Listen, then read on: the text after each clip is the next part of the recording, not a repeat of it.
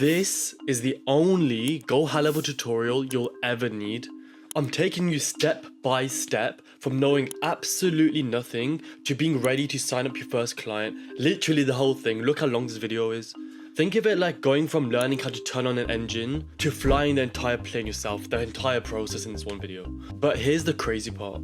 Most people spend months watching random videos and still not understanding how everything is synchronized inside the platform. By the end, your account won't just be set up.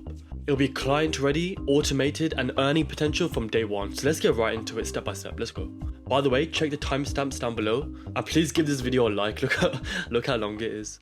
Okay, so let's get going. I'm gonna start you from the beginning to all the way to the end. So obviously first is signing up. You can either sign up with a 14-day free trial with GoHighLevel, and then after those 14 days, you're by yourself on the software alone. Or you can go on my YouTube channel, go in the link in the description, get the 30-day free trial, plus all these benefits here. So one-on-one Zoom calls with me, one-on-one attention, plus all the benefits there. I'm not going to bore you. By the way, if you're watching this in the future, I may have a free community down there. Just have a look in the description. It was all there. So let's click on that and let's start the 30-day free trial. And now, company name, you can put anything. Let's just put anything. Doesn't matter. Harris Alum. Then my email, just put my email and phone number. Okay, so once you've done that, you've got 3 different plans. Now the 97, you can't white label the software. You're limited on features. I wouldn't recommend it at all. 297, when you're starting out, I don't think you should be spending that much because the features that you get additional to this middle one only benefit you when you have good number of clients. So this one, which in the UK comes to 240 a month, is one I recommend. You can white label, unlimited sub accounts, all the features. It has everything you need. So that's definitely the one I'll go for. Now, card number, put details in, and you won't get charged for 30 days. So it's chill. So now I'm just going to go ahead and put this all in. Now, boom. The account has been created. Let's kick it to start. All right, and it looks something like this. So let's start with the password. Let's put a password in. And now we need to verify. Okay, next is billing address. So let's go through that. Obviously, I'm going to hide this from you guys. All right, let's skip this and continue to my new account. Voila, new fresh account. Okay, so let's go to agency view. All right, so let's just go here, back to agency view. Now this is a fresh new account. Beautiful. You look like this, sub account. Now you may be thinking like there's so many words here. What the hell? What's going on? All these pop-ups everywhere. Like, don't worry, you'll be fine. By the end of this one video, everything will be sorted. And plus, if you join my affiliate program, you get one-on-one support. It's hard to go wrong, really. Okay, now let me talk about a few things. Okay, so we need to understand the difference between agency view and sub account. Like these are just random words to you. Okay, so agency view is the view we're in now. So that's a view basically where you can't click on websites on the left, if that's what you want to think about it. Sub-account view is the view where you create the actual features you know about GoHighLevel, like the websites, conversation AI, basically your account. So agency is like you're looking down on everything, and sub-accounts the individual accounts. So if you have a client, they have their own sub-account. They can only stick to their sub-account. They can't switch to agency view and sub-account view. You can because you're an agency owner and you own the software. You can switch in and out. And you switch in and out here. So you click here and this is where you switch in and out of a sub-account. So like this anything one is a sub-account. Like we've got websites here, we've got automations here. But if I want to switch it back, then I switch to agency view just like that. So does that make sense? And the features on sub-account view and agency view are completely different. Like they don't do the same thing at all. Agency view is more authoritative. Like you can delete sub-accounts, create sub-accounts, manage everything. Sub-account view, you're mainly creating the features for the business or your own business. Okay, so hope that makes sense. If you've got any questions, put in the comments. I answer all comments, so that'd be good for you. So how do you create a sub account? How do you delete a sub account? Okay, so this is where I'm gonna go more in detail. I'm just going to super basics. So do you go to sub accounts? We should have one already in there called anything. Remember? Yep, anything. So let's say you wanted to create a sub account for your own account, or you've got a client and you want to create one for them. You always want to go here, create sub account. Now here you got different options. We have no imported snapshots or anything really. We just have a high level snapshots. Now, what are snapshots? Or what are you on about snapshots? Snapshots, basically, if you're inside my affiliate program or someone that's got experience with GoHighLevel, what they can do is copy everything in their account and give it to you and paste it in your account, if that makes sense. So let's say I'll do it now. So I've got a sub account, or I've got an account that I've made for an e-commerce store, for example. I can copy what's in that account, give you a link, and you can click on that link, paste all the content in my account into your own high level account, so you're not starting from scratch. So let me show you. Okay, so here's my affiliate perks. I'm gonna have to hide everything here, but let's say I wanted my SaaS snapshot, or let's go with the SaaS snapshot. Okay, now what it does, it cases here, then we can import it, right? So now it's importing. Now it's here. Now, how do we actually open this imported stuff up? So we go back to SubAccounts because we need to open that file. Go to create SubAccount. Go to import snapshots. Now open it with this. Now, then go to add manually. Put my details in. So do this. SaaS account. Okay, so once you do that, you just press add SubAccount, and this is how we're gonna open up a SubAccount, right? All right, so we're here now. We create the SubAccount. We can go here and click on SaaS account, or we can just click here, switch to SubAccount. That's why it's super important to join my affiliate program, because you'll get all these things for free. Like, it costs you nothing extra. So like, if we go to sites, go to websites, then go to AlamX, you can change the name to, I don't know, whatever your company name is. Let's put SaaS X, whatever, right? We can change that. Don't worry, if I'm going too fast, I'm going to go much slower later, but I'm just showing you the overall premise. Like, for example, look, this website's already here and I've done nothing. Like, I can go ahead, edit, change the logos out, everything like that, just because we imported that snapshot for free in my affiliate program, change the logos out, and we basically 90% of the website's done. But how do we delete a sub account? So let's go back. Let's click on the top left. Remember to switch to agency view, right? And then we want to go to SubAccounts. So what you want to do is click on it, then actions. Now this is where you can pause a sub account, delete a sub account. You can load a snapshot. Just press delete, press confirm, delete sub account, and just type in delete. Boom. Now this one has been gone. So this account will be scheduled for deletion by 12th October. All right, so that's basically scheduled for deletion. There you go, scheduled for deletion. Perfect. So now we've got the software, you know what SubAccount agency view is, hopefully, and you know to create and delete a SubAccount. So that's like part 0.01 done. Okay, now I'm going to my account because it'll have more context when I walk through each of these sections now in high level. So let's go through each section now. And what I mean by each section is each of these, like, what do they mean? Like, what the hell? What are these buttons at the top? Like, what's going on? So we're gonna go through each one individually. So let's do that. So you're on the software now. So here it is. Here's the big boy software. So a few things. If you want support with high level, when you get like their support, you jump on Zoom calls with them. If you just click this blue thing here, and you can start a chat, or you can go on a Zoom call with them. If you've got any like very minor questions, if something's bugging now or anything like that, you just click start Zoom and then just go through the process, and you can jump on a Zoom call with them there. Here you can log out your account, you can sign out.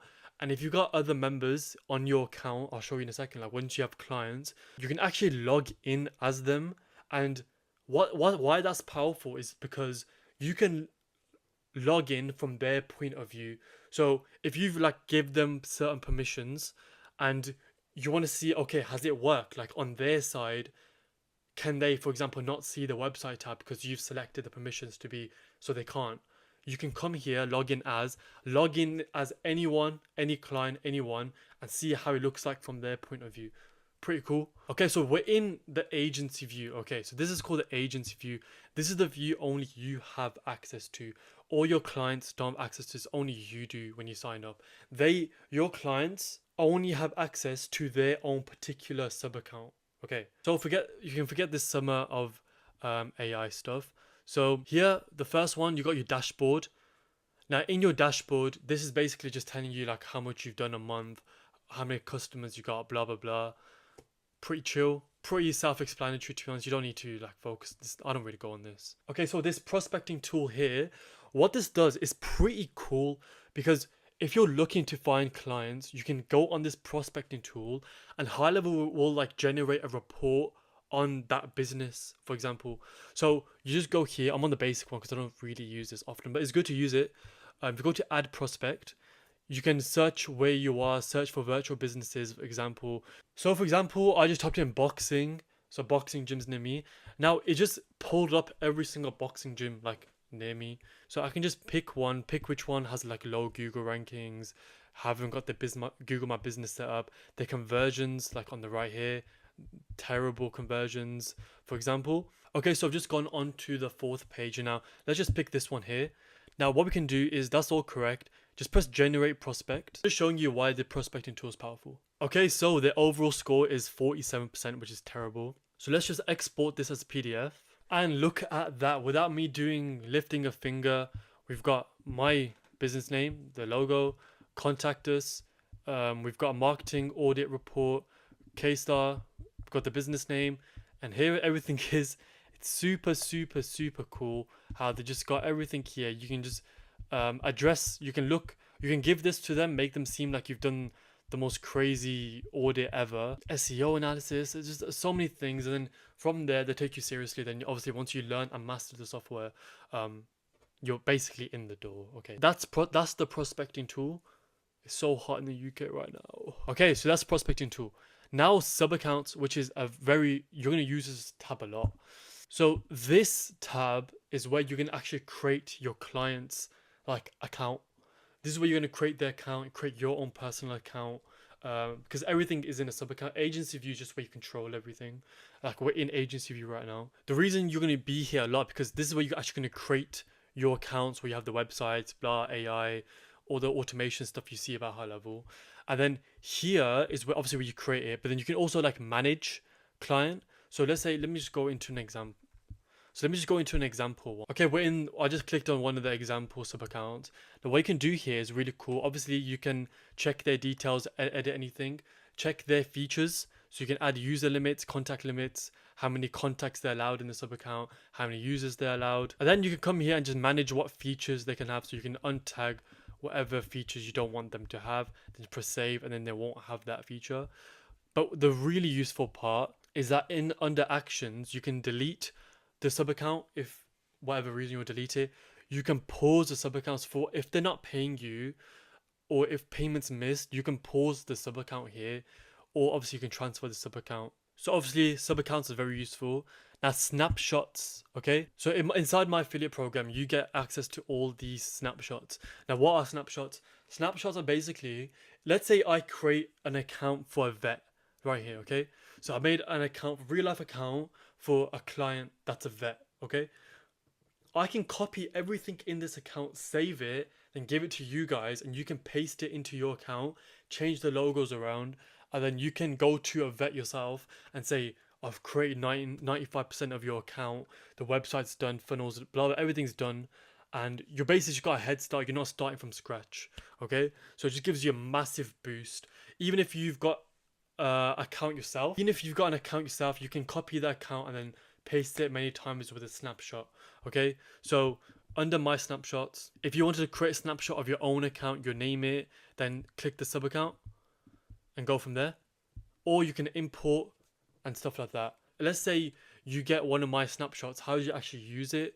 So you download the snapshot, so you click the link under my affiliate perks, it'll be there, you'll see it, and then you go to sub accounts, you go to add sub account, then you go to import it, then you go to imported snapshots, click it, and then go to the process, and then that sub account will have access to all that stuff. Let's go through it together. So let's say you click on my electrician, I don't know, let's do something more fun, cake snapshot. Okay, you click here, you go to add manually. This is if you have a real client and you want to copy everything in my account into your own, so you're not starting from scratch. Let's say cake person, whatever. Okay, business phone, whatever, just for example's sake. Go to add sub account. So creating this sub account with a cake snapshot. So the cake business snapshot. So let's switch to the sub account now. So look, this is a brand new account, but if we go to sites and we go to websites, look, something's ready here. Here you go. So you've got preview. You've got this website done, and you can just come here and you can go to edit the logos out and all that sort of stuff. Okay, so that's how it works. Okay, then the other ones you don't really need to look at. So go to reselling. If you got the higher plan, I think you can add a margin on what you resell. You don't need to focus on this. Add-ons you don't need to worry about. Affiliate portal you don't need to worry about. Template libraries for the 497 plan. Partners don't worry about that. You don't worry about this one. That's custom to the affiliate thing. So this video training is for basically I give my affiliates white gray labeled video training for your clients. So when you give them the software, they've got somewhere to actually reference and how the software works. So I've made those videos. You can just copy and download them and send them to your clients, and even add them to your sub account. I made a YouTube video on that. Okay, so still in your agency view, if you go to settings, bottom left. So my profile, this is where you're going to add your own personal details, okay? So just do that. Company. Now this part's quite important, so I'm gonna blur this out obviously. Again, fill this with your own details. Now white label, now this is super important. So do you see at the top here it says app.lmx.com, it doesn't say app.gohighlevel.com. If you're on the 297 plan, which I'd recommend, I made a separate video on that. It makes no sense to go for the 97 or the 497. 297, which is £240 a month, is the one you should go for. Okay, so here's where you're going to white label the software. Meaning like you got the URL, it says my app.lmx, doesn't say GoHighLevel. So it's going to be here. Now I made a YouTube video here about how you white label. So be sure to watch that because it's a bit of a longer one. So watch that video how to white label. You also have videos, I believe, on High Level, which give you exactly how to do it anyways. So you obviously need to purchase a domain. So go to GoDaddy, purchase a domain, watch my YouTube video, or you can just watch High Level's video. Otherwise this video will be too long. You can allow Google login if you like. It looks a bit professional, so I would recommend it. So this custom JS, yeah, what this is do you see, I need to put this down a bit. Do you see where it says LMX right at the top of your screen, where it says LMX and that little icon on the left? Every website has it, like YouTube has it, the YouTube icon, this has it, that has it. So to have this little icon, you need this code here. And if you want this code, if you just comment code, I'll send it to you privately, where essentially what you do is copy this code in, and this URL here is where you'll put your image HTTPS. Now, how you do that is either create a sub account or go into a sub account. So what we're looking for is an image which HTTPS of our logo. So go to websites, click on the vet one, go and edit. If you don't have a sub account, you're starting now. Remember what I said where you can add a sub account, and then go to websites, press add page, just go into anywhere where it has a page, okay? Then go to here, then scroll down where it says image, go to image, and then go to image here on the right, upload your logo, my logo, boom. Okay, now High Level automatically makes this a HTTPS. So copy, and then go back here. Now where is this? It says this, you want to paste it and press save changes, refresh, and then you have your own favicon URL at the top. Okay, so if you want that comment code, I'll do that for you. Next, it's team. So I'm gonna have to blur this again, but this is essentially where everyone is, like the people essentially. So if you got like someone's name, their email, and what you can do is on each one, you can go to edit on the right here. You can edit their roles and permissions, okay? So you can edit what they have access to or not, and to press save. Even their information, you can change their passwords, their phone, email, everything individual is there. So billing, this is where you can cancel, modify your subscription. Phone integration. So each sub account, you can enable or disable rebilling. Or here you can see if they've got LC phone and stuff like that. Email services. Okay, so email services, you'll have by default the lead connector email system. But in your sub accounts, you can create, I'll show you, the email domains, dedicate email domains there. System emails, don't need to worry about that. Here on premium triggers, you can enable or disable premium triggers or actions for each sub account. You basically can trigger if sub accounts can have access to certain like premium triggers. Again, with AI employee, similar thing. Same with the workflow AI. Domain purchase, you can say if sub accounts can do it or not. Private integrations, that's if you want to connect to third-party apps. I haven't done that. Custom menu links, I made a video here about custom menu links. Remember, this was the video training you saw before. So yeah. API keys, how you connect to other systems. And the rest of it, you don't need to worry about. Okay, so now it's time to get familiar with your sub-account layout, okay? So I'll show you an overview of all the sections in your sub-account, how to personalize your GoHighLevel appearance, and how to use custom menu links to make navigation smoother. So let's go through that now. All right, so sub-account. We're in the sub-account view. We know that because, boom, it says here, switch to agency. We're in the SaaS account, just a random account. So I'm going to talk to you, just a quick overview so you have a contextual understanding of every single tab here. I'm gonna go through some information on each as well. Everything in the settings, just so you know your way around, like you're good basically. So let's start with the first one, Launchpad. If you ever want me to jump one-on-one with you, help you, hold your hand through this, if you join the affiliate program, blah blah blah, you know the rest. Link in description, join up.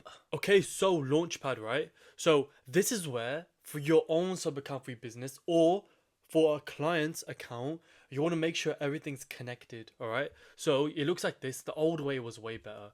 You kind of want, so this is where you're gonna kind of connect your payment processors, Google My Business, but I think they changed it a bit. So some of them you don't have to go through all of them because they're just like starters. But for example, connecting your payment with Stripe, you need to go in and connect either your client's Stripe account. And if you're wondering, how do I get my client to do all these things? Like you signed them up, how do I get them to do these things? This is where that one-on-one coaching with my affiliate program comes in, because I'll sit down and talk to you and tell and tell you how we're gonna go about that. But I'm just gonna give you the information. So you want to go ahead, connect with Stripe. There you go. So it takes your payment integrations. Go ahead, connect Stripe. This is like a demo account, so I don't need to connect it. You can connect with PayPal. All these different kind of ones here. But this view is all techie and weird. What we'll do is we'll go to the integrations. So let's go to settings bottom left and let's scroll all the way down to integrations. This is just easier, okay? So you can integrate your Facebook and Instagram. I do recommend, and we're gonna go through this future, so don't do this now. You'll get it wrong. I'm gonna go through this later on, I promise. Because if you do it yourself, you can get it all wrong. So learn from our mistakes. So you can integrate your Google account. You can do that yourself. You can integrate your Stripe, how you collect payments. You can WhatsApp. You can connect your Notion. And when you have your Google account like this is the way you can connect your Google My Business. So I'll show you on a real account how it looks. So when your Instagram and Facebook is connected, it looks like this. When your Google account is connected, it looks like that. You add your calendar if you want. Now Google My Business, it'll look like this. So you just come in, press connect, click yes. You obviously need to set up Google My Business, like if your business type allows it. So Google My Business, so you just type in like Google My Business setup, you just go literally through this and set it up. That's basically where, do you know, if you type in like hair salon near me and the list of businesses come up, that's basically Google My Business. You want to set it up because it's good for SEO. And all you do is press this, press connect, and that's it, it's connected. So the reason that's useful is because you can now automate Google reviews. We'll go through that obviously later. So that's basically the launchpad, right? Setting up the basics. So dashboard, I never use this, I'll be honest. This is just going to auto update with how much funnel profit you got. It's pretty self-explanatory. I don't need to explain it. Just standard stuff. It has all the metrics you want to see. Last 30 days, how much you made. This, that. It's rubbish. Going on to some important things. Okay, so conversations tab. This is where all your chat widget messages, all your emails, all your SMS, all your social media DM, anything that comes in as a question from a potential customer comes to the conversation tab, is an all-in-one inbox. Okay, so this all fills up with the conversations. You can go back and forward, message them back and forward, email back and forward. What's good about this is that you can see the sequence of events a customer goes through. So let me show you a real life example. Okay, so for example, this one here, right? We can literally see all the like emails that went out, the back and forth with the customer. You can see all their details. On the right, you can check out if they booked an appointment with you, opportunities, we'll go through that later. Any notes you have about the customer, any tasks that's been assigned to you. You can check if they've opened emails, if they haven't opened emails. You can come here, SMS them, WhatsApp them, email them. Obviously, if WhatsApp's integrated, we'll go through that later as well. Email them, etc. And it's all in one inbox, essentially. Okay, what are trigger links here? So, manual action snippets, you don't need to worry about. Trigger links are kind of important. So what they are, essentially, we're going to go through this properly later, step by step, but overview. Let's say a trigger link is basically you can create a special link and you can track that link, how many clicks it's had, and you can run automations on when people click that link. So let's say I make a trigger link for my website, whatever it is, right? I create a special link, and then what I can do is when I can run an automation if someone clicks that link, and then let's say I can run an automation if someone clicks it, I get notified, or so whatever happens, right? run an email or something like that. So it's just a way you can analyze who's clicked, who hasn't, and you can run automations. Calendars. Now, here's the calendar. So obviously this is brand new, fresh account, so nothing's here. So here's like where you can see if you got any appointments. You can come in manually, drag certain things. You can block off appointments. So what I can do is go to block off time and just block that time off, okay?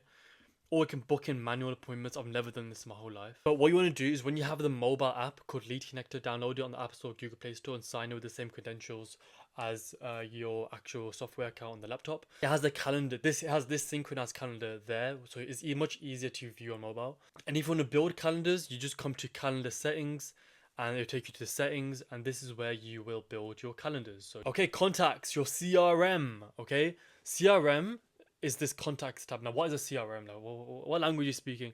So CRM is a customer relationship management, I think. And what it does is that basically you can store all your leads, and this is super useful to businesses and yourself, because anyone that comes in through a chat widget, anyone that fills out a form, anyone that fills out a calendar, anyone that fills out anything, anyone that ever fills out their details gets stored here. And what you can do is once you stored enough details, you can mass add them to an automation. You can mass SMS them, you can mass email them, you can mass WhatsApp, you can import and export your contacts. Super useful, because let's say a company has like 1,000 people in our CRM.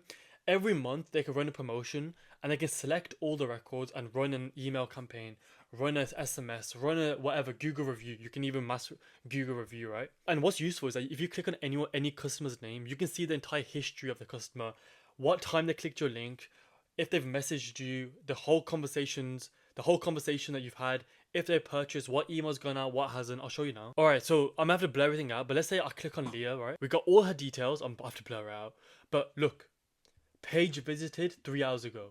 Boom, boom, boom. It gives me every bit of traffic about this customer. It tells me about the email.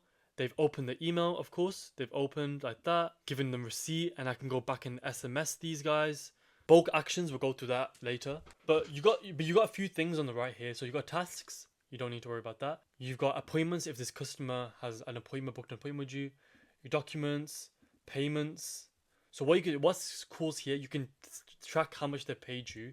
You can also like add their card on file. You can charge their card now if it's on file. Create subscription, invoice, manage cards. You can delete the cards, etc. And this last one you don't have to worry about. Okay, so that's like basically CRM. Now opportunities tab, I'll be real with you, I don't like it. But the premise of it is that basically a business may want to see what stage their customers are at, right? So what you can do is you can run automations. So a new customer plops up in here. Let's just make one. All right, so essentially what you can do here is that you can automate all your customers to move along to a specific section once they've completed something. So let's say they've booked and they're confirmed. So it will start, the lead will start off here. Then they'll automatically come here. So the business owner or yourself can just click on opportunities and they can see where all the customers are in their pipeline. And you can create the pipelines here. So I'm not really going to touch on this again. I don't think it's useful. The payments tab, but this is a really big part. I'm going to go through everything later, so bear with. But it's kind of obvious. This is where your invoices, this is where you collect your payments, you see your orders. AI agent, this is where all the cool AI stuff happens. So your voice AI, you got conversation AI. So conversation AI is basically AI that you can put on social medias like Instagram, Facebook. You can put it on your SMS, you can put on your live chats and your SMS live chat. And voice AI is the AI you can put on your phone. Agent Studio is like creating your own agent, AI agent specific. We'll go through that in a new video, okay? And the knowledge base is where you train your AI to understand the business, okay? So we'll go through this all later properly. The marketing tab, the social plan, is basically an area where you connect your social medias and you can press a button and post across all of them with a single button click. So you don't have to go through each one and create a new caption, create a new this, press send, go to the second one, do the same thing. No. Done. Okay, trigger links, we talk about that. Affiliate manager, if you want to create an affiliate program with your account or your business or your client wants to create an affiliate program, if anyone refers them, this is how you can create an affiliate program. So you give a commission to someone that refers a customer to you.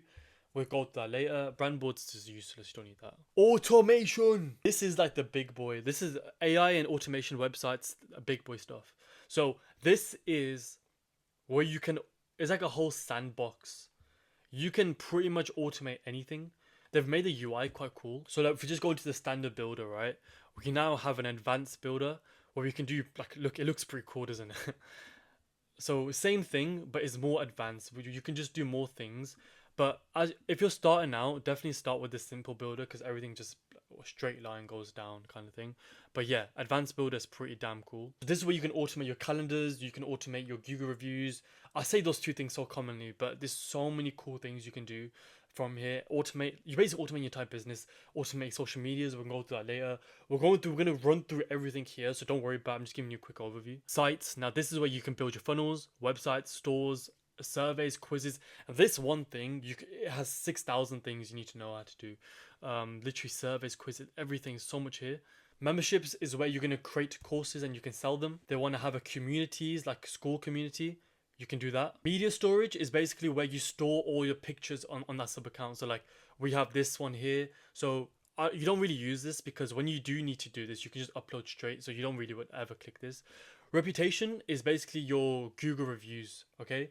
So this is where you can check your Google reviews. So let's go to a real one. So like here's an example of like how you can see an overview of your Google reviews. So like invite goals 3, less down 57%. Blah blah blah. Average rating 5 stars. You can see like all the reviews, who's put what. You can see all the reviews, who's put what in. You can refute. Don't know why this guy gave 1 star, but then said a very beneficial teacher.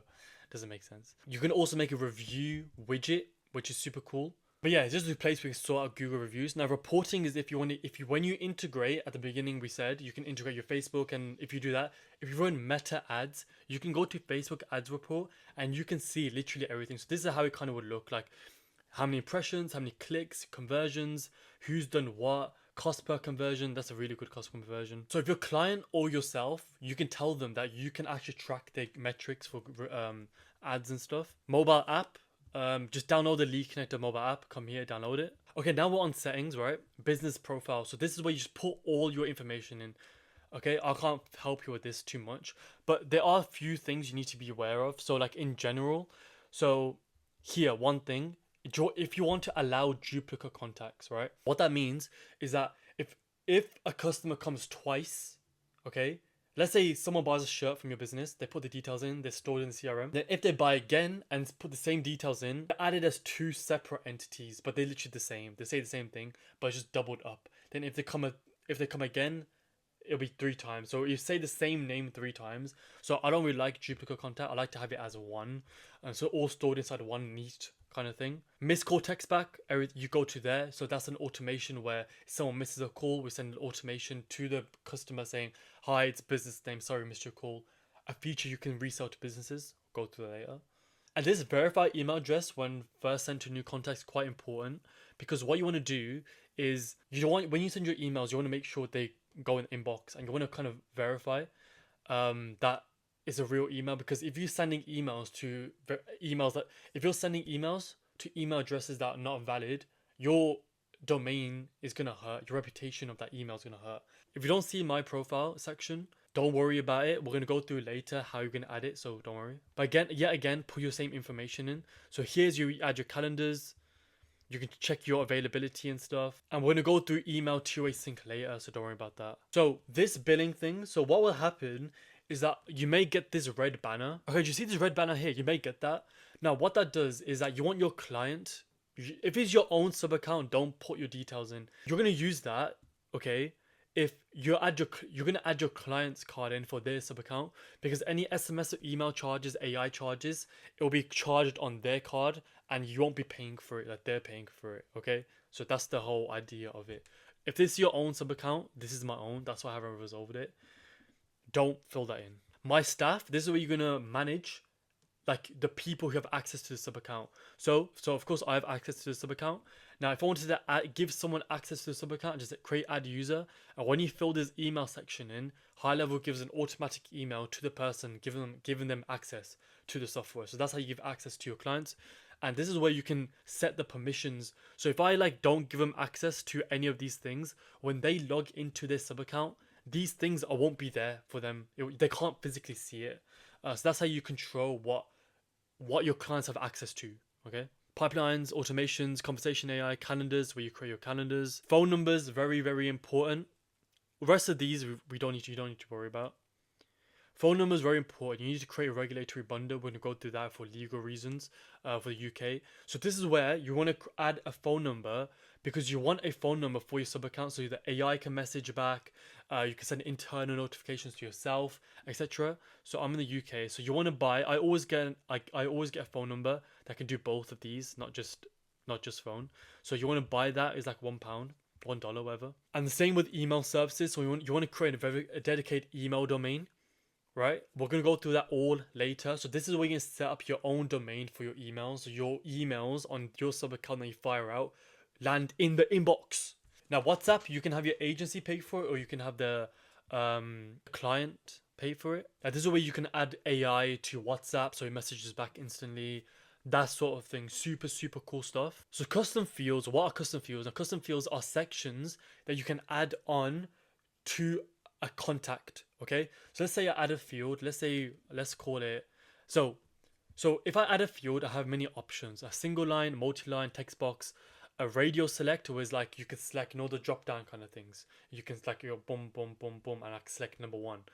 That's that. You got date picker, you got signatures, you got file uploads. Let's say I just want a normal single line, and I'm gonna show you. It'll make more sense me showing you. Let's say I want this field to be how much monthly revenue, right? Monthly revenue. Okay, go to contact. So I want this to be in the contact. I want it to group here, so you can add this little new section in 3 sections. I like it in contact because it's always like the first thing you see. So we'll press save. Now I'll show you how this looks. So if we go to our contacts, we've added a new section on this person, or on every single customer. So we scroll down, here you go. Monthly revenue is all there. Do you get it? Like I've added a new section in that AI can auto-populate. Automations can auto-populate when we get the right information. Now custom values are basically where, let's say you on your website you have your business name everywhere, but let's say you need to change it from time to time. What you can do is that you can create a custom value. So you just paste this key into the website, and all you have to do is change the value and it'll auto-populate. So let me make more sense if I just show you. So custom value. So let's say I do business, forget my spelling, and the value is alum x, folder, don't keep it, folder, business name is alum x. Okay, there you go. So this one has a value now. So if I just copy this, now if I put this into any website or whatever, right? So I put this in here. So I'm gonna do it once, but you obviously, if it's something it's mass everywhere, all over your website, or all over your emails, all over anywhere. So if I just put this like here, there, if I put this here and just press save, and if I watch it, so look, it's auto-populated. Those weird squiggly C thingies, brackets, they're not there. It says alum x. Here it says alum x. Do you see what I mean by that? It auto-populates. So let's say if I wanted to change it now. So let's say I wanted to change this now to sub to high level Harris. Okay, so let's do that. All right, done that. Let's refresh. Boom, refresh. There you go, sub to high level Harris, sub to high level Harris. Did you get the kind of premise? Domains, this is where you can add your domain for your website. For example, like your connected domain, you can add a domain for emails, websites, stuff. We're going to go through that later. Integrations is very important, where you integrate your Stripe and all that. We went through that earlier. And the rest of it, you don't really need. And that's really it. That's kind of me talking through everything for SubAccount. So yeah, let's move on now into the more nitty gritty things. Okay, now we're going to go into how we're going to give clients access to their account. Like, how do they even get their account? So we're going to go through that now. So let's say you're in a SubAccount. It can be any SubAccount, anyone. So what you want to do is go down here to settings. You want to go to my staff and you want to add employee. Now you get their name. I recommend making them fill a form out once you're onboarding them. So you put any name, like, I don't know. Yep. Now this is the important part, their email. So I'm gonna pick an email out and fill it out there. Okay, I've got the email. I'm gonna paste that in. Put any phone number. Passwords, we can leave that. Leave passwords. High level will give them a password. So when we go to user permissions now, what's interesting about this is that we can control what they can use on their sub account. So if we don't want them to use the contracts, we can get rid of it. We just save it right here. But obviously for now, I'm gonna show you what it looks like with everything on, and then I'm gonna show you how it works if you just want to get rid of some of their permissions. The rest of this user availability, you can change that to what they like. It's pretty self-explanatory.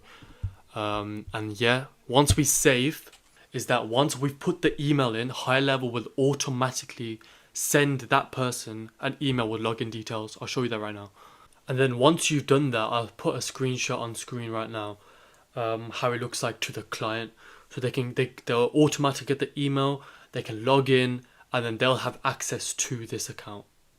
But for example, like I said, you know how I said I could remove permissions. Say if I remove permissions from this guy, a little test.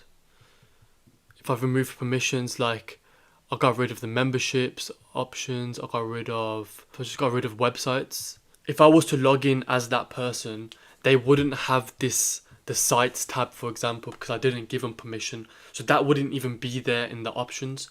So that's how you can control what users can do what. So that's basically how it works. Okay, now let's go into what are custom menu links. It sounds like a random jumble of words, but what do they do and how do we set them up? Okay, first things first, you need to go to your agency view. So make sure you're not in any sub accounts and you're in your agency view. So next we want to go down to settings. You can see here it says custom menu link. We'll just click that. So let me explain what custom menu link is. You can add your own section in GoHighLevel. So for example, I've got a section called video training. Now if you go into any of the sub accounts, let's go into Dawn MMA. You can see here, I've got my own section there called video training. Okay, let's go into another one just to prove my point. Let's go into master literature. Okay, and here there it is again, video training. So from the agency view, you can literally add your own section in GoHighLevel that all the sub accounts have access to. The way you'd create one, you just go into create new. You can select an icon. If it's like I've got video training, so I've got like a book. I think I've got a book. You can name it. I've named mine video training. Video training. So whenever you click video training, you want the URL of what opens when you click video training. So that's where you open that there. So that's where you paste that there. And you want to tick all these. Make sure it's shown in all sub accounts. Link in the account sidebar. Link on agency sidebar. So you want it literally everywhere. You can have it open in a new tab in a current window or in iframe, which is inside GoHighLevel. And you can forget the microphone and camera. So let me show you my one. So what mine is, I've got a section called video training.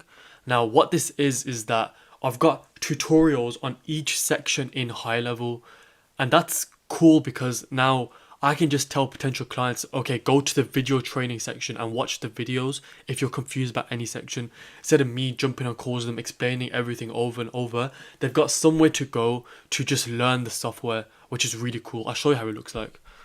So let's go into a sub account. Let's go on to video training. And you can see here, if they click video training, they've got LMX video training, and they can have tutorials on how the calendars work, and then watch the video, how it works. Then they can check on how do the payments tab work, how does the automations work, websites, reputation, is all there for them. If you want these videos, which are right here, I'll give you all these tutorials. If you join my affiliate, here's all the benefits you get. If you join my affiliate, I'll give you all these videos and set this up for you, and help set this up for you. And it's really useful. So you can take these videos, download it, and then make a product, which I'm going to show you in a second, and then put it inside every sub account so then all your clients will not get confused when using the software. So the way I formatted it to be like this, where it has 16 lessons. It's very organized. Is that you go into your sub account. So here's my LMX sub account. You want to go into memberships, then go to products, and here's my video training course. But obviously, once you download all the videos from the Google Drive, if you join my affiliate, you want to go into create product, start from scratch. You want to choose memberships, and then just give it a name. Like I'm gonna give it test. Create the product. Okay, so this is where you're gonna edit everything. So what you want to do, if you just want one section, just delete the subcategories and then go into here, then delete the full one, but you can't delete it if you got subcategories in it.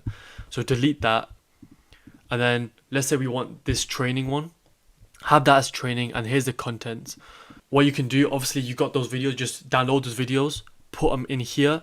You want to create a thumbnail in Canva, and then add titles. You can add a description from ChatGPT, and just rinse and repeat that process. And in the end, it will look like this. So in the end, you just got one category. You got all the videos downloaded in. So for example, here's this one, account settings. I've got the thumbnail I made from Canva there. Got the video there. I've just got a title, no description, and then that's it. Then if you preview it, it looks like this. Then here's a URL that you want to copy and paste. Go into the agency view, go into settings, go to custom menu link, and this is where you would paste the URL. Okay, next up, domains. We're gonna go step by step through literally everything. Buying the domains, setting up the white label, email domains, API domains, adding in your favicon URL, updating your profile, and doing the key steps to guarantee your email domains land in the inbox and not spam. So let's go into everything to do with domains now. Okay, so I'll switch back to the demo account. So how are we gonna white label this software? Okay, so at the moment it says app.gohighlevel.com. We don't want it to say that, we want it to say app.ourdomain.com. Okay, so what are the steps? So first go to GoDaddy and think of your business name before you obviously do this, and you're going to want to buy that domain for your business, whatever. So I don't know, let's just type in High Level Harris, right? High Level Foods, whatever, just buy the domain. Just click here, make it yours. Go ahead and purchase it, okay? It's super cheap, it's not bad at all. Now, once you brought your domain on GoDaddy or whatever you brought it, what you want to do is go to your agency view, right? Go to settings and then go to company, sorry. Now, here we are, okay? So the first thing to do is go to Canva, and we need to drag this. So we're going to do everything systematically on this white label section, okay? So blah, blah, blah. Get a dark mode if we want. 350 by 180 px. Let's go to Canva. Let's click on create and let's go to custom size. So what was it? 380 by 350 by 180. Okay. Cool. Create new design. And what we can do here is get our logo, put it big across the face of it. Whatever we want, like for example like this. Just create a big nice logo, make it nice and big, and push it in the center. Save it, and what you want to do is go here and just upload that image into High Level here. Okay, so white label domain. So how are we going to do this? Okay, so I've got like a spare domain that I can do and show you guys step by step how to do it. So I've got this one here, so I'll just use that. Okay, so this is what we're going to do. Okay, so what we're going to do is go to our domain that you just brought on GoDaddy, go to DNS, go to add record, then choose a CNAME, then here we can type in app, value, want to put white label.ludicrous.cloud and press save. Let that do its thing, blah, blah, blah. It may take a bit of time, so let's just make sure it's here. Cool, CNAME app.ludicrous.cloud. Then what we want to do is come here and just type it in. So app.7skinandglow.com, right? And press add domain, press continue. So GoHighLevel could probably do it for you yourself, but I like doing it manually. So press authorize, press connect. I should have already done it because I did it. Yep, boom, authorizing. Cool, so now it's app.7skinandglow.com. Okay, so that's perfect. Okay, so for API, let's do the exact same thing. So let's go back here. Let's go to CNAME record. And let's go to link. Then you want to do brand.ludicrous.cloud and press save. So that's the manual way to do it. And we just come here to do brand link.7skinandglow.com. Press add domain. Press continue. Oh, there you go. Press authorize. And let it just connect. Close. Perfect, all done. Now we can close this off actually and test this out. So let's type in app.7skinandglow.com. It should open up to high level. There we go, W. All right, let's go in. So let me log in with my stuff and it should all be there. So let's do this. All right, I just put that in right now. And we're in. There you go. So app.7skinandglow.com is done. We did it. All right. So we got the white labeled all done. And this is our account, remember? Because look, we got the SaaS account, got anything there. So a few more things now. So let's go back to company. Let's go back to white label. And you can enter your URL for your policy and terms and conditions if you want. Now you may notice there's something missing to this tab on the internet. Do you see like, it says anything firstly, because I named it that at the beginning. The problem is, you see like on the left, there's like a blank space. Like on every other site, like YouTube has the red thing, Notion has this N, the white book N thing. Where's R1? So you need a special code. If you want me to send you this code, and if enough people comment code, under each of you guys' comments, I'll paste this code for you to put in. Because once we do this, and what we need to do is change this to your HTTPS of your logo. So the way we do that is let's just press save for now, and there you go. Look, it has the thing there now because we put that code in.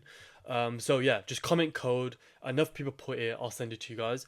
The way you change it is you change this part here. You may be thinking, how do I get HTTPS for my logo? Like, what the hell? So what you do is just go to your sub account or whatever you're doing. Go to your sub account. Go to the sites tab. So go to sites. Go to websites. Open up a website if you didn't join my affiliate program and didn't go through the steps. Just click on a random thing. Just click here. Just go on edit. All right. So what you want to do, just anywhere, just click any orange plus sign. Go to image, right? And just paste in here on the right. Paste in your logo. So upload your logo. So let me just upload something random. All right, Cadbury, whatever, right? Then high level automatically makes this image a HTTPS. So we just copy this, Control C. We go back, press OK. Then here, so we can change this, paste, press save, proceed. Okay, then just refresh and should have Cadbury's logo. There you go. You can see a little Cadbury's logo at the top there. Okay, so that's how we're going to do it. So comment code, I'll do that for you. All right, now how do we add domains to websites and that sort of thing? So let's go through that now. Okay, now let's go over how we're going to add a domain to the sub account, to the websites, to the emails and stuff. So for example, we're on the websites now. If we go to settings and we go to domain, we can't add a domain, like nothing's there. So how do we like do it? So what we do is go to settings, bottom left. And firstly, of course, you need to buy a domain, okay? So go to GoDaddy. Then you just search the domain you want. Maybe it's for your client. If they already have a domain, try make them add you as a guest on their account so you can manage their DNS records. If they don't have a domain, you can go ahead and purchase it and charge them on top, okay? So just do that. Just purchase the domain. So if I want to purchase like GoHighLevel Harris, for example, I'll come in here and then go ahead, purchase it for first year's 1 pence, like chill. Okay, so I'm assuming that you've brought it, okay? So what you do next is super simple, is you go down here on the settings, you go down to domains here, you go to transfer in domain, and then what you do is you press connect a domain, you go to website, what to do for website, just type in your domain, so you brought 7skinandglow.com, press continue, and leave that as it is, and press continue. And high level should do it for you. If it doesn't and it makes you do the DNS records itself, if you join my affiliate program, I'll sit down one-on-one with you and I'll configure it individually with you. But it should just be like this. Press authorize, then log in to GoDaddy. If it says login, press connect. Then it should just say close, press close. And basically once that's done, it'll look like this. And then what you can do is you can add it to the funnels, anything like that. But I'll show you how you do on the websites. So you just come here, press edit, The default page can be our home page, error page can be a home page, and just save that. Okay, so now, boom, is added to one website. So let's go onto sites. Let's go to websites. Now, if we go to settings, our domain is on this. So it's on the domain we just purchased. So that's how you're going to add a domain to website. Or funnel is the exact same thing for funnel. Just go to settings, go to domain, and click the domain and press save, and that's it. And when you do search it in, you get taken to the website that you made. Okay, just like that. So yeah, that's how you do it. You may realize in your sub account you don't have a my profile section. So let's go through how we add a my profile section to your settings. For example, now I'm on a sub account, and if you go to settings, you can see there's not a my profile here. Can you see? It's just business profile, company, and my staff. But if I go into another sub account, now we're on the second sub account, we can see I have a my profile section on this sub account. Okay, so how do we do that? So all you're gonna do is go onto agency view, go to settings, go to team. Now on team, I'm gonna block out all my clients' name, emails, and stuff. But if you go to yourself here, then go onto this edit section, go to user roles, and then what you're gonna do is go to add sub accounts, and then click all the sub accounts. For example, I never had Dawn MMA before. I just clicked on Dawn MMA now. I press save. Okay, now if we go back to Dawn MMA, we can see I have a my profile section in this sub account. So this is how we're going to set up API domains for your sub account or your agency view. What API domains are, let's say you have a calendar link. You don't want a client's calendar link to say https alumx and a random link. You want it to say https their domain for their calendar link. So that's kind of what API is. So let's go through that now. So firstly, agency view. Let's go to agency view and go to settings. Now go to company, and you should see here API domain. Okay. Now what you want to do is have a CNAME record pointed to brand.ludicrous.cloud. Okay. Let me show you my one. So here's my cloud there where my DNS records are. And what you want to do is type in link dot whatever your domain is. My domain is alumx.com, so put link dot your domain, then you want to press whatever it says there. So type in your thing and press continue, and then it should do it for you. But if not, they want you to create a CNAME record pointing to brand.ludicrous.cloud. So all you do is create a CNAME. Here should be link, point it to this brand.ludicrous.cloud, paste that in here and press save. So that's how you do it for agency view. Now, everyone who makes a sub account will have this API domain of alumx.com. All an API domain is a branded domain. You can brand your system generated links to represent the chosen domain. So it's like whatever generated links, like calendar links, stuff like that, they will have our link. But if you want a specific link for them, specific branded URL, you want to create an API for the sub account. So let's go into a sub account. Go to settings, then go to business profile, and where it says branded domain here. So in the sub account, this domain ends in .co.uk. So what we can do here in the sub account is do this, call it link.dawnmma.co.uk and press add domain. Press confirm. Okay, and it should say your domain provider is GoDaddy, and we should authorize domain and press connect. Let it authorize. While we wait, be sure to sign through GoHighLevel through my link and get all these benefits here. It costs you nothing, so be sure to sign up, get all these benefits, and claim your free trial when you sign up. Okay, so that seems to be done. And now that's the branded domain, that's the API domain, update information, and that's all done. So now whenever a calendar link or anything like that will be under the domain of Dawn MMA and not alumx for this sub account. So all your clients, you need to make sure that they have their own branded domain for this sub account. Okay, let's go through how we're going to set up dedicated email domains for their sub account so their emails are branded to their domain and they hit the inbox and they don't run off your own domain. Okay, first you go into a sub account. I'm on Dawn MMA right now.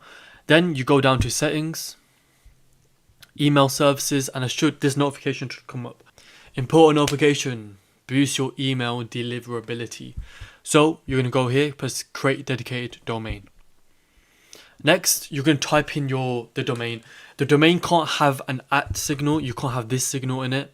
You can have dots in the domain, and it should end in whatever your domain is. So this client's domain is dawnmma.co.uk. So that should be the ending, and you can change the beginning. So the guy's name, I'm gonna put So the client's name, I'm going to change this to his name dot dawnmma.co.uk. Okay, there's no at signals. This is the domain, and it has to end in whatever the domain ends in. So if yours could be .com, if your domain ends in that, but so he has his domain configured as .co.uk, so that's what we're going to run with. So we've got it as his name .dawnmma.co.uk. Okay, add and verify. Then it's gonna say this, connect your domain, subdomain. You press continue. Let this do its thing. Now hopefully you should see this. Whatever the domain provider is, you should see this screen. And if you don't, I'll show you how to do that, but you have to do it manually, which is a bit of a headache. So once you see this screen, you press authorize domain. Now once you're authorized, you need to log in to the GoDaddy account or whatever your client's account. Make them log in, jump on a Zoom call, and make them authorize this. So let me quickly do that. Next, you'll see this, something like this. This could be on Cloudflare as well. You just want to let it connect and authorize. Press connect. Okay, if it doesn't already, so once you authorize it, you should come to this page, and some should be verified. And if, for example, some are not verified, it says here not verified. Give it like 60 seconds, then come off it, go back on it, verify, and it should all be done. And if there's one or two taking a while, just come back another 6 seconds, repeat the process. It should be fine. And then once all of them are verified, this last one you don't need to, just click verify domain, and boom, we are now emailing from avase.dawnmma.co.uk. Done.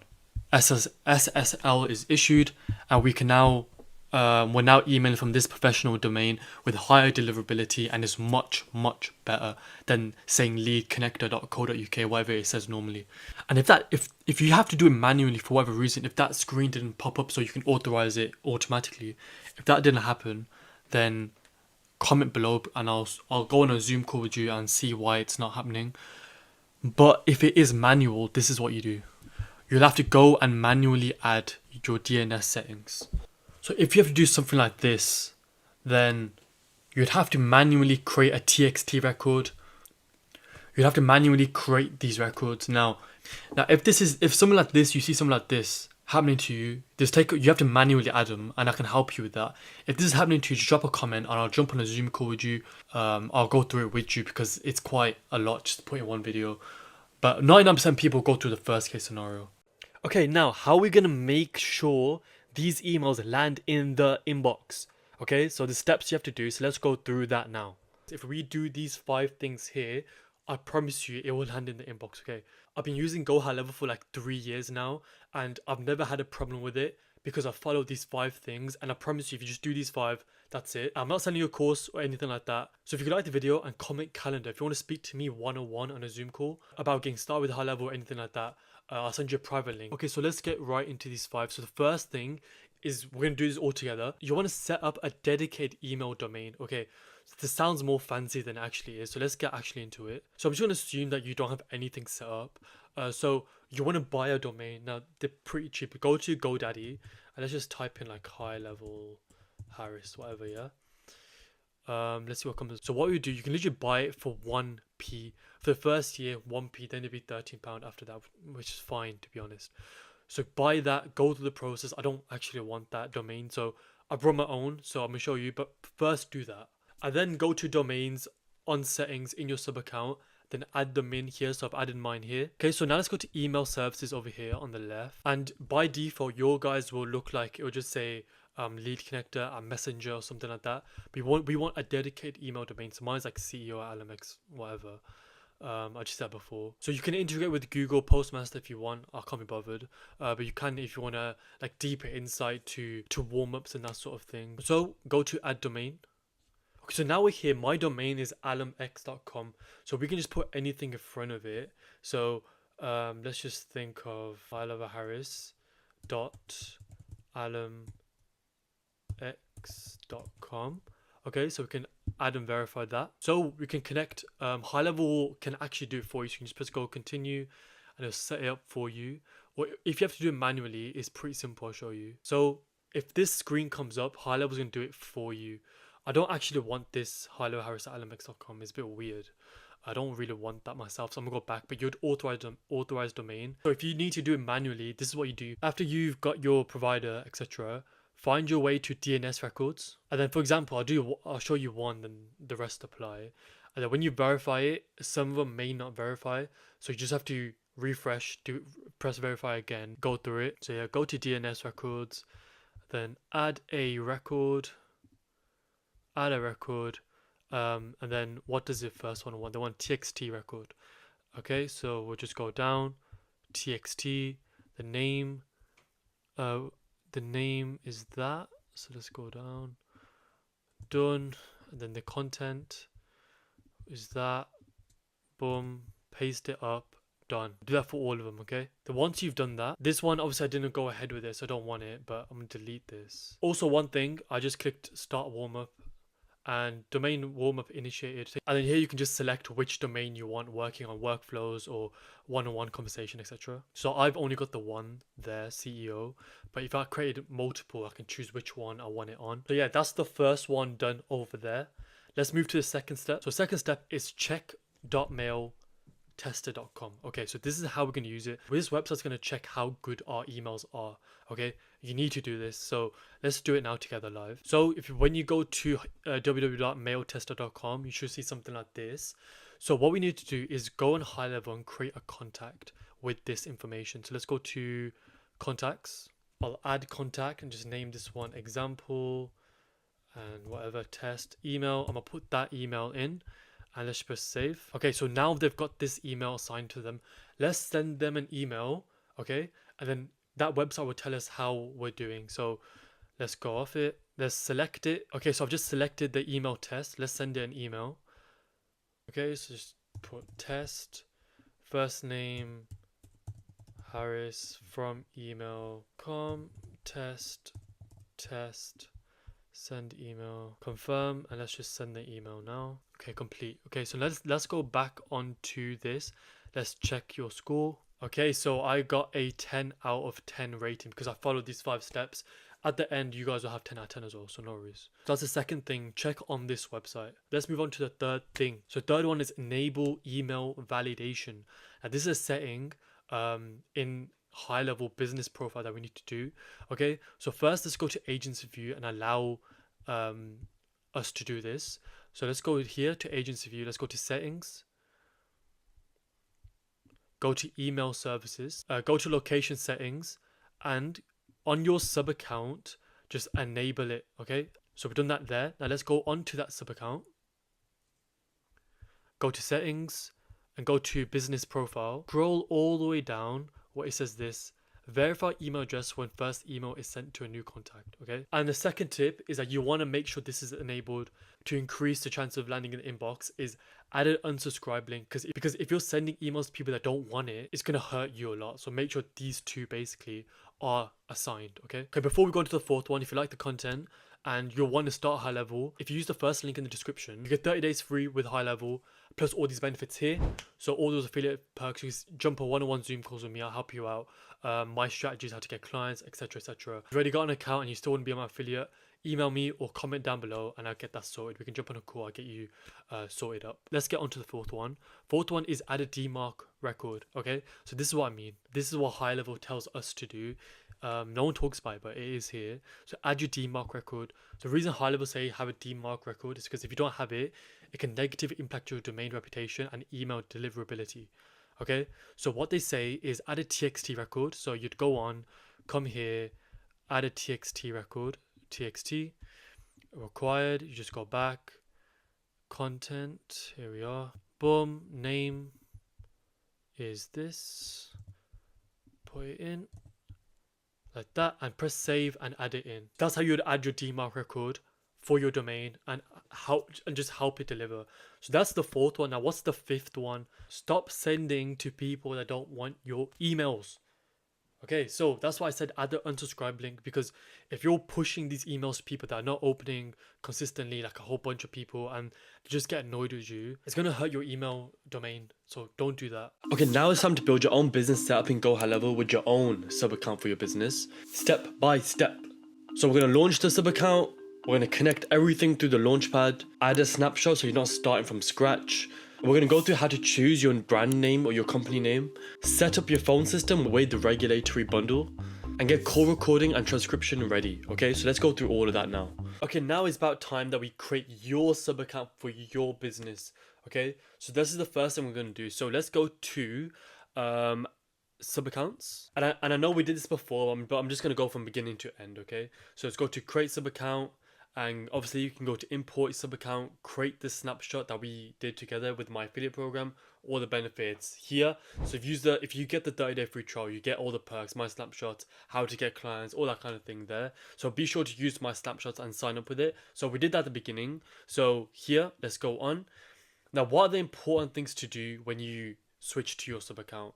The first thing is the launchpad, like number one thing. Even when you have a client's account, you want to make sure the launchpad's done. I kind of hate what they've done here. They made it so awkward. Like I don't like it. On my account, it looks way easier. So foundational setup. So I guess one of the main ones, if you go to website monetization, create a Stripe account. So you want to go to Stripe, go to the official sign up for Stripe right there. It's for free. Sign up. Add your card on so you can collect payments for your sub account for when you get clients. So boom, that's the first thing you want to do is go here. I guess they tell you exactly how to do it. So go to Stripe, press connect, and then connect with Stripe. Then go in and log in with that. They've made this super weird. So just go to settings, go all the way down to integrations. Then connect your Google. So for your Google My Business, if you have that for your business or not. If you want to create a Google My Business for your SaaS, I believe you can. So go ahead, sign in with Google, do that. Integrate your calendars. Later in this video, we're going to go through this, so you don't have to worry about that. Of course, you got your Stripe. And that's really it, really. Stripe is probably the most important one to get done properly.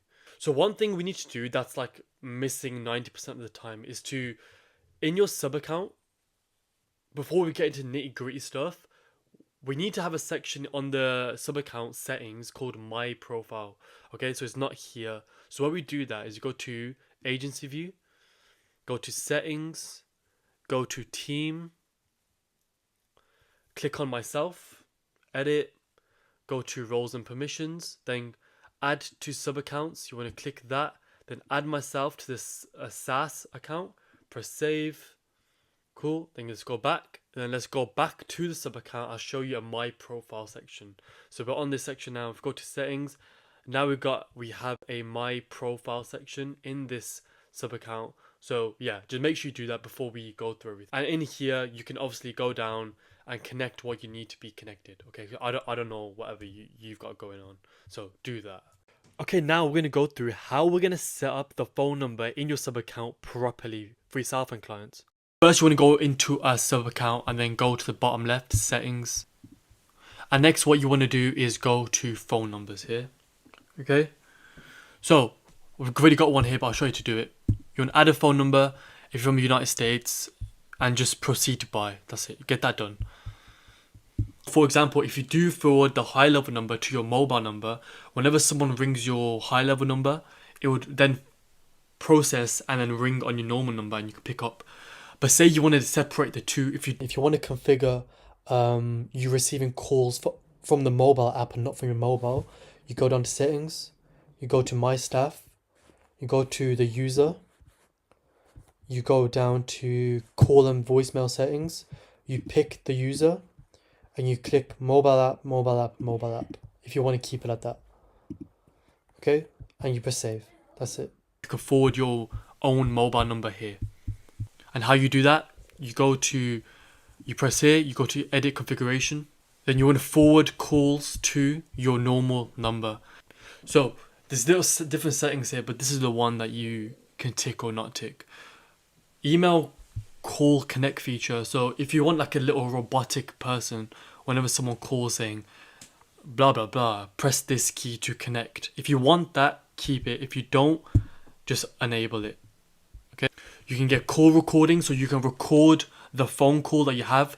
So this is useful, say if you own like a practice, if your client owns a practice and they have a lot of members, receptionists, you can record their phone calls to check if they're doing their job right, and you can replay it back. So that's like a feature you can sell on top You can upsell clients on that. Say we can record the phone calls for you and get it all done, so you can replay and see if your staff are doing the right thing. Now the incoming call, like you can choose which members get the call. So you can choose which members. If you want both members, if you just want one member, you can choose that there. When you start mass SMSing people with the high level number, you can check how much is coming out your account here in usage summary. So you can see here there's been quite a lot of pennies coming out because of this. So it's like 2p or something per. So it's whatever that is, half. It's not even a pence coming out per SMS. So okay, to make your phone number work, you need to set up a regulatory bundle in your sub account. If you're in the US or Canada, I don't think you need to, but for everyone else, take a note. First thing you need to do before you even create a bundle, before you buy a phone number, go to create and add address bundle, okay? So fill this out with your name, address, and like where you live basically. So fill that out. Next, what we need to do is create an regulatory bundle. So let's go to create, go to regulatory bundle and press next. Select your country. So I'm in the UK. Select user type. So if you have a registered business, pick this one. If you don't have a registered business, just pick individual, because I think a lot of you won't have a registered business at the moment. So the type of number you plan to use should be mobile, because mobile has access to text and voicemail. Let me quickly show you. So if we try to add a number, go to UK, you can see the local phone number here has only capabilities for voice call. But if you go to mobile, we can SMS and voice call.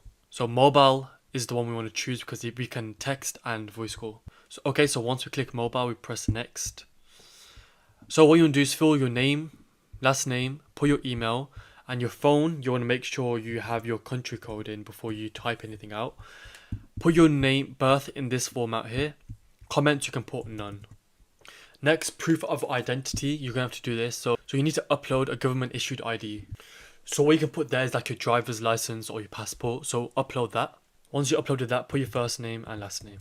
Once that's done, emergency address and individual address. On my driver's license, it has both of these. So I just uploaded my driver's license again, here and here. And then what you do, you fill that, you upload that, and then you put your address and you fill that out. You put the address that you made in earlier and you press submit. So once you've done that, you should have an address that's validated and this bundle should be in review. Okay, give it a couple of days or so. Let this get approved. And once the bundle gets approved, you can get your phone number, you can add the bundle on, and it should be all good. I cut myself off there because you're probably bored of hearing it. But now let's go into how to set up a phone call recording and transcription. What you do is go to your sub account, go to settings, and go to phone numbers here. Now, if you've got your regulatory bundle done, I made a separate video on that. But what you want to do firstly is go here and press edit configuration, and it says here call recording. So what this does is that this will record every call that comes to this phone.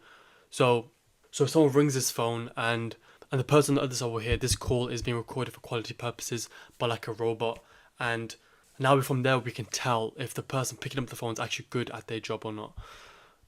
Next, to get a transcript, what we can do is go to advanced settings, go to voice calls, and enable this transcript here.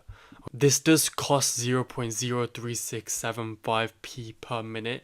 So of course, if you're selling this to a local business, you want to upsell this as a premium feature because it does cost you. But if you upsell them, there's no problem with that. And then once that call is recorded, it will be sent to the conversations tab, and you'll be able to see it and listen back to it right here. And I'll put a screenshot of how it looks like now. Okay, now we're diving into one of the bigger parts. Building your GoHighLevel website is a lot. So we'll start with a snapshot, going through everything step by step, from logos to pop-up automations to selling products, surveys with automations, and get leads from forms in your videos. We'll also add a chat widget. It can be an AI chat widget. We'll go through that later though. Connect domains, build landing pages, boost SEO, and finish with widgets for translation and Google reviews to finish your site. So it's a lot to go on here. We'll go through everything step by step. Okay, so here we are. So here we're on the sites tab over here. So we've got sites over there.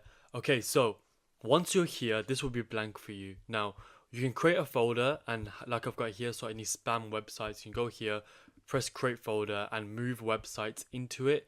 So you can go to move to folder and move it into whatever folder you've created essentially. Now, when we go into new website, I will never ever advise creating a website from blank. Create from a template and edit it to how it needs to be, okay? So GoHighLevel has over 1,000 website templates to choose from.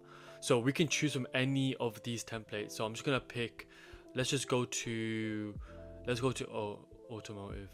And let's pick this one just for the sake of it. While this is downloading, if you want my own website templates, my snapshots, and all these perks here, if you sign up to GoHighLevel, the first link in the description, get 30 days free trial, plus you get all those perks here. So be sure to do that and let me know once you've done that. If you have any questions, put in the comments. Okay, so let's go to new website. Let's go to from templates. You can pick any template you like from here. I'm just gonna go on one of my demo accounts and show you the same thing, okay? This is just a quick website template. As you can see, a lot of it is done in a way.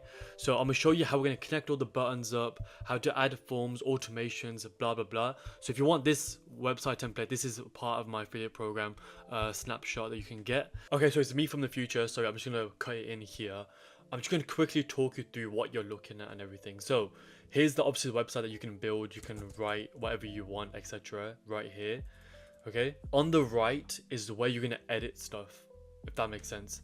On the left, this add elements is where you can add stuff in, and on the right is where you can edit, tweak things, etc. So obviously we can add sections, add rows, add elements, so add titles, buttons, forms, socials. It's like any socials, you can drag and drop it in. Everything's drag and drop here, okay? Images, everything's basically here, and we're going to go through each of these sections in a bit. So that's the left, that's the right. As you can see, every time you click something, the right will be different depending on what you clicked. So here, as you can see, I clicked the title. If you scroll to the bottom, it doesn't say the same thing as if I click this button. So if you scroll to the bottom of this button, of course, you can see here we got button actions. With here, we obviously don't have button actions because we clicked a title. Okay, so it's different depending on that. We got obviously back and forward. We have desktop view and mobile view here to make sure everything looks good on both. So for example, let's say this book appointment looks good on desktop view, but on mobile view it just looks out of place. We can click it, go to styles on the right here, and then under visibility we can get rid of it on mobile view. Okay, do you know what I mean? So these are the things I'm going to be going through. I'm just giving you a quick little overview now. And then last thing is all these things at the top here. So layers here is the same thing as kind of clicking it, I'll be honest. So you can just see what's in each. So this is just showing you what's in each layer. It's the same thing as kind of just clicking the thing. So don't worry about that. Pages here, you can switch between pages. So this is the home page. We can split to a booking page, etc. Now you got tracking code. If you can add header and footer code if you like. Custom CSS. Now under my affiliate program, I have a 68-page Word custom CSS document that you can put into these GoHighLevel websites to make them next level. You get all those perks plus all these perks here. So be sure to sign up. And even if you already got an account, if you drop me an email or comment, I can help you get transferred over if you like. Typo, so you can change all this, pretty standard, okay? Next, it's the background. So you can just change background colors, whatever you like. So everything here is now like orange.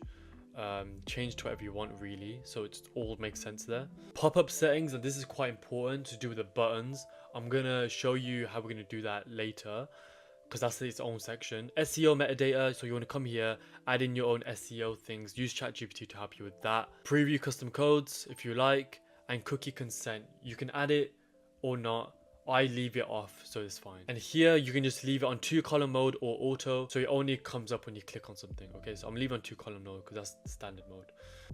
Okay, so first things first. So whenever you start on a website template, you want to change the logos out. So you want to go onto Canva, okay, press create, then go to logo. Okay, so this website is about law, so obviously it needs to be about law. Okay, so the background here is dark, so we're gonna need a white logo for it to stand out. Okay, so let's just click on to this one here. Okay, so this all needs to be white, doesn't it? So let's change everything to white. And now let's go to share, go to download. Now Get the free trial for Canva. It just makes it easier. You can just press transparent background. I don't have it right now, but what you can do to work around that is if you go to download, press save, done. Now go to background remover and it will remove the background for us. Go to download, go to preview, it'll be there.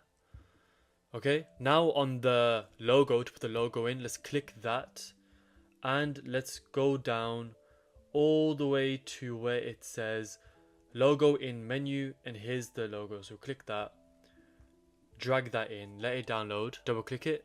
Okay, so now we have that in, so we can make it a bit bigger. So let's just really just playing around with it, see what looks good. Okay, something like that. That can work. Okay, even height, just let's see how it works. So it's all just trial and error. Just see what you think looks good, etc. So we can run with that. That's fine. Okay. So now change the colors. Let's say we don't like this yellow. We want to change it all to be. Let's say they want it to be, I don't know, dark blue. Okay. So their whole colors are dark blue. So everything you see, you can just change it. And if you don't find the color you want, you go to custom color and you can just find the custom color you want. So let's go to dark blue, let's go to add color, and everything here will change to that color you want.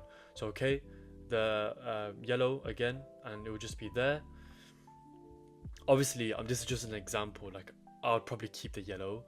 So even here, so how would you change the color of different things? So obviously these are two different colors in the same element. I'm gonna go into elements and all these things over here in a second, don't worry about it. Okay, so with this, if this wasn't bold, so if you unbold it, it'll be white. But of course, when we bold it, because in our settings on the right here you can see on the right, whatever, if it's bold, italic, underlined, we can change the color. So if rights, we underline it, okay, then go to underline text color, we make this like red. Okay, do you know what I mean? So that kind of thing. So there you go, is our mission. We want to make sure the bold is our dark blue again, just like that. This again, so you get the idea for that. Okay, so spacing is a big thing. Okay, so the way you like things to be close or further away from each other, that's very important. So let's say you want this to be a bit further away, so you click whatever box it's in, whatever it is, and you also have outer boxes, so you have to play around with it. So there's a blue outer one, purple's like more inner, then orange is the most inner. Okay, so here we can just move this up, down, and you can play around with it. Okay, so then obviously it'll be the inner box that we want to change if we want to move it away from the text underneath, just like that. Okay, so that's how that can work there. Okay, so how can we recreate something like this? So this is how we're going to do it. Okay, so first, this is its own section. So what we need to do is go here, go to add elements, and go to section, create a new section, and go here, add a row. Let's add a 1 column row here, and let's just put the title in. So this title can be, let's have a 3 section saying, I don't know, let's just think our services, and obviously I'll use ChatGPT to make this like sound better, etc. But this is just all example, just for your learning. Okay, so our services. Now what I can do is create a 3 box column here. Okay, so I may not like how far away the boxes are to our services. So what I can do is, remember what I said, so I can go on and click this our services blue box, go to styles. Let's draw this in a little closer, just like that. I think that looks perfect. Okay, so now we have these 3 boxes. So I can say, let's say we're doing this, our services for, yeah, let's just recreate this essentially. So what we can do is in each box, let's add, of course, we've got a headline we need to add in each. We're building this together because it's good for you to know how to do it. Okay, so here, I'm just going to put some random, like, I don't know, pure example, add another element. We can go to header again. Okay, cool. So as you can see, we're going to do this together. This looks very different to how this looks. So I'm building it up so you know how the process works. Okay, so look, they have an image above where it says that. So that's what we're gonna have to do as well. So let's go to this orange box, or we can just go to the plus elements here, then go to image and drag it above. Now we can copy this twice and drag it above each, drag this above that one. So there we go. So now we've got image above each one. So let's add this image into here just because we're copying it. So we can copy and paste this image here into there. Copy this one, into here and copy this one into here. Okay, so now it's shaping up a little more. So this has a text underneath. So how are we going to do that? So again, the orange box all come here. Then we can go to sub headline. You can go bullet points if you want. You can bullet point. We can bullet point, I guess. Add a little bullet point and let's get this text. And come here, paste the text up, and then even put a bullet point there. Even put 2. Take your 1 away. There you go. So again, let's go here. Do the same thing. This one I'll do a sub headline for you. And obviously I'm gonna change all the sizing because obviously it's all wrong at the moment. Personal injury law, we can copy this, whatever. Come here, let's go to paragraph this time and show you the 3 different versions. So let's just drag paragraph for something different and do that. So there's 3 ways you can do it. You can use a sub headline, or you can use a paragraph, or you can use bullet points. Either way. Each of them has a learn more button underneath them, as you can see here. Yep, so they all have a learn more button. So let's add a learn more. So scroll down, you can even type in button and put a button. It looks very ugly, it is right, but let's put them underneath each one, just like so. So for the sake of the video, I'm just gonna make this all equal, just so it's nice and easy for us to follow along. But I've shown you the example of how it looks like. Okay, you can use each of them. So these buttons look very ugly. How can we make them like this or even better? Okay, so first thing we can do is we can come here, click on the button. Now under text options right at the top here, what we can put here is, I'll just put book now for each. So book now, click this one, book now, book now. Then if you want to add anything here, you can put here like click here if we want. I don't think you need to. Okay, so I'm thinking of making this transparent with a black background, or this image in the background, whatever. Transparent button with an orange outline and dark text. Well, we can try it. So you can, everything's up to your creativity. So I just made that up. Let's try to do it in real life now. So let's go to styles. Now with this, you can make them full width, you can make them fluid, you can change it to line flat. So as you can see here, there, line flat, or you can make it custom. We're going to keep it as custom. Vertical space, so how tall it's going to be. So we can make it taller. We can make it longer as well. So there you go. You can make it longer if you like. You can make it shorter. Example. That's how it can be. So like I said, let's make this transparent. So we're going to want to add a border. Rule of thumb with buttons, just add a border. It just looks better. Okay.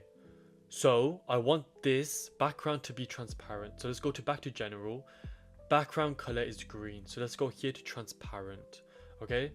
And I want the text to be black. And I want this to be orange or yellow, whatever. Okay. Just like that. Now, as you can tell, that still looks a bit strange to me. So this needs to be more rounded. So let's go down to styles and border radius. Let's go down to 100. So now it's shaping up more something I would probably click.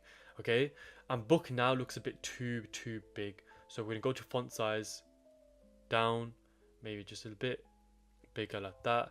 You know what? For the second one, I'll make one exactly like that for you. But again, remember with the spacing, this book now is too close to this text here. So we'll click it, go to styles, okay, and then what we can do is go to this one and make it just like that.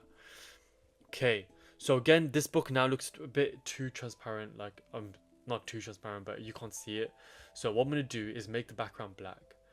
Make the background black or dark. I think black's fine. Color, I want the text to be white now.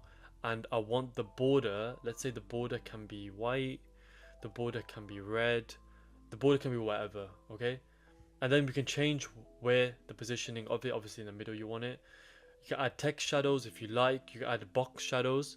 So as you see there, it added that little box shadow. You can play around with it if you like. You can hide it from desktop view, add it to desktop view right there.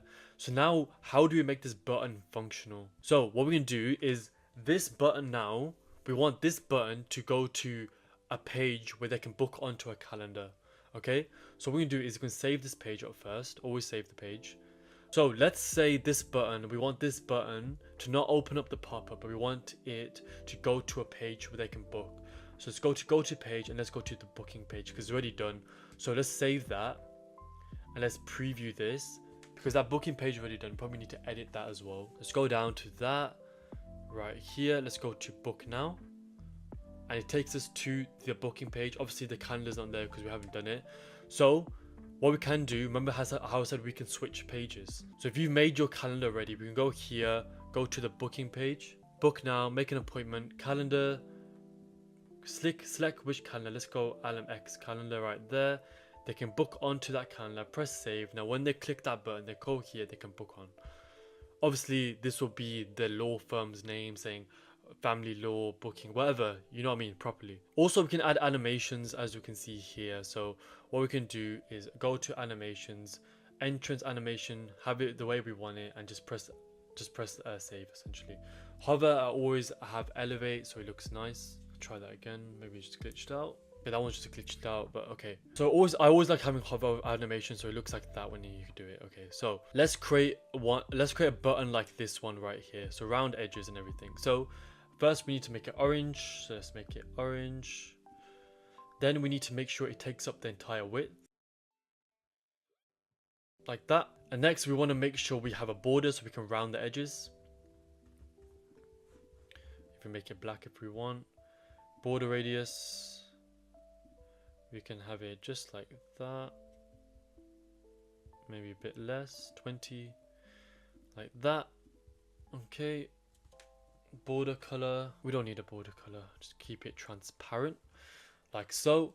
Now of course it's too big, we want to have it learn more. I want the text to be black.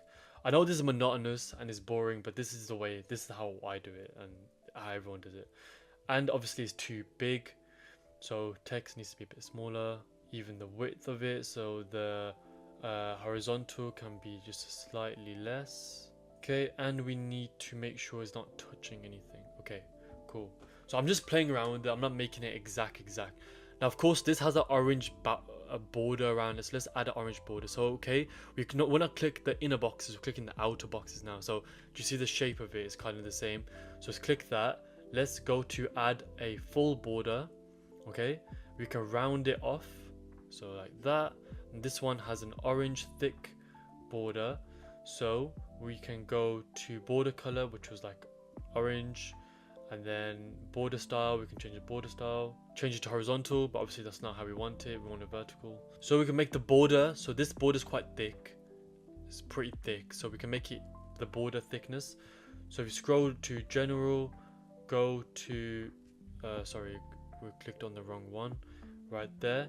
So go to styles, then go to border width. We can make it really thick, or we can just keep it as like, I think this one should be 3. So now we can change the background to being black or whatever. So we need to make this the text all white. I'll do that and show you the end result. Okay, so this background's black, this one has an image behind it, so I'll just copy the image here. So what you can do obviously is add an image. So we can go here, click the background, go to image, you can add a video as well, which is pretty cool. Paste that in, and here we go. Okay, so we've got it on parallax, so when you move, it moves at the background, looks pretty cool. We can also have it so it's full, so it's fixed in position. If we like, we can have it so it's like this. We can change it, but I do like this one. And obviously if I was doing it properly, I can make all of them like that. This one's not even that curved, so we can change that as well. Just to show you, go to styles, and this will be the last segment on this. Keep it 15, even 20 maybe. There you go. So yeah, pretty similar. You can change things around, change styling around, but that's pretty much the same thing. Now we're going to talk about how we're going to connect buttons. Okay, so connecting buttons is very important because each button needs to go to the right place. So even this book appointment button, so let's go here, scroll down, and make sure every single button is connected to the right place. Let's go to general, should be at the top. So yep, book appointment, scroll down. So link, it goes to the page of booking. So this one's right. Okay, so this, if you click that button, it'll take you to the booking page. More about us page, take you to the about page, etc, etc. This book now page, it will open the pop-up. So if you want something to open up a pop-up, so I'm gonna teach you now about how we're gonna do pop-ups. So go here, and the reason you want a pop-up because you can extract details. Now this part is gonna be pretty cool. So what we're gonna do is we're gonna add a form to a pop-up. So the only way they can go to the next page is if we extract their data, then they can go to the next page. Okay, so this is what we're gonna do. So in my head, to go to family law, to book a family law, they have to click this button, pop-up comes up, a form will be on there where they have to fill the form out, then it will redirect them to the page where they can book for family law. Firstly, book now, link to open pop-up, which is what we want. Now let's go to pop-up settings. Let's go here, let's add a row.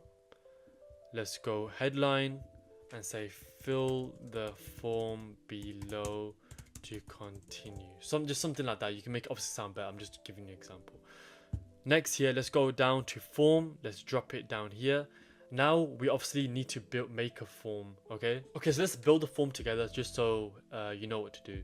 Let's go to form, let's go to builders on the sites tab. Okay, let's go to add form. Let's start from scratch. You can build it from template, it's fine. So we're going to run automations off this form as well. So what do we want from the form? We don't want all this, we don't even need this, to be honest. So we want the first name. Let's just get rid of it so we can do it together. Okay, so cool. So probably let's put full name. We want the email. Let's say we want the availability, but there's no availability on the left that we can just drag in, for example. So what we can do is do something called custom field. So let's do custom field. Let's go to multi-line. You can create your own box essentially. So go to multi-line, press next, come here and type in there, select group, contact, just like that, press save. Okay, so now if we go under contact, go to more, here's your availability. So we put that in there and make it a requirement, okay? Just like that. Next, also what we can do is go to add elements, go to quick add. We can add an image here of our logo or of anything we want, but we can do that on the website. But we can do it on the website anyway. So here we can put, not submit, let's put continue. Okay, and we want this to be in the center, right like that. This color's a bit off as well, so let's go to here. We can change the color. Let's change it to, I don't know, orange, whatever. Okay, let's press save and let's name this law. By the way, if you find this useful, please like the video. It helps me out to stay motivated to do this. It's quite tiring, so please like the video. So comment yes if you want to see more of this kind of stuff, just so I know where everyone's at. Okay, so let's go back to our pop-up settings and let's add the form in. So let's go to here. We should have one called law form right there. There you go. Continue. Okay, so on the form, if you go to settings, when they press continue, what do you want the message to be? So you can keep that as you want. Okay, so we'll put our image in here, like our logo, whatever, just to make it look a bit better. So let's put this logo in here. Let's go for height. Let's just do 100 right there. Obviously this would be smaller. Maybe even do that. You know, I would make it proper when I'm doing it. So when they click continue, what happens? So redirect action, use action from form builder, but we want to say go to website URL. So the website URL is the website which has the booking pages in it. So let's go to websites. Okay, let's go to because we haven't added our domain yet, let's go to the booking page and let's just add this link here and go back and paste that there and press save. Okay, so let's try that out before we add automations on. So that comes down, that comes down, that comes down. Here we are. So let's fill this up. Okay, availability, let's put ha ha ha ha ha. Okay, let's press continue. And now that will take us to this page. So we've stored the information. Now, if we go to GoHighLevel CRM, so if we go to contacts, that contact actually stored in. So here he is, ha@gmail.com, Harris Adam. Like what I just did is there. Obviously we didn't have a phone section. So now let's run automations off that so we get notified with their availability and everything. So let's go to automations off that form. So this is showing how you're going to create with your websites, just cool things. This is how you move your websites into more professional and more useful for businesses. So we're gonna add our chat widgets and stuff later as well. Okay, so this is the law firm. Always name your automations. Law firm form automation. Okay, so trigger is form submitted, and the form is the law form. Done. Now we want to send an internal notification to ourselves, to our Lead Connector mobile app. So let's go to notification, or we can do an SMS to myself.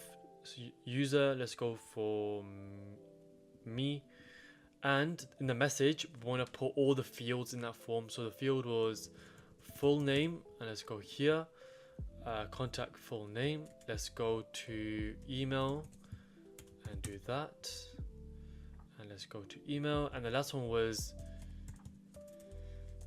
their availability, right? Come here, let's go to contact and scroll all the way down to custom fields and your availability there. So it will auto populate with whatever they put in. Let's press save action, publish, save, and now I'll show you how this works in real time. So let's go do that one more time all over again. Let's preview this background. So book now.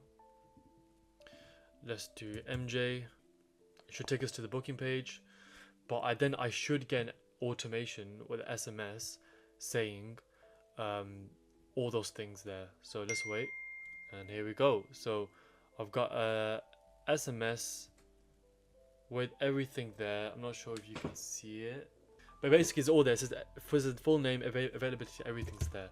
I've got a playlist on my YouTube channel, all that automation, so you don't have to worry about that. Okay, so you're getting used to it now. So even with these things here, you'd obviously come here, go to your homepage if it's the homepage. If you want to add something, so if you want to add an item like book now, then go to page, go to the booking page. I'll show you how to create a page now as well. And if you want to put it under something, you drag it just under it, so like that. So now it's under the contact. You get it? That's how you do that. So that's how you're gonna book. So that's how you're gonna do all the navigation menu stuff there. Of course, then you can play around with other things. Okay, so now I'm gonna show you how you're gonna create a page. So let's save this. So if you want to create a page and you want to, let's say all this stuff wasn't here, the booking page wasn't here, you can go here, create new booking page. Path will be / booking page, and press create page. Let's do it from scratch, just a quick little one. So you can use existing, but let's create from blank. Now I'm gonna show you something pretty cool. What you can do is if we just go back to our home page. Okay, so what normally happen is this section here would be its own green section. So you go here, press save, top banner, global section, save it there, and press save. Then whenever you create a new page, you can paste like the banner or anything like that into the new page. Let's go to our new page.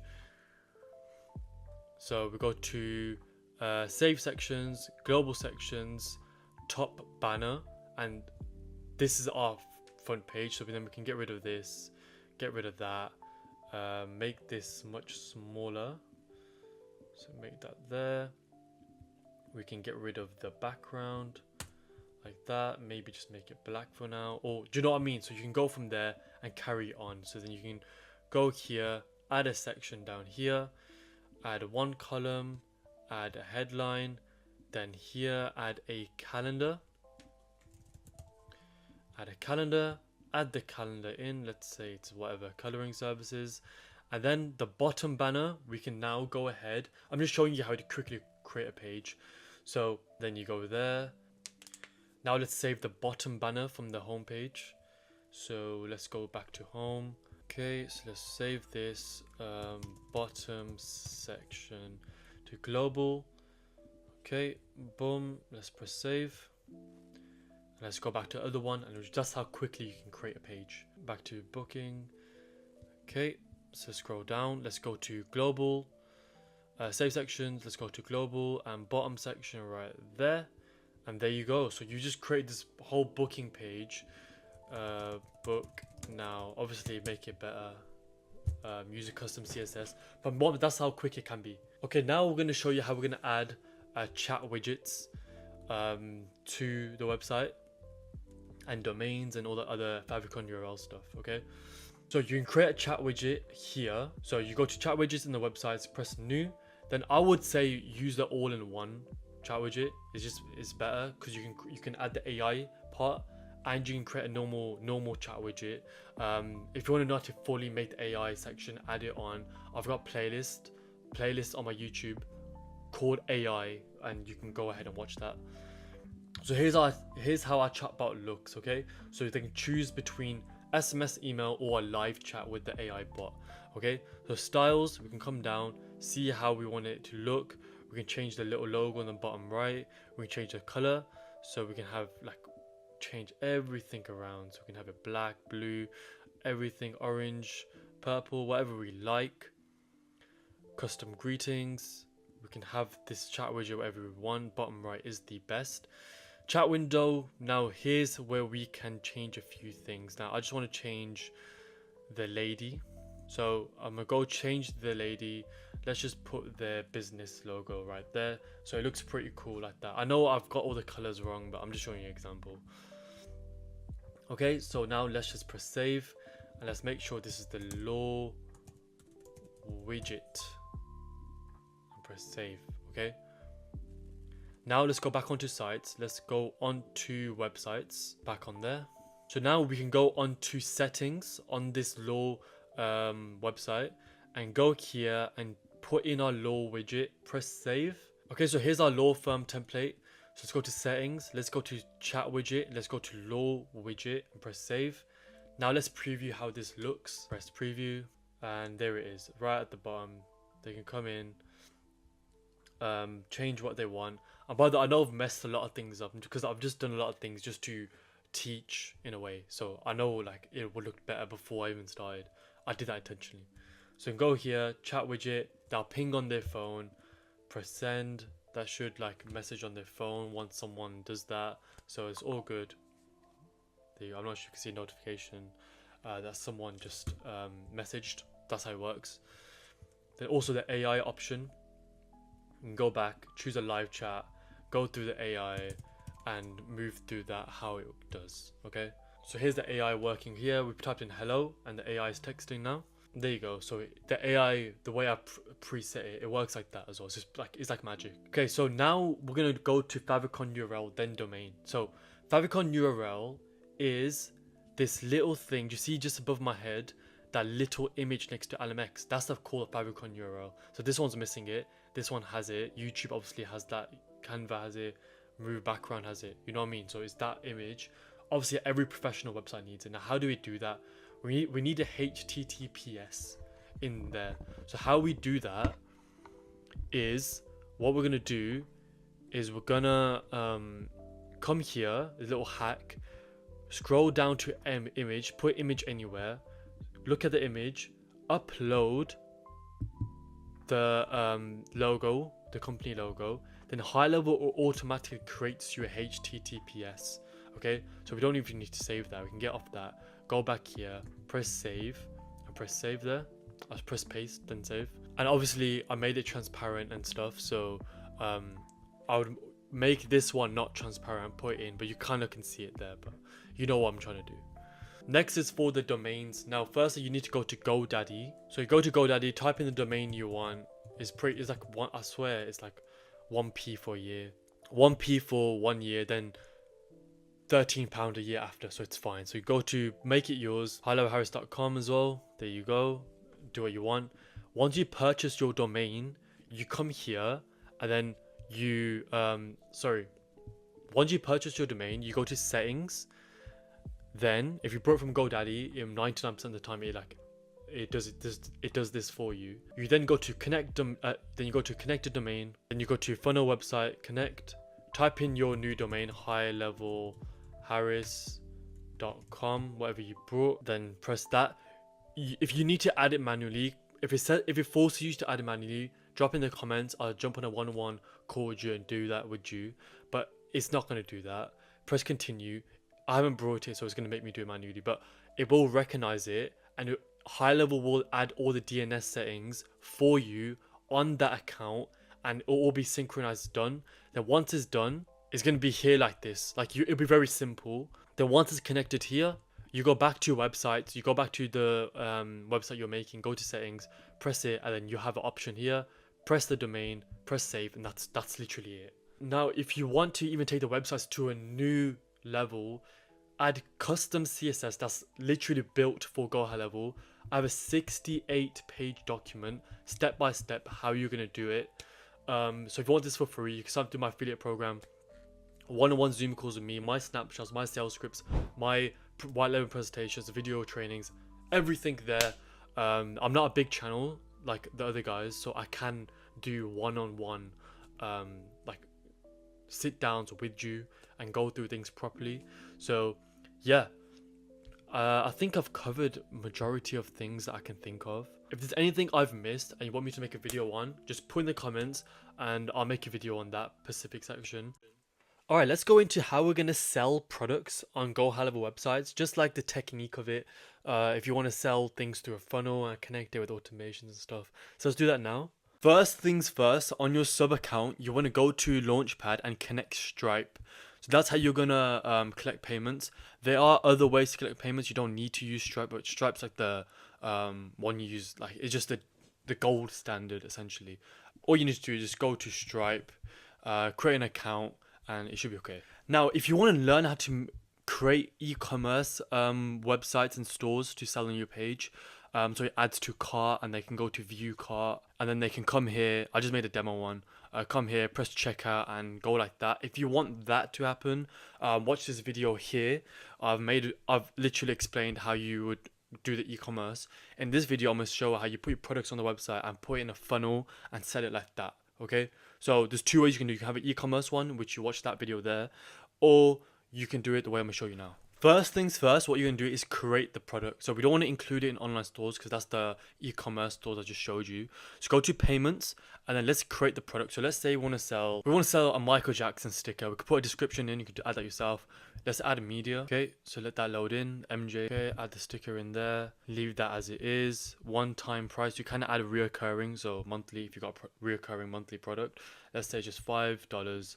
Add it to whatever you want, and press save. So now what we can do is go to sites, and I'm assuming you've got your website done. So, and you want to add the product in. So to add your product page, you can go to add a new page. Or if you got one you already like this one, I'm just going to copy it and clone it into this web page.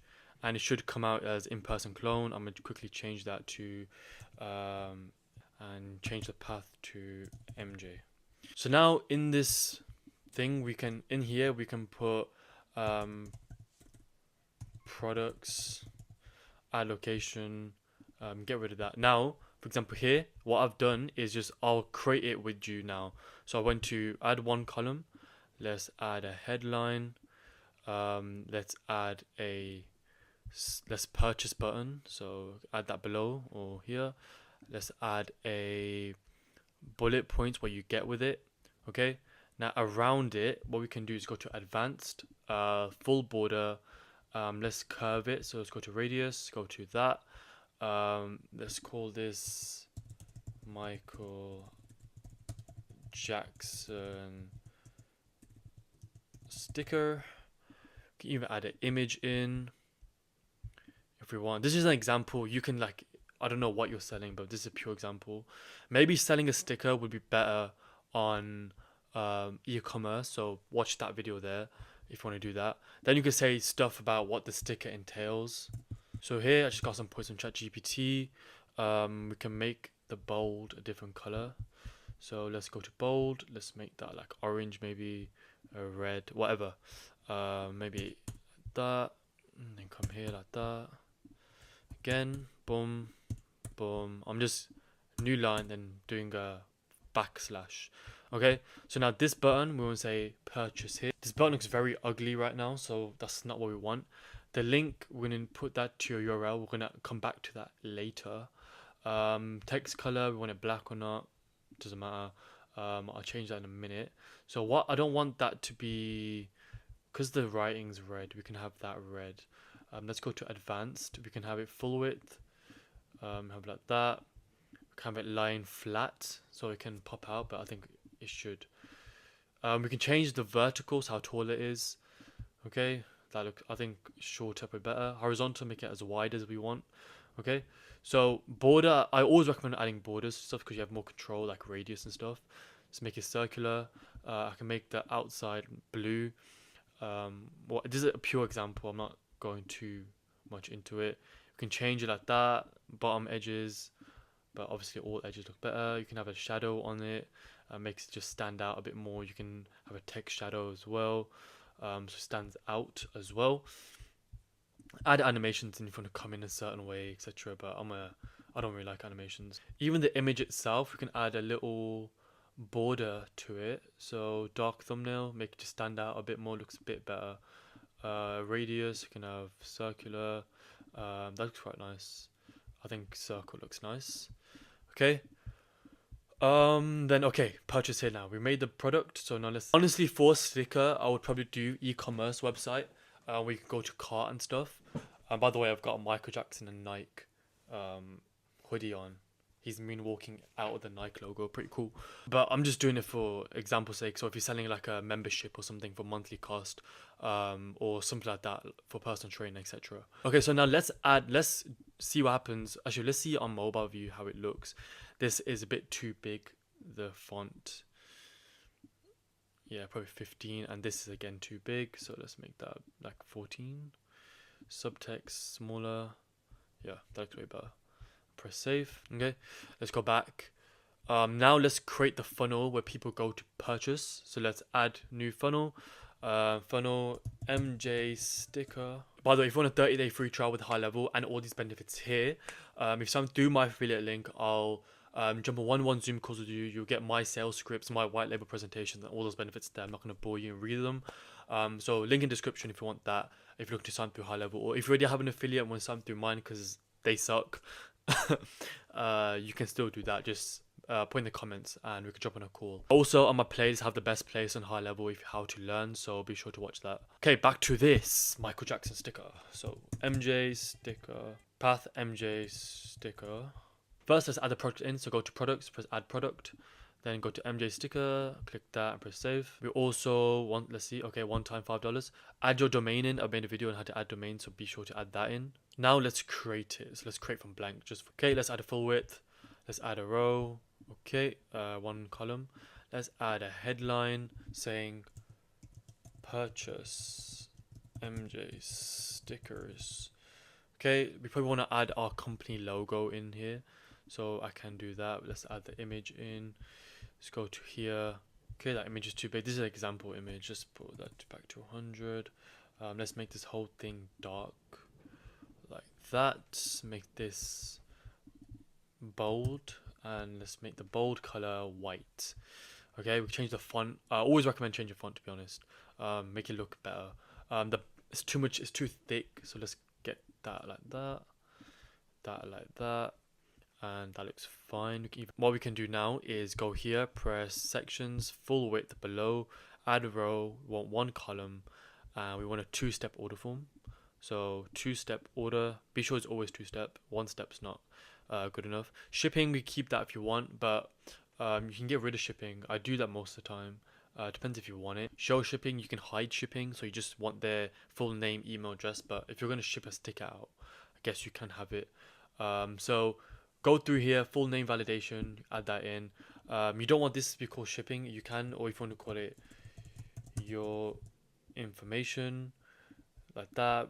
We don't need company name, hide company name. That's fine. Then step 2, we can have here purchase. Okay, edit shipping to say go back. See here, we just change that to go back.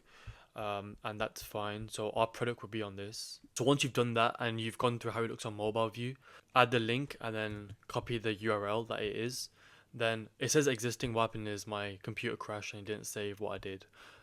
So save your stuff, but my computer just crashed. Save that link, come back here to websites, go down to where it says product sale. Now with that link I just got from the funnel, So with that link I just got from the funnel, we can go back to this link and scroll all the way down to button actions, website URL, and paste that link in there, save and publish. And then from that point on, you can, someone can go on, put their info in and sell essentially. So I'll show you how it looks. Okay, so once you've done the home page to where they sell it, you want to say a thank you page. So you want to put here, so like a thank you confirmation saying thank you for purchasing. Thank you page, call it thank you, and create funnel step. On this page, just want to say thank you essentially. So what you can do, let's go create blank. Okay, full width, add a row. Let's do headline saying, let's go to elements, and then at the bottom it should have here order confirmation. It's like a little receipt. It's kind of cool. Sorry, let's add a full width here, one column. Now we can add our element of the order confirmation. So that will be a little confirmation. We can add our logo in and stuff. So that's just a confirmation of what the HighLevel will automatically do all that with the product name and how much it costs and stuff like that. So save that, and let's make sure that once they purchase, they go on to this next step. So let me show you that. So if you click here, you go down, it says button actions, go to next step. So that's right. So I'm pulling it all together now. So let's preview this quickly with a little eye icon. So here's the MJ sticker. Someone come here, purchase. They can go here and put the name in, go to next step and purchase and get confirmation email. Now with automations, so they should get automatic receipt as if you go to payments. So go to payments, go to settings and enable receipts, but you can also add an automation, which will essentially be like this. So you create an automation, you want to say order form submission, you can go to add filters, in funnel, MJ sticker, page is MJ sticker, product is MJ sticker, submission type is a sale. Press save, so that this will come up. You can add an email, internal notification which goes to your lead connector mobile app. You send them an SMS. You can wait and send them a Google review if you connected Google My Business on the launch pad. Put in the comments if you want me to break that down even better if you want. Alright, this is quite important because we need to find out, once you create the website, once you add domain, how do you make it show up on Google? Like, how do you do SEO for the GoHighLevel websites? So let's go through that now. Quite important, this one. Okay, first things first is that you need to create obviously a Google My Business profile. Just sign up with it and then just go through the process. What it does is that you basically create this thing on the right over here, which says your name, the directions, the website, blah, blah, blah. And just lists you on Google, which you need to do. So if your clients haven't done that, make sure you get that done for them or even for yourself. That's step one. Okay, step two, in HighLevel, in your actual website, what you want to do is go to SEO metadata and fill this up properly. So put your logo in, put the name in right, content, put the name, put the description, add the keywords in, put your author, do all of this and save it. Okay, this will help with SEO for your actual website. So even now on HighLevel, you need to go and do SEO. Now, third one is probably the most important one. So obviously, first two, Google My Business. Second one, go on SEO on HighLevel and sort that out. Third one is go onto Google Search Console. Now this is a brand new website, that's why it only has 23 clicks. So what Google Search Console is basically you force Google to understand and read your website. Okay, so you want to go into Google Search Console and then sign in with the same email of the domain that you brought. So if you brought a domain to GoDaddy and you sign up with one email, sign up to Google Search Console with the same email and then sign into this. If it says something like this, you need to verify ownership or something like that. What you need to do is create a TXT record with this copy here. So what you want to do is basically go onto GoDaddy or wherever you put your domain, go onto your domain, press manage DNS, press add new record. And what does it want? A TXT, right? It's TXT. So it wants a TXT record with this copy here. So let's copy that. Name can be at, value can be that. Then what you want to do is press save, and then what you want to do, come back and verify, and it should let you in. If not, jump on a quick call with me, link in description. I'll sort that out for you. Now, once you're into this Google Search Console, you may realize what the reason why your website's not being listed is because you need to go on URL inspection. So for example, if I was doing my own website, each page of this has a different URL at the top. This one has /AI. So I probably need to go here, copy that, paste it in, it will retrieve indexing, and this will say here URL is on Google, so it's been indexed. But yours will say index here. Just index every page of your website, like the home page. Come here, copy that, paste it in.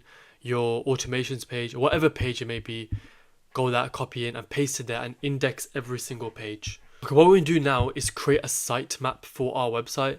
Okay, so if you want to create a sitemap, what you want to do is go to high level, go back, go to settings, go to domains, press the three dots, press XML sitemap, click all the pages here, make sure everything is ticked. For you, it won't be ticked, so you need to go tick it. Press proceed, press generate and save. Okay, and then once you that sitemap's created, you can click it. It should look something like this, whatever. And now go back onto your search console and then type in this URL here, paste it in here, press submit, and it will take time for Google to go through it, blah blah blah, and should say status is success. That means Google will now discover the 22 whatever pages you have. If you're going to sign up to high level, sign up to high level through my link, get a free trial and all these benefits here. It doesn't make sense to sign up without an affiliate because it's basically free to you guys. Plus you get all the mentorship, so it doesn't make sense. Yeah, once you've done all that, you can go through the rest of it. It's pretty self-explanatory, like pages. You can see why it's not indexed, why it's indexed, why it's failed, blah, blah, blah. Check your performance. All right, let's go into how we're going to create an e-com store. So you know how to build websites and stuff. This is how you do the logistics for e-com stores, e-commerce. Okay, let's do that now. Okay, now we're going to go through how we're going to make e-com stores. Okay, so I've built, by the way, if you hear barking in the background, it's my neighbor's dog, whatever, right? And when we go through this, you'll know everything about e-com stores. So yeah, let's go right through it. So first, go to sites, go to stores, and go to new store. All right, you could do it on the website as well. It doesn't have to be from here, but you can start from scratch. But let's just get a template. Let's just do this store blueprint. It looks pretty like simple, right? Okay, so here's our store. So we can go in. I've gone through how to use websites, so you should know all this. I'm just going to tell you everything about stores, so you know how to design this nicely and stuff. So I'm not going to go over everything twice. But these products here, how do we add our products? So we need to get off the page actually. So go back, then go to payments, then products, then press create product. Now here, include an online store. You want to add all your products and make sure this is signed on. So let's just make one. Let's do like Jackson. Let's make him a product. So add the pictures in. So here's our first picture. Let's add our second one in. But so let's imagine they're like posters or something. Okay, so prices, let's say like £25. You can compare at price. So high level put like a line through something. So let's say it was 50 but now it's 25. But I'll leave this just as 0. And here, variance and color size options. So let's say we have a small, medium and large size poster. The first one will be size. We can have small, medium, large, press done. So now we have small, medium, large, extra large, and we could charge it differently. So let's say medium is 30, that's 40, and that's 50. Now I think in my SubAccount I have a few extra products, but just repeat this process. Okay, so you put some SEO things in there. I don't know. And what you can do is you can add your product to a collection. I'll show you that in a second, how to add that to collections, but let's just do a normal product. So let's press save and repeat this for all your products. Okay, so now let's go back to sites. So like, by the way, if you go to add elements, if you scroll all the way down, we have store elements here. So if you want to add anything, so you can add a cart, collection list, featured products, upsells and stuff. So go to like featured products and show you can put featured products there. But the page where you'd have all your products on one page is a products list. And if we just preview this now, Michael Jackson will show up automatically here, because remember we toggled on show on online store. So let me preview, and there you go. So I've done other things here, like I've just added random things, but this looks terrible because I haven't tried, but I've done it for one of my other clients, and here's how it looked like in the end. So we've got the AI chat widget, we've got all the products here, like all his t-shirts, we've got new releases, got cool things on here. They come in, they can purchase. We got different collections going on. So this is one of my clients' So this is how it looks like, just proving that I'm not terrible. But obviously this looks terrible right now, but I've shown you how to edit websites earlier. So the good thing with HighLevel is that majority of it's done for you. Like if we click on, we don't have to do anything. Like the pictures we've done is there. We got different options where we made. Remember, the prices are different. And if we just press add to cart, this comes up, which is pretty cool. I haven't done anything. View cart, we can go ahead, check out. And we can literally purchase if your Stripe is connected to the SubAccount, which it is. And that's it. Like it can be that simple, but obviously you need to design it. But for the collections, how we do that, and if you go to products and click collections, you can add different products to different collections. So let's just add a Michael Jackson collection. So we just click add collection. So MJ collection. Let's get a picture of Michael Jackson again. So this would be the surface picture of the collection. There you go.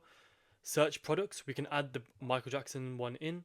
It can be smart, so you can add things in. You can add conditions, so it always adds in products into this collection. It can be like the price, the title, the stock equals whatever, and it'll automatically add into this collection. But yeah, let's just press save. So let's add our collection to the home page. This is how we add collections. Just go to the top left, scroll all the way down because I want to add the collection at the bottom. Click on collection list, put that there, and then our collection. I've only built one, so come here, click the MJ collection. I guess I have other ones. There you go. So second collection can be hair salon services, but I haven't added a picture on that one. But yeah, that's how you add the collections. And if you click on this, it'll take you to the MJ product. And when you kind of do it properly, I built these different collections. If you click on Drake, it will take us on to Drake t-shirts, and you click on them, add them to cart, etc., and go from there. Now, if we go to product details, what we can do a few cool things. Like for example, if we click on this section here, we can edit as many things as you want. So show add to cart button, so we can get rid of that, but I don't know why you would. Show related products, we can get rid of that. We can get rid of customer reviews, so we just scroll down. Show customer reviews, bye. So you know what I mean, you can kind of see this how you want. So I want to show related products like that. Now, how do the automation, so if someone purchases, how do we know someone's purchased, and how do they get emails that it's been dispatched, or how do we store their information, and how does that whole backend process work? So this whole website's fine, just is very simple, but how does the backend work? Again, it's quite simple. I'll show you. So if you go to payments and then go to settings, so if you just go to customer notifications on payments, settings, customer notifications, look, abandoned cart. So when people abandon the cart, get an automatic email saying blah blah blah, you should complete your purchase and stuff. If people have order confirmation, automatic email goes out. If people have order fulfillment, email goes out. You can change the email template. If you go to marketing, your email templates, and create your own custom email template with your company's logo and stuff, you can do that and just add it in there. And for shipping and delivery, what you can do is you can add different zones. So if you want to charge like international people or people in certain countries higher shipping costs, you can do that. So if you go to add zones, come here, press add zones. So we can do, this one can be UK free, and just come here. So let's say we want to do the UK for free. We just type in here United Kingdom, select 5 of 5 regions. There you go. Let's press add rate. So use flat rate. Flat rate is 0. You can do conditional prices by order price or order weight if you want, but free. So the rate name is free shipping, like that. Press add. There you go. So free shipping for UK people. We can add another zone. So let's say United States, Tanzania, United Arab Emirates. This is international. You can select all the countries. There's hundreds of companies, right? So if you just come here, there's hundreds of companies you can do this for. International, let's just click some of these. And these guys can pay £20. So here's a UK free one. Here we have the international one. Let's add a rate on this one. This is international fee. This one, they can pay £20 for shipping. So when they put their details in, if they're in these select countries, they get charged £20. So that's how shipping works. So what happens if you don't want to ship to certain countries? How does that work? So, by the way, if you've got any questions with this, if you join my affiliate program, you speak to me one-on-one, asking me hyper direct focus questions, and I'll help you out. So yeah, it's a no-brainer. It costs the same either way. 30-day free trial. Why wouldn't you? Plus you get to speak to me. I know you want to speak to me. I'm joking. No one wants to speak to me. Yeah, so what happens if you don't want to literally ship to a certain country? So if you just go to checkout, press edit, and click on this orange box, and then come to ship to all locations. Press ship to specific countries, and select the countries you want to ship to. Okay, you got all these things here you can change, like you can show shipping, you can hide shipping, all that kind of stuff. You can go through that all the time. It's pretty self-explanatory. Publish, save, add your domain to it, and that's basically it. And now you may be wondering, okay, how does shipping work? So how does the orders look like, and how do we go about it? So this is how it looks like. So you go to payments, then go to orders. Now here is where all your orders look like. Okay, so let's go to this first person. You can see they paid £25. Press here, press view order. Now obviously I'm gonna have to hide this, but this is where you see all the information, what they purchased. You can print packing slips over here, and once the item is fulfilled, to change it from being unfulfilled to fulfilled, you go here and just press fulfill item, and then it'll be green and says fulfilled. So that's how you want to do it. You send it to your post. You can integrate with different things, so you can integrate with Printify, Shippo, ShipStation, all these different things to help you out if you want to use that. If you don't, then you can do it manually. But that's how it looks like in the back end. It's so simple. This is how we're going to correctly do forms in GoHighLevel websites and run automations and stuff. So let's do that now. Now let's say I want someone to fill out a form whenever they click this button, and once they fill that form, they get access to the demo video, which is this video right here, that you'd gain access to through my affiliate link. It's a 6-minute video explaining what GoHighLevel does, and yeah, it's pretty good. So let's make a form. So whenever someone clicks this button, they have to fill out a form, so then we can collect their information and possibly message them in the future that they're interested, and try make them from a lead to an engaged lead. Because if they want to watch the demo, they're probably interested. So we want to collect their data and email them or message them later on in the future. So what we do first is go to the Sites tab, and then go onto Forms, then Form Builder, and then Add Form. Let's name this demo form, because they want access to the demo. GoHighLevel already populates these ones, which I think are that's all you need really. First name, last name, email, phone. I can change the color of the button to suit my branding. Okay, we can get rid of that. We don't really need that. Pretty cool. You can add other things in, terms and conditions, and all these other things. But this is all we need for now. So what we can do is change the styles of the form. So if you go to this, styles and options, you can have it like that, you can have it like this. You can mess around with all this, but I'll keep it simple, to be honest. GoHighLevel's got themes that you can mess around with. But what's the important part is when someone clicks the button, you obviously want them to be redirected to the page that they want to go onto. So obviously you go onto options. So on submit, you want to make sure it opens a URL. And that URL will be obviously the URL, this one here, that they want to access. So you want to go here and press and paste the URL for the form. So once we've pasted that, we can save it. Now go back to websites. Now go onto your website and onto that button. So what we want to happen is whenever someone clicks this button, a pop-up comes and they can fill the form out and get redirected to the page that they want to go on, which is to watch the demo, which is this one here. So what we do is click the button, scroll all the way down to where it says button actions, and make sure you've selected open pop-up. Okay, then what you want to do is configure the pop-up. So what you can do then is go to pop-up settings. Then you can add a title, you can add a little subtitle, and then what you want to do is add your form in here. Let's add our form. Add the form, and then let's select the form which was called demo form, remember? Okay, obviously I would change that color is bad, but it's fine. Now the button action is using the action from the form builder, and from our form builder we added a URL there, so we don't have to mess around with anything there. Let's save that. Okay, and let's preview it. So what we want to happen is that when you click that button, a pop-up comes and people fill that form out and then get redirected to our demo page. So let's try it. Okay, pop-up came up. Let's fill the name out. Let's put a random email, phone. Okay, so hopefully once we click this, it would redirect us. There you go, just like that. Thanks for watching, we'll be in touch. And they can watch the video about GoHighLevel, everything that it does. And yeah, that's perfect. So what's good about HighLevel is that whenever someone submits their information anywhere, it stores it. Let me show you where. So if you go into your contacts page, the contact I just made, Jose Umfuri, with that email, with that phone number is right here. So what we can do manually is send them a message, send them an email. So what's good, HighLevel just takes track of all contacts and puts them in the contacts tab.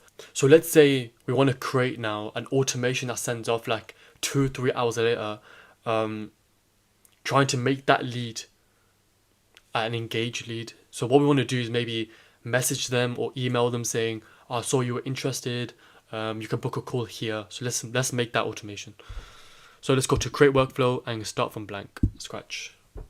Okay, we can name this workflow. Okay, the trigger is going to be once they fill the form out. So form submitted, add filters. Form is the demo form, and yeah, press save trigger. So whenever someone fills that form out, this automation will be triggered off.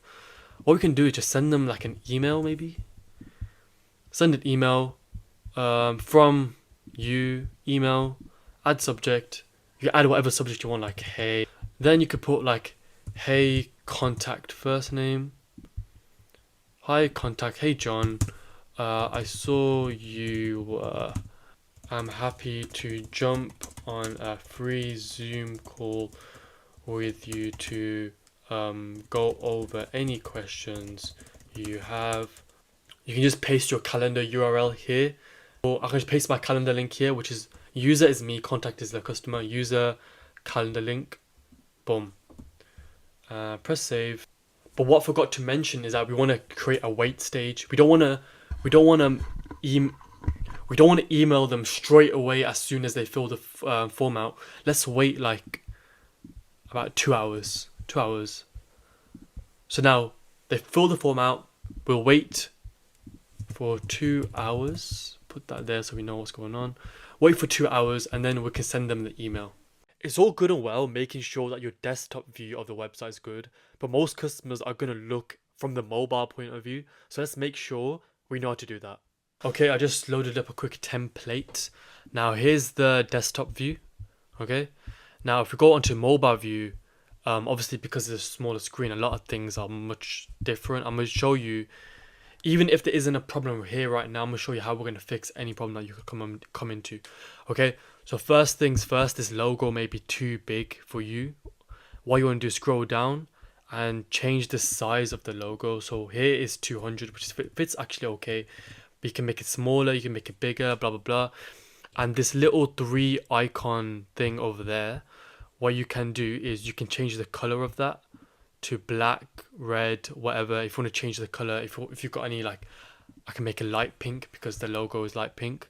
So we can change that there under icon color. Secondly, the schedule appointment looks a bit out of place, but on desktop view it looks in place. So is there a way for us to hide it on mobile view but keep it on desktop view? And there is. So what you want to do is go into mobile view, click this element, go to advanced, and where it says visibility, you want to get rid of the mobile visibility. So it's not there anymore on mobile view, but on desktop view it is there.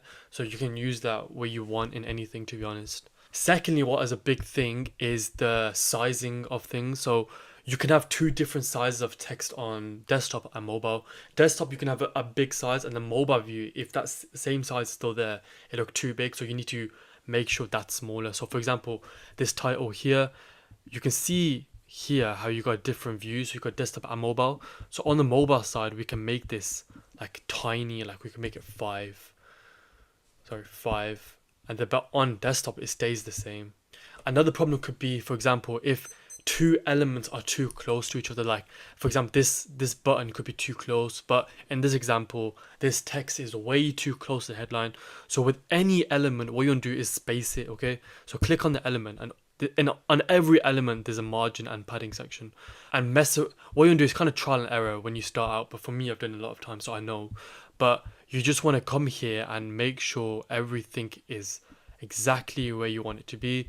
For example, this button, if I want it closer, right now that's on 50, let's put that down a bit and we can make that right there. Okay, so we can see how we can change everything around, and you can have different margin and padding for desktop and mobile view, which is really good. An example for on images, what we can do is make them stand out a bit by adding a image border.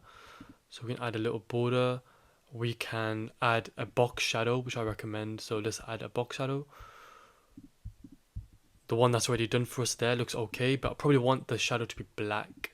Doesn't seem black to me. Yeah, let's make the shadow black. For example, now on this template, it has these pictures of these three women, and on desktop view it looks okay, but on mobile view, if you're scrolling, this could be quite a lot. So what we can do is hide these elements. So let's go on to advanced and let's hide it on mobile view, so just a little less seen. And what we can do, I think these pictures are a bit too big, so maybe cut them down a little bit. Okay, that will do. Change the names over there. Also, what GoHighLevel now has is recently they added in with every text or anything like that, we can add an animation in. So whenever we scroll past it, it works on mobile view. So if you want, like for example, the title to come in a certain way, we can have it come in, and it's really nicely animated. So just scroll through these, add some animations in. Don't make it tacky or anything like that. Find a nice one. Or if not, if you join my affiliate program and get all these benefits here, I've got a custom CSS file that you can have that has the best tailored professional code that you can add to these websites, add to the GoHighLevel websites to make them stand out that much better. Okay, I'm going to show you now how you can add a translation widget to your website so all the languages translate to the customer's language. Alright, I'll put the link of this website in the description. It's called googletranslate.io. What this basically does is like this little widget here at the bottom, and what you can do is flick through different languages and it will translate that whole website into a different language. So you can mess around with it, you can have different looks of it. So if you want to have a globe, update it and it'll look like this, and it could be like that. But honestly, I think the float, this one, and I think the globe are the best ones out of all of them, because that looks pretty cool. And the first one looks pretty cool as well. But I think I think float is the best one. Okay, so let's go with float, and then we can translate from English to, and you can pick all the languages on the planet here. So you can click them, add them in.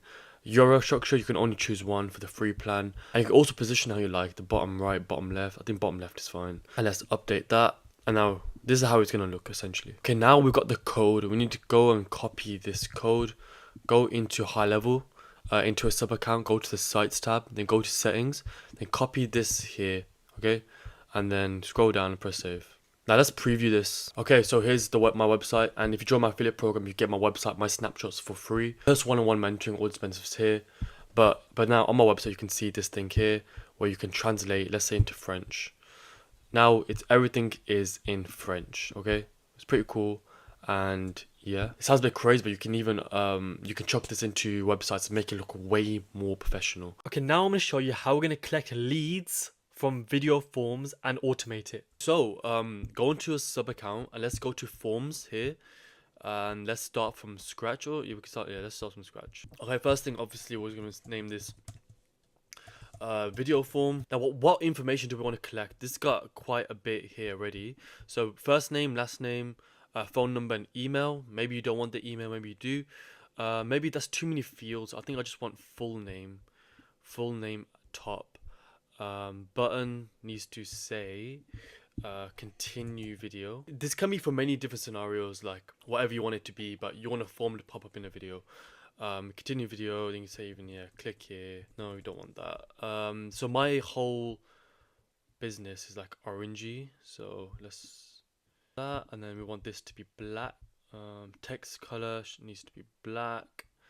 Okay, let's add a text at the top, and we can say here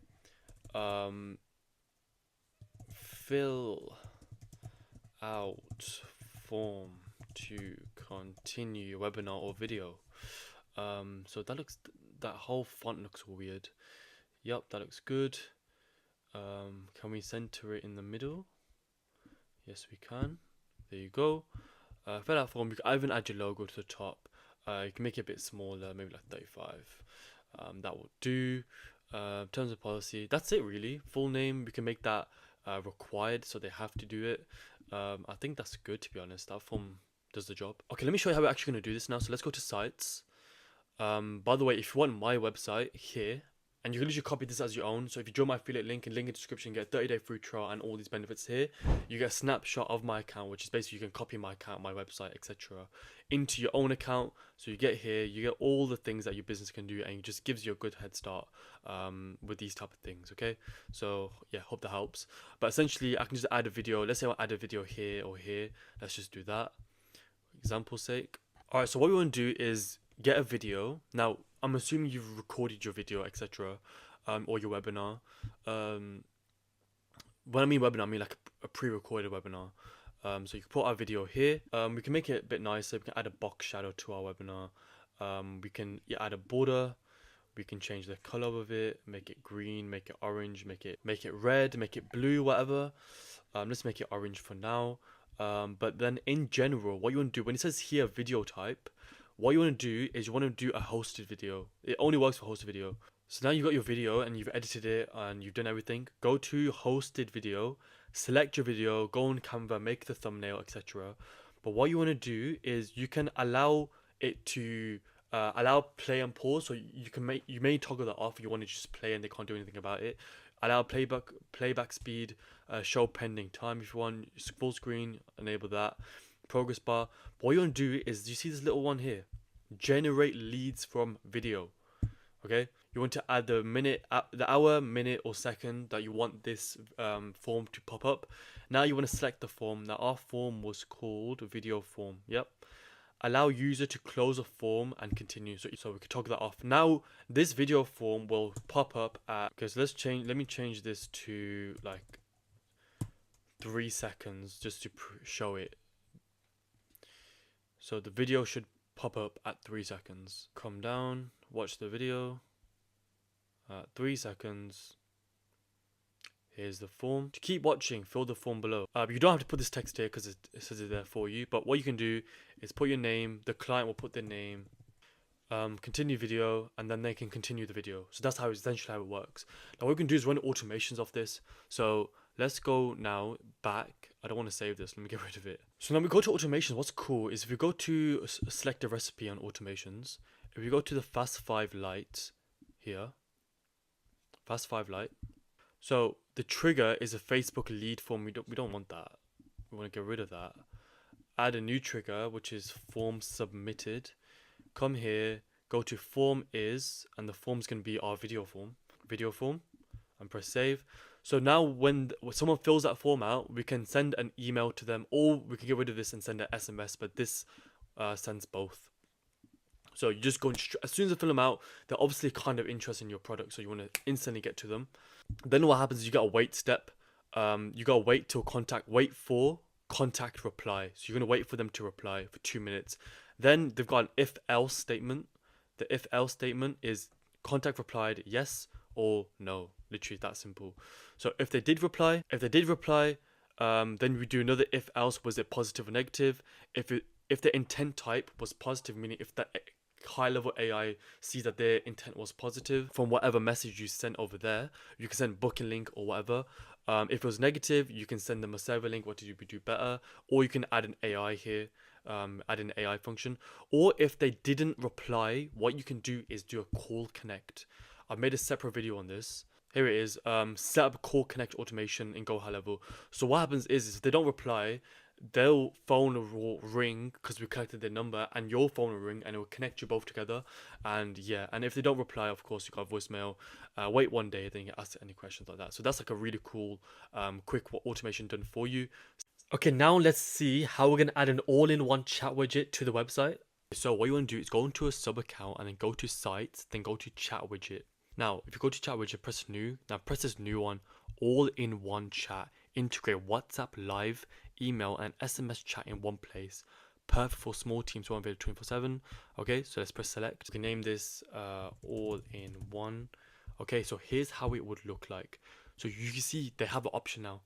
Chat via SMS or email, or they can now chat via live chat. Now, if you've got AI for the live chat, you can have conversation AI for the live chat, which works all the time. Or you can, if they pick SMS email, you can get rid of that and you can do that manually. You could pop up on your Lead Connector mobile app and you can go through that conversation there without AI. Okay, so you can have both AI and manual in one chat widget now, which is super cool. So of course WhatsApp chat will be out soon. Then you can choose what initial message you want to have. I think that's a good one. Of course you can change the style, like you don't have to have that lady there. You can have it like that. It's good to have that lady, I think. Then you can also change the little logo at the bottom, so I like that one. You can even change colors, so whatever color you like you can brand it to whatever color you want. Mine's a bit orange, so we can go for orange. And all this sort of things, chat customization, where do you want it? You can have the top, bottom. Bottom I think is the best. You can have the dimensions, change the dimensions around. You can even change the a lady. You don't have to have that lady. You can, I don't know, have this man over here instead, if you want to. Okay, then we also got chat windows. So everything I've checked, I think it's better to leave it as it is. That I've gone through, it seems everything is honestly fine, the way it is. So that's how I'll leave it. Now let's press save and show you how it look on a real website. Okay, so let's go now to websites. Now let's pick on our website and go to settings. Now where it says chat widget, we want to click on, let's let it load, all in one chat widget. Now let's press save. So let's go on to my personal website now. So here's my personal website. If you want this website for yourself, so it has a lot of code on it. As you can see, the top banner comes up every time you scroll down, etc. If you want this website, this snapshot, if you use the link in the description and sign up to GoHighLevel with my link and get 30-day free trial and all these benefits there, you'll get these snapshots, training, one-on-one Zoom calls with me, etc. So yeah, that's definitely worth it. Let's go on to the chat widget. So let's click on the chat widget now. Now we have the option, okay? So we can go to the AI option or we can go to the SMS option. Let's go to the AI option first. So I can type in here and say, hello, I need help. Let's press enter. Let that go. Okay, now the AI is going to talk back. So, hi there, to get started, you can jump on a free Zoom call with us. Here's a link, blah, blah, blah. I was messing around with the AI before, that's why it's just jumped into that. I was just testing out something, so of course the AI can come in and book meetings, etc. But I was just messing around with that before.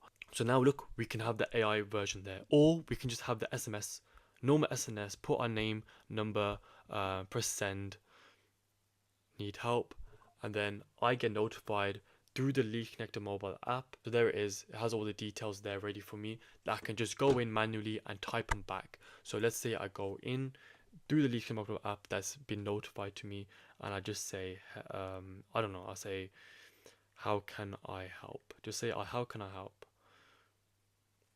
Okay, then that would, I'm doing it to myself, but that would then ping to the client and you'd go back and forward with that.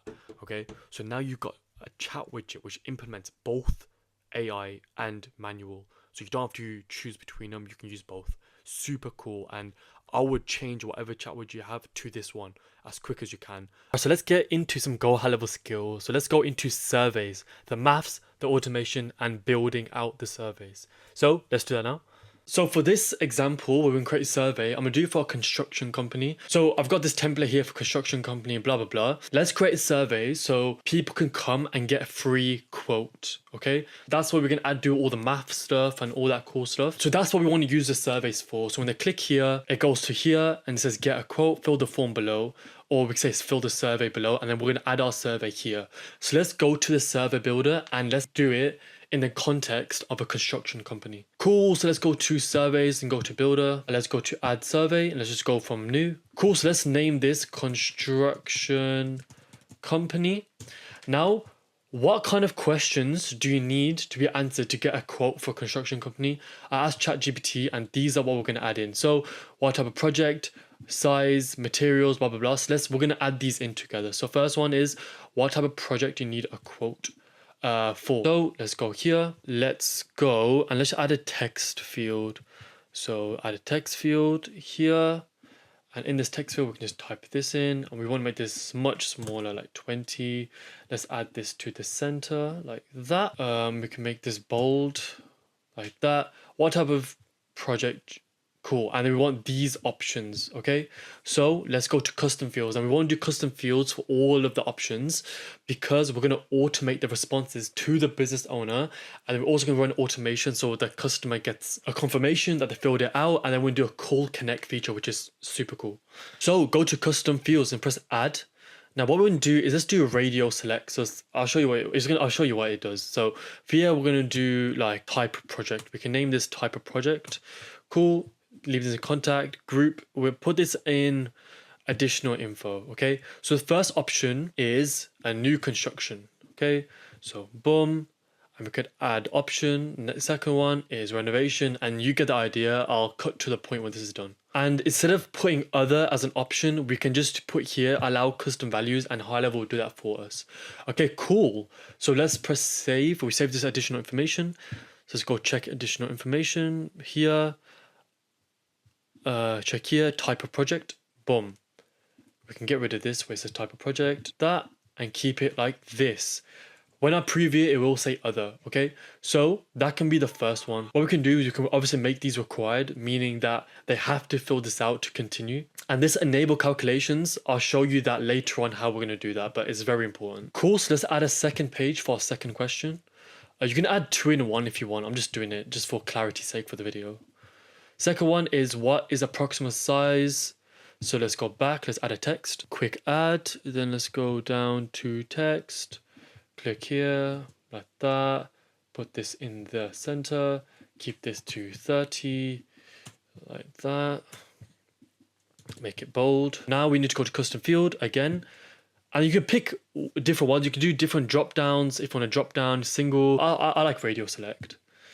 Cool, so we'll name this size of project. I'll just fill this out for you again. Okay, I press save on that. Now let's go down to additional, come down and get the size of the project. Cool. We can get rid of that like that. And let's go next. So I'm gonna do it for this one here, and you know the process. I'll cut to when this is done. Okay, so I've done that. We've got these 2 questions. Now, how do you do the maths of it? Because remember, they're getting a quote. So each one needs to have its own price. So we can have an end quote. So we can come here, go to text.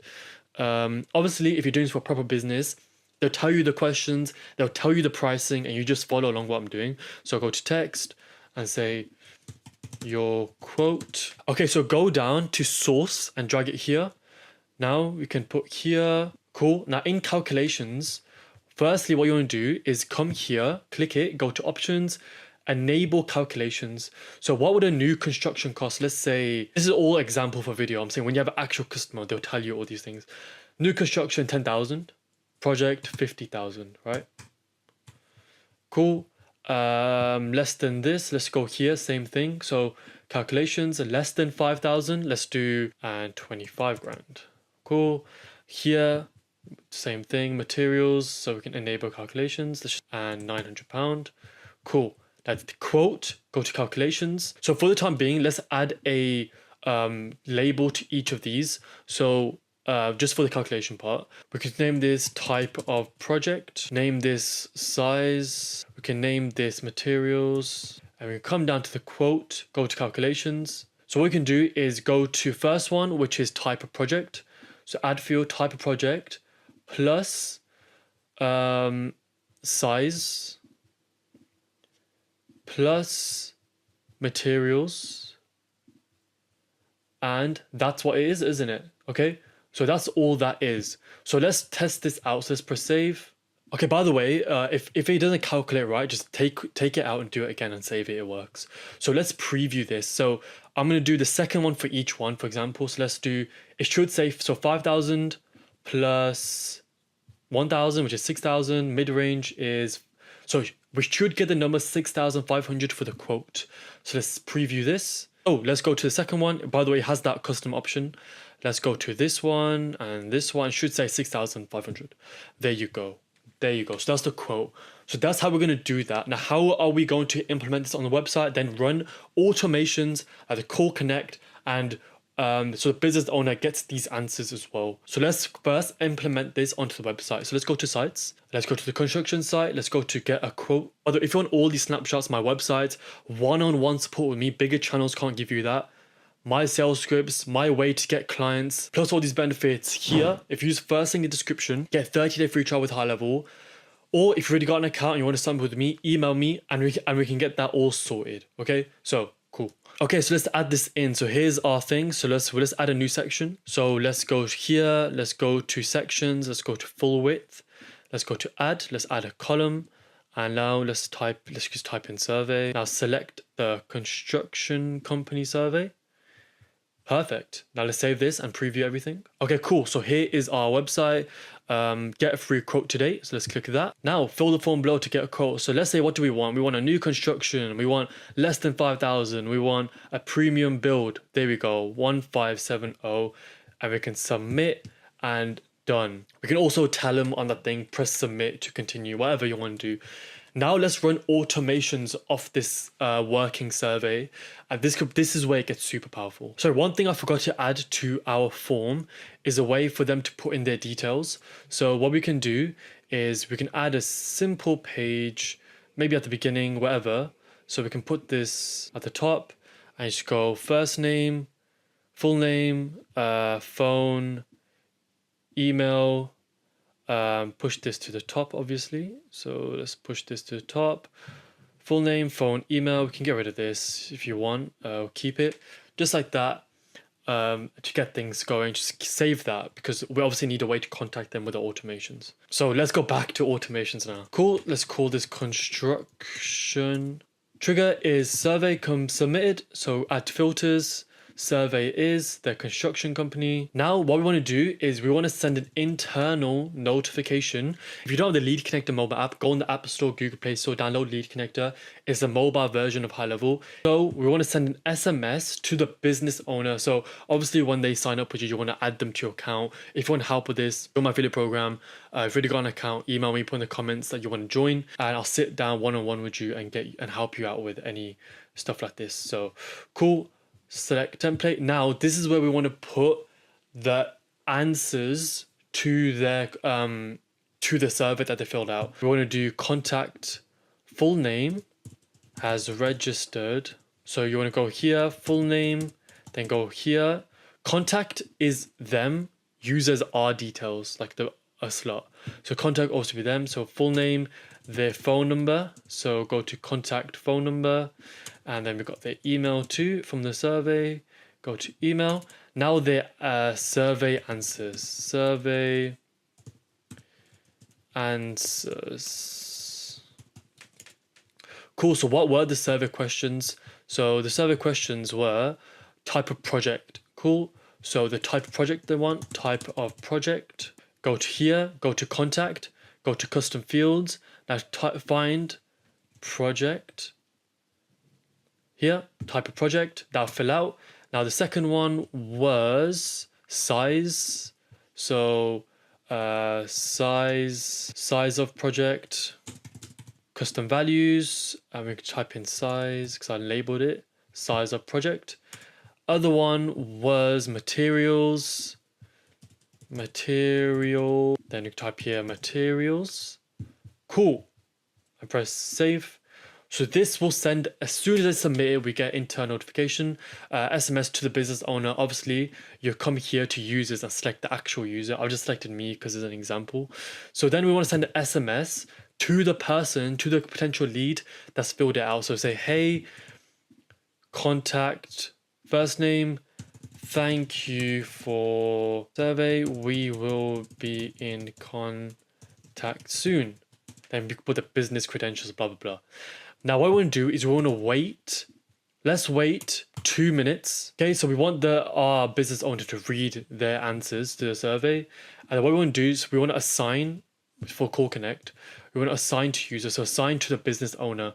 Okay, so whoever that might be. So let's assign to myself.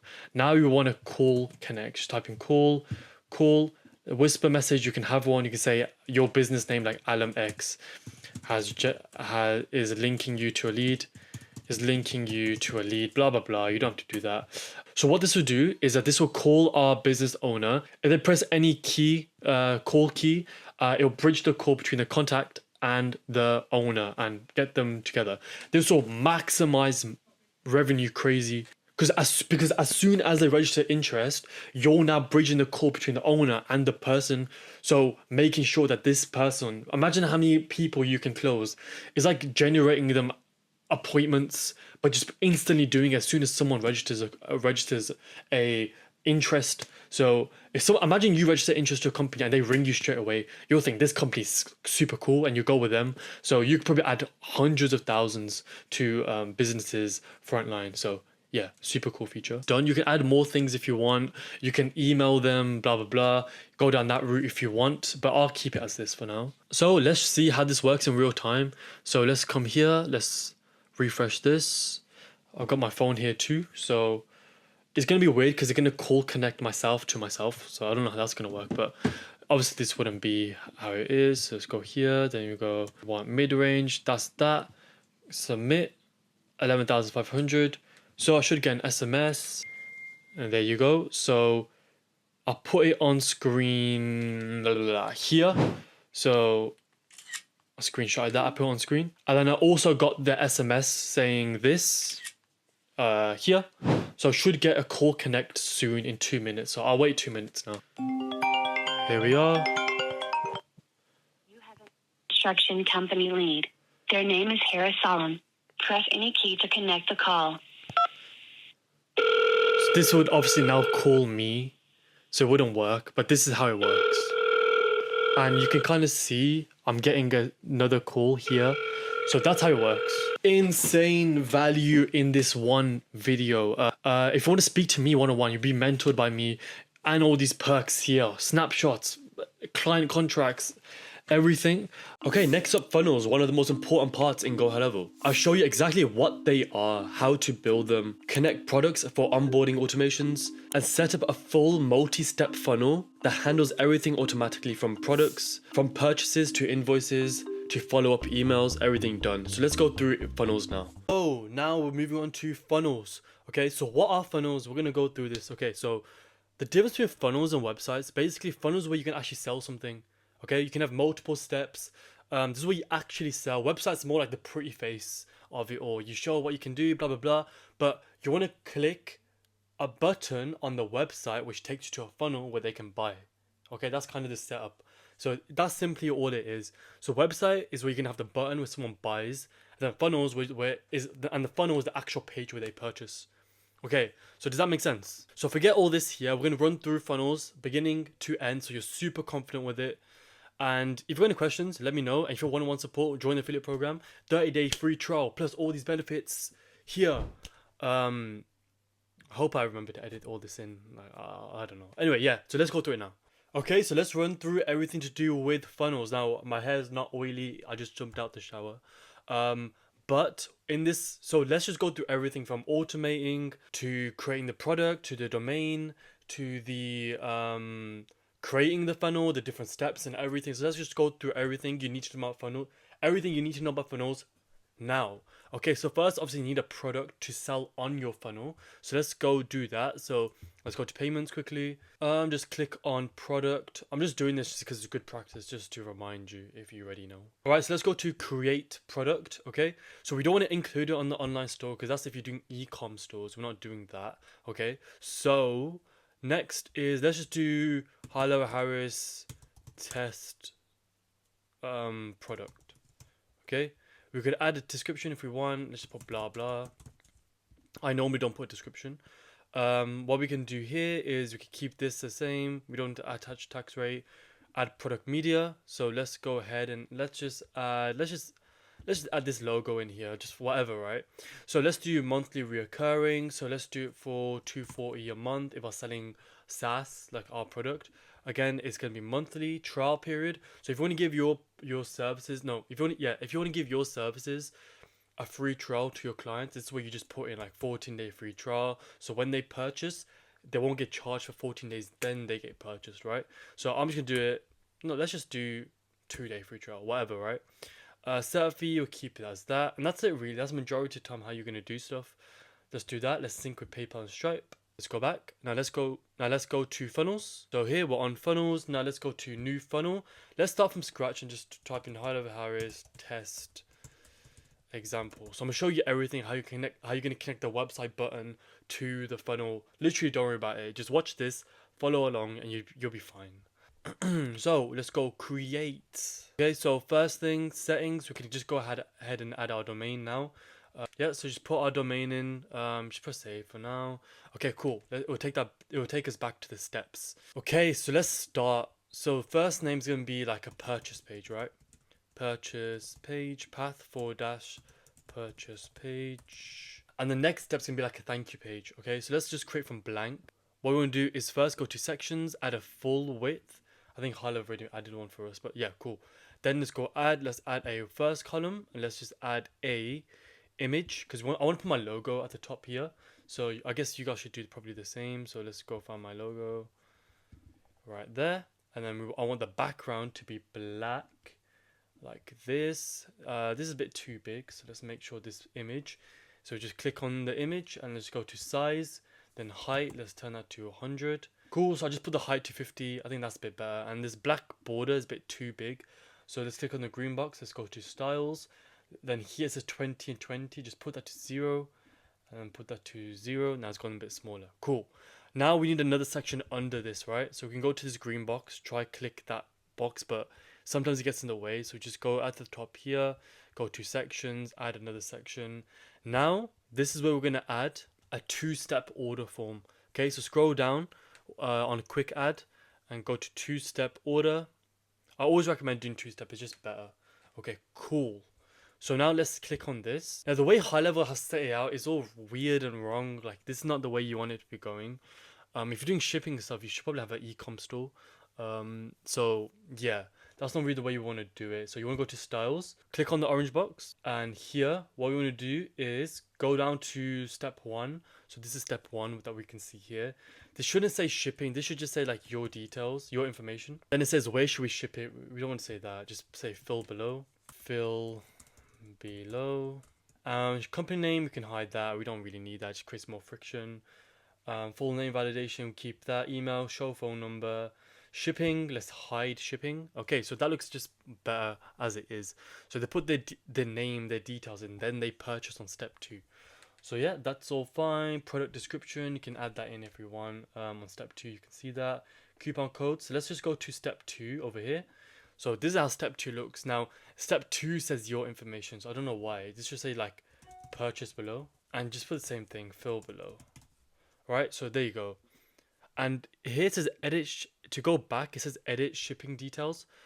We don't want it to say that, so let's go back to step 2, and what it says edit shipping details, just say go back, like that. So then if they go back, they click go back and they go back. Okay, so coupon code's there. If you don't want a coupon code, just enable it like that. Enable postal code and country if you want. Terms and conditions, you can add terms and conditions, write them up in here. Add a bump product. So if you want to add a bump product, if you select, nothing will be there. I'll show you how you add a bump product now. So to do bump products, how you do that is first let's add our normal product in. So just go to products here on the right, go to add product. Then let's click our product. So it's GoHighLevel Harris test, wasn't it? And it was for like 240. Yeah, that's correct. Let's press save. So let's added our normal product, what we wanted to sell. So boom, there you go, reoccurring 240. Be sure you have Stripe integrated into your launchpad over here. And then now let's add our bump products. Let's go to add product. Now let's just pretend haircuts. I don't know what that is, but yeah, let's just say this is our bump product. Go to additional options, then enable it as a bump product and press save. And there you go, has bumped next to it. Now let's go back to overview here, and let's go to edit. Now if we go on the bump product, it will show the haircut thing. So let's go here, let's go down, let's find bump product, there you go, and here you go. Now haircut shows, then it should show up. So just put in blah blah blah blah blah blah. There you go, and there you go, here's the bump product. So obviously we don't want to name it blah blah blah, you want to actually like put in here haircut. So let's just update it like that. Add haircut, blah blah blah. They can click that and add it to their thing, but I don't really want a bump product. Then the bottom part is like unfinished, it's not finished. So what we can do is just get this one and just copy it. So let's go to this green box, copy, and then go to these arrows down. There you go, right, just like that. So remember, I added like a 2-day free trial to our thing. So what we can do is go to headline and add in here like start your 2-day free trial. From here, make this white. Start your 2-day free trial. How does it look on mobile? Way too big on mobile, so always check mobile. There you go. Desktop, because you can do different sizes for different views. Okay, start your 2-day free trial, and let's just preview this now. So this is how we're gonna go through this live now. So let's see how this works. So we can make this longer, but it's fine. Full name, let's put Harris. Here you go. So 2-day trial and $240 per month after trial period. Okay. So we added no bump product. They can go ahead, add that in. The price is 0 because we have a free trial. Then they put their card in and complete. Now what happens when they press complete? Like it needs to go to a thank you, right? So that's what we need to build now. So that's all done. Like the domain's added, blah blah blah. It's done. So let's go to a next step, and let's name this next step thank you page. Let's create. Okay, so let's start from, or you can use existing. Choose this funnel and the purchase page. We can just import it into the thank you page. Just gets the top, I guess, done for us. And let's just press edit on the thank you page. But obviously the middle part is not going to be the same as the other one. So let's get rid of this now. Now GoHighLevel has something that makes it super easy. Just go here and drag in order form. Now whatever product you purchase, it'll auto fill this out. Like you don't have to do anything. Just come here and just put thank you for purchasing. Then you can put under you will receive an email, or you can put whatever, because we're going to run automations off this now. Okay, but first we need to tell GoHighLevel to go to the next step on purchase. Okay, so let's do that. So this thank you page funnels can be very simple. Like I did this very quickly. Like you can get rid of this, add something else, do what you want really. But I always keep my funnels just nice and simple. Like they can't go anywhere else but purchase. Literally, that's it. Okay, so let's go to the purchase page again. Let's go to edit. If we click on this, we should have somewhere say, yeah, sale action. It says go to next step. So on purchase, it will go to that thank you page, which is the next step in the funnel. Okay, I'll show you what I mean by next step. So like when someone goes through this purchase page, the next step is a thank you page, and you can keep creating steps. Like it's super cool. So before we start automating blah blah blah, how do we link the website where someone clicks buy now to the funnel? So now because we added the domain, we can copy this. Then let's say we go on the website, and let's say we have a page. I'll just do this now. So let's say we go on our website. By the way, if you join my affiliate program, you get all this stuff for free. Snapshots, one-on-one support with me, $1,000 worth of custom CSS for websites. It's super cool. But let's just say this button, the way you link the website and the funnel is, let's say this button says purchase now. Okay, what you do is on any button where it says link to, not open pop-up, you want to have this to a website URL and paste the funnel URL. I'll show you how that works. So let's press save and publish, and let's preview. So if we click this button now, it'll take us to that funnel. We're on our funnel that we just made, right? So that's how you kind of want to do it. And if you want it to open in the same page, you can tick this off so it doesn't open in a new tab. Press save. Boom, done. Okay, so let's automate the funnel. So when someone purchases, you need to get verified that someone's purchased. You want confirmation email to the person that's purchased. You want then sequences that of confirmation to them that you're building XYZ. Like what I normally do is someone purchases, confirmation email, then you wait a day, tell them that you created XYZ, wait another couple days, so you just keep them in the loop that you're building them value while you're building out their sub account. Okay, so let's go to automation. Let's do all this now. Go to create workflow, go to start from scratch. Let's name this workflow GoHighLevel Harris funnel video, and trigger can be, so let's trigger. So what's going to trigger this workflow is going to be order form submission. Just like that, we'll add a filter in funnel, which is the GoHighLevel Harris test. Is going to be the page is the purchase page, the product is our product, test product, and submission type is a sale, right? So this, I guess, I hope that makes sense otherwise. All right, so this automation is now firing once someone purchases. So the next step is one internal notification to us. So if you get the Lead Connector mobile app, to get internal notifications on your phone. So get the Lead Connector mobile app on the Google Play or Apple Store. Log in with the same credentials as your GoHighLevel and allow notifications. So that way you can ping notifications to your phone when someone purchases. So that way you don't have to use SMS or email. You just click notification and you can do contact name. So I'll do it with you. So here, tags, contact, user is us, contact is the customer. So contact, full name, whatever, has purchased. Then you can just put well done to yourself. I don't know, whatever you want to say. Well done. You can even put the customer's details. Go to contact, phone number, because our trigger is the form. It stores all the information from the form and we can paste it here. That's kind of what the custom values are. Okay, so that's what they are. So contact phone. So this is going to auto populate with the customer's phone number. This is going to auto populate with the customer's name that they filled up in the form. So I hope that makes sense. Customer email, blah blah blah. That can be that. Direct page to contact. So whenever you click on the notification, it's going to direct you to the contacts page in the GoHighLevel app. That's what we want it. To user, we want to go to a particular user, and that's me, right? So it goes to me and press save. So now I'm getting notified as soon as someone purchases. Next, we want a confirmation email sent to the customer. So this email is going to go to the customer. So LMX, you go my email, then you put a subject, whatever you want to put. Contact first name, welcome to LMX. Then go on ChatGPT and tell it to write a good confirmation email. So for now, I'll just do this, whatever, right? Okay, cool. So they've purchased, you've got notified. Be sure to publish and save, obviously. Now what we do is want to wait, right? Wait. So wait steps has so many different things you can wait from. You can wait from an event, an appointment. You can wait from service booking times. Loads of different things. If a trigger link's clicked or whatever, right? This one is fine. We can wait 2 days or 1 day. And what we can do is just name this wait 1 day. Okay.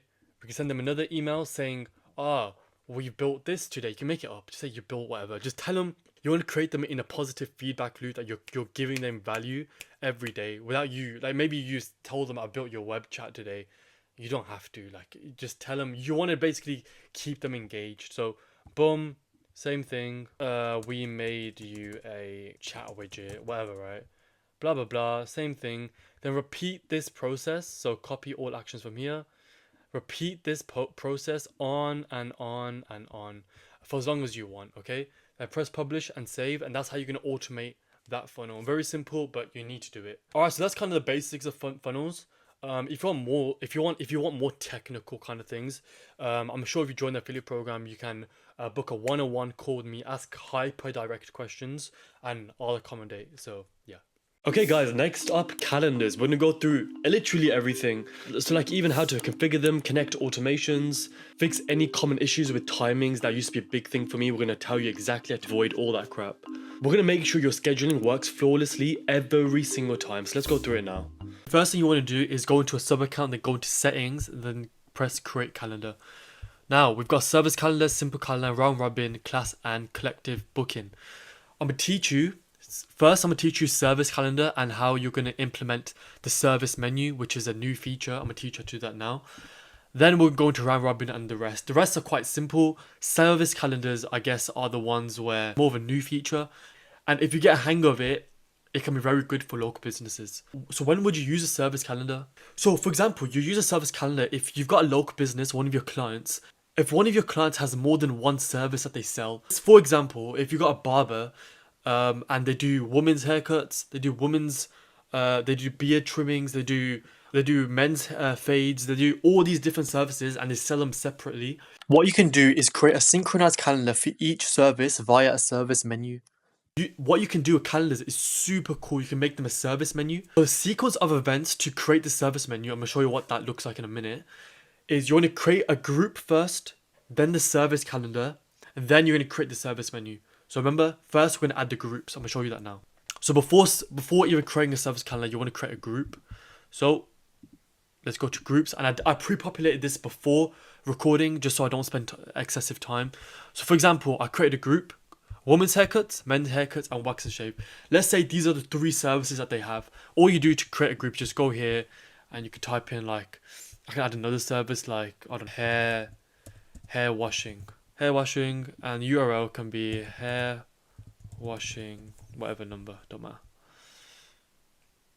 Okay, and that's created now. Hair washing is created. So first we've created the group now. Next is we need to create the calendar. So let's go to calendars and create calendar. Let's create a calendar for the hair washing. So we can call this hair. And what you do is select the staff members in that local business. And the way you do that is you go to my staff and you would add them in here. Add employee there, okay? Select a staff member, just select myself to begin with. Just to add this hair washing, don't matter. Let's say it's 30 minutes and it's Monday to Friday. Let's go to advanced settings. Now, this is where you would want to upload the local business's logo right here, okay? I'm not going to do that now because I don't have a local business. I'm just showing you an example. We can add it to the group, which was the hair washing group, okay? And change the color, team members there. Availability, we can change the availability. Just a quick one. Let's say the business is available from 8 a.m. to 12 p.m. and then they've got lunch break from 12 till 2, and then they're available from 3 till 5. So what you do that is they're available from 8 till 12. So let's do that, 8 till 12. Then you go to this add button and then you do 2 till 5. Okay, so that's how it works. So it tells GoHighLevel from 12 till 2 that in that period of time, it can accept no bookings, okay? So you can add that in, change that up. Make sure your interval and service duration are the same. So that's 30. Date range, how many days in advance they can book. So let's say 14 days. Minimum schedule notice. So we want to create that as 0 because we want people to be able to book on the same day. Forms and payments. So here's a form that they fill out and we can accept payments. Let's say this hair washing costs around £20. $20. Let's put that to pounds, wherever pounds is. There it is. Okay. And we can make that live, but you make sure you press live here. I'm not going to do that. Or maybe I will just for this one. Okay, notifications. So this notification section, whenever the customer books onto this calendar, do you want them to get acknowledge an email saying thank you, here's a time, blah blah. If you want that, who should receive the notification? Contact is the customer, assigned staff is you, and you can add additional emails if there's like a separate email that you want the notification to go out to. Barbara.com. I don't know. You can add another email if you want that notification to be sent to that email. Assign contacts to the respective service staff members, so make sure you tick that. But if you don't want them to get an acknowledgement email, you can create an automation and customize your own email, which I'll make a separate video on. Okay, customization, this is important. So this is what it's going to look like. So we need to get an image of hair washing. Okay, I've just saved a picture of hair washing and let's put that in there. And there it is. We can change the colors of the widget. And rooms and equipment, you can just leave that. That's a bit too techie. You don't really need that. It's fine. I press save. So we've just created the hair washing calendar and we've put it in the group called hair washing. And I've created other groups called men's haircut, and I just created other calendars off camera called men's skin fade, men's buzz cut. I've created a group called women's haircuts. And I put women's skin fade, I put wax and shave group, and a beard fade.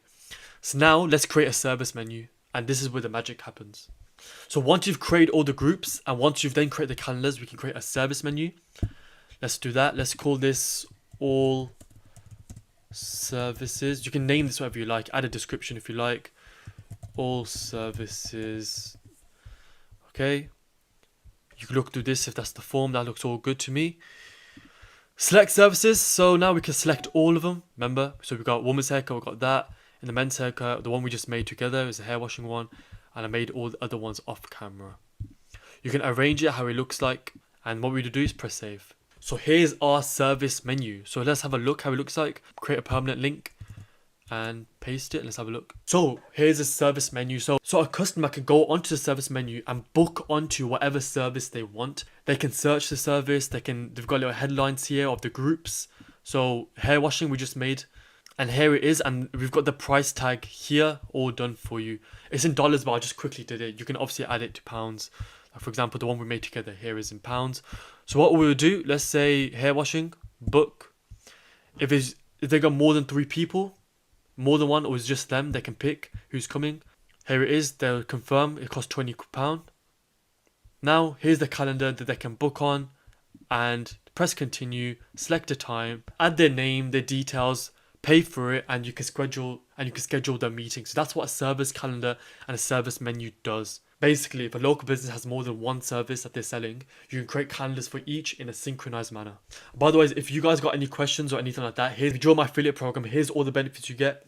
We can jump on one-on-one Zoom calls. I can help you out with any questions that you have. Plus, you get all these benefits here. And you can also create automations off each calendar if you like. I'm creating a separate video on that because otherwise this would be too long. Let's create our next calendar.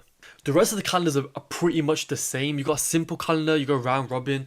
If you guys just want a normal basic calendar and you're confused what to pick, I'd recommend just go for round robin every time. Okay, if you just want a normal calendar, someone to book, blah blah blah, choose round robin. Round robin and a simple calendar are pretty much the exact same. Pretty much the same. So I can go over round robin here. So I'll kill two birds with one stone basically. So round robin, we just can call this one like, obviously I'll put capitals in if I was doing it properly. Team members, me, URL, GoHighLevel, Harris. Okay, meeting duration 30 minutes. Select my timing, go to advanced settings. Put my calendar logo, so I can do that. Here's my calendar logo. Make it circle if we want. I can add a description. I can add it to a group. I don't want to. Yep. So with round robin, once you've added all your staff in, for example, on this account only 2 people, but we can on round robin you can optimize for availability. So for example, if I want to take a lot of the, if I want a high proportion of people who book with me, I can give myself high priority. But if I want a high priority to go to him, I can give him high priority and give me low priority. Then you just add in the meeting location, or if you got your Zoom connected, you can do that. So advanced settings here. So if someone reschedules, you can have it so they will be 100% booked with the same person they saw the first time. So what you do is go to advanced settings and keep the same appointment owner. Okay, that's me. Next, here's my availability. You can change that around, mess around with that. Meetings, date range, you can put that to 14 days. Maximum bookings per day, we can change how many bookings. If you don't want more than 5 a day, you could put 5 here. Maximum booking per slot. So let's say I go on a Zoom meeting with you guys. I can have it so we have one-on-one calls, so only one person can book a slot. Or I can have it so 3 people can book 1 slot. If I want that, I can put 3. But for times, you don't have to mess with that. Forms, like I mentioned before, you don't really mess with that. I mentioned this before. If you want to create an automation and create your own custom email, if you just want to use GoHighLevel's email, I'd highly recommend using automation for this. And a video about how you create automation for your calendars is coming out today. I personally don't have this going out to anyone. I prefer to create my own automations. Then you just go customize. You don't need to add anything here if it's not for a group, which I haven't added this calendar to a group. Press save. What you do, you can just quickly preview it, check if everything's right. Here we go, here's my calendar, here's all the days. They can book on, pick a time, book on, put the name, and then of course I can create an automation to notify myself, email them, tag them, blah blah blah. And guys, if your preferences here, you should have a custom meeting location. So all you do is go on Zoom. Once you're on Zoom, you go to meeting location, you can copy the invitation, get this link over here, copy that, paste it here, and save preferences. So next, class booking. Basically, contacts can schedule a meeting with a single person on your team.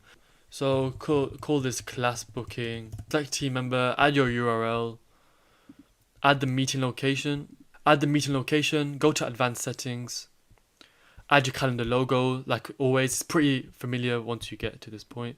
And on availability, the seats per class can change. It's pretty much the exact same. I would personally just use a round robin because you can select how many people can book on one time, create an automation, that sort of thing. So, and the last one is collective booking, which has the exact same settings. So the 2 standout ones are round robin and service calendars. The rest of them are very similar with slight differences, but you can always get around with the round robin. The safe bet is a round robin. Okay, this next part's super important. You're going to find when you use GoHighLevel calendars that sometimes the timings look wrong to what you configured it to. So next, we're going to make sure that never ever happens again. So for example, you may have a problem where you've set your configuration on your calendar to 12 p.m. to 11 p.m. But when you go to preview the calendar like this, so what you do is you pick a calendar, you go to share, you create a permanent link and you paste it. But when you go to preview the calendar, I know I've picked a different calendar, but I'm just giving you an example. It looks something like this, and it's not all the times that you wanted at all, or even the days may not even be available on the days that you want it to be available. So this is how you're going to fix it. So first things first, if there's a problem with one of your clients' calendars, and that calendar is configured on your client's timings, then I'm gonna show you that. But for example, let's say this is your own personal calendar. What you want to do is go to my profile, and then what you want to do is scroll to the bottom, and you know where it says user availability? You want to put your custom location, put your Zoom link that you have, make sure the time zone is whatever the time zone is where you are, and here you need to make sure that this time covers all the times really, because this tells HighLevel that you're available from these times. So make sure these cover this covers all the times, and you're available on the days you're available. Okay, if I put here that I'm not available on Sunday and Saturday, then on my other calendar I've put I'm available Saturday and Sunday, it'll be blocked off on the calendar. So you want to make sure that everything's on and everything's working there, and press update availability. The second problem can be if you go on business profile, the time zone. Your time zone in that sub account may be wrong. So if you've got a client in America, their time zone may be in BST, which is Europe, London. You don't want that. You want to go make sure that this is in whatever time zone that person is in, you or your client, okay?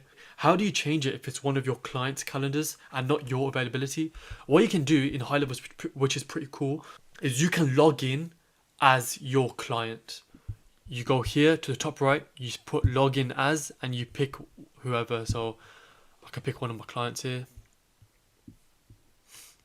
As you see, his business profile is in Los Angeles, America, because that's where he is.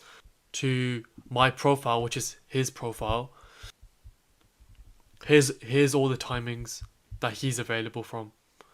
Okay? Alright, let's now learn about GoHighLevel calendar automations. Firstly, go into a sub account, and you actually need to have a calendar. I just created a video on how you create all the calendars in the calendar playlist. Have a look. So let's go into automation. Let's create a workflow. We can call this the calendar. Okay, the trigger is going to be appointment setting. Someone's booked an appointment. Customer booked appointment. That's going to be, so if you type it in, customer booked appointment, press that, go to add filters, go to in calendar, pick your calendar. So let's pick the home visit one. That's it. Press save trigger. Now what we can do is immediately tag this person as someone who's one-on-one. We could tag them that they are a part of the one-on-one membership. Okay. Next, we can send an internal notification to the local business.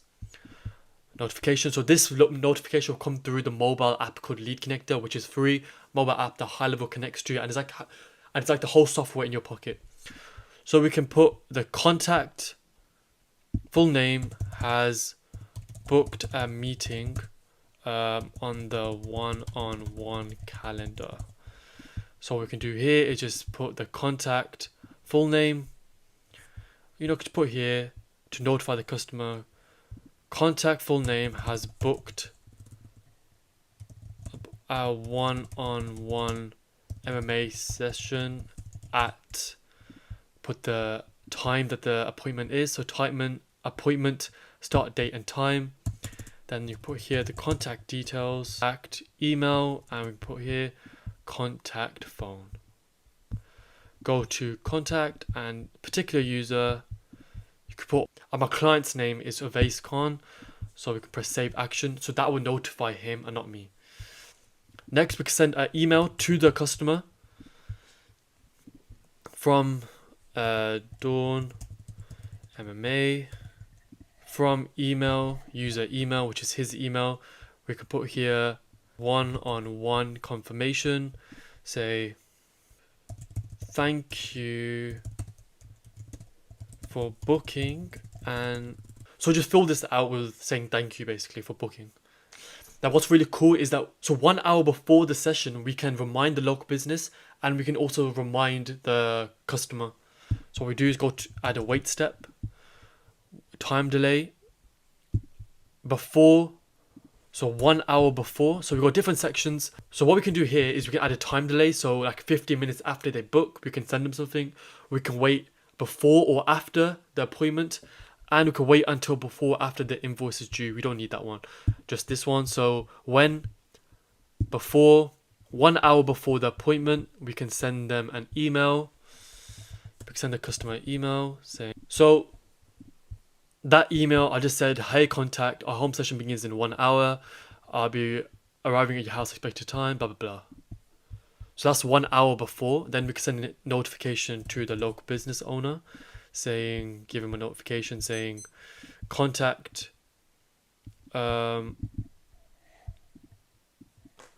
so let's say John's one-on-one home session begins in 1 hour. Put the contact phone. Okay, so he will get a notification saying the home session begins for John, begins in 1 hour. Here's their details, okay? Now what we can do is 1 hour after the session, we can send them a Google review link. So let's do that. Let's wait 1 hour after. So event after, let's say after 2 hours, we can send them what we can do is send them a review request. We can send it through SMS and save. So what that does, if you've integrated your Google My Business account into GoHighLevel, so once we wait for 2 hours after the appointment, we can automate and send them a Google review request. Okay. Next, what we have to do is publish and save. Okay, next we're going to go through what are GoHighLevel group calendars and how we utilize them. Okay, so what you want to do is go into a sub-account, your client sub-account for example, and you want to go to settings and calendars, okay? So here are my calendars. Now, let's say for example, I have these two calendars. Let me show you. So let's say for example, local business does women's hair and men's hair. Create two different calendars, one men's hair, one woman's hair. What we can do is group these together. As you can see here in calendar settings, it says here groups and a new section because it's like a new feature. We can group these together because it's under one local business, but there's two different services. So let's group them together. So what we do is go to groups, create group, and we can name this as hair services. Put the URL as hair services and just add some random numbers. Okay, and that should be done. You can add description if you like. You don't have to, but you press create. Okay, so now we've got the group called hair services. Now what we want to do is add those two calendars in this group. So what we do is go to calendars. Let's go to men's hair. Let's go to this button here. Move to group. Let's move them to hair services. Tick that box and select. Now that's in the group hair services. Now let's go to women's hair and do the exact same thing. So go to move to group and then let's move it to hair services. Okay, select. So now these two things are grouped into hair services. Now how do we implement this into a website so their customers can book onto and choose whether they want to go for men's hair or women's hair? So let's go to websites. I've just got a quick example that I can show you. Of course your website will be proper, but this is like an example website.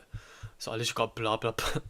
I've literally got blah blah blah written there. So let's just go down here. Okay, let's add an element quickly so I can show you. Let's add the element which will be calendar.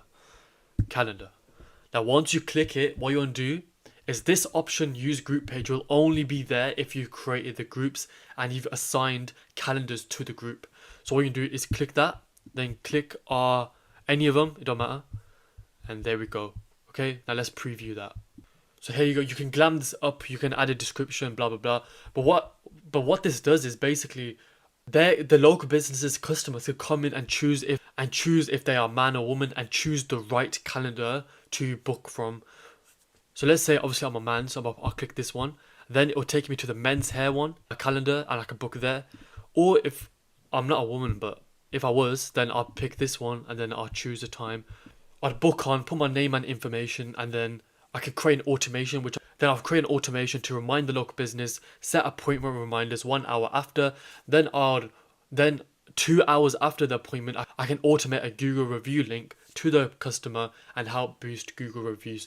If you're thinking, okay, how do you do that? I've created a video in the playlist called calendars, how to automate your calendar. Go watch that. And if you guys are a bit confused about how you set up a calendar, I've also created a video in the calendars playlist on every single calendar how to set it up properly, what to do if there's problems with it. I go around robin, the service calendar, and all of them in that video. But honestly, instead of doing group calendars, I think a service menu actually is better.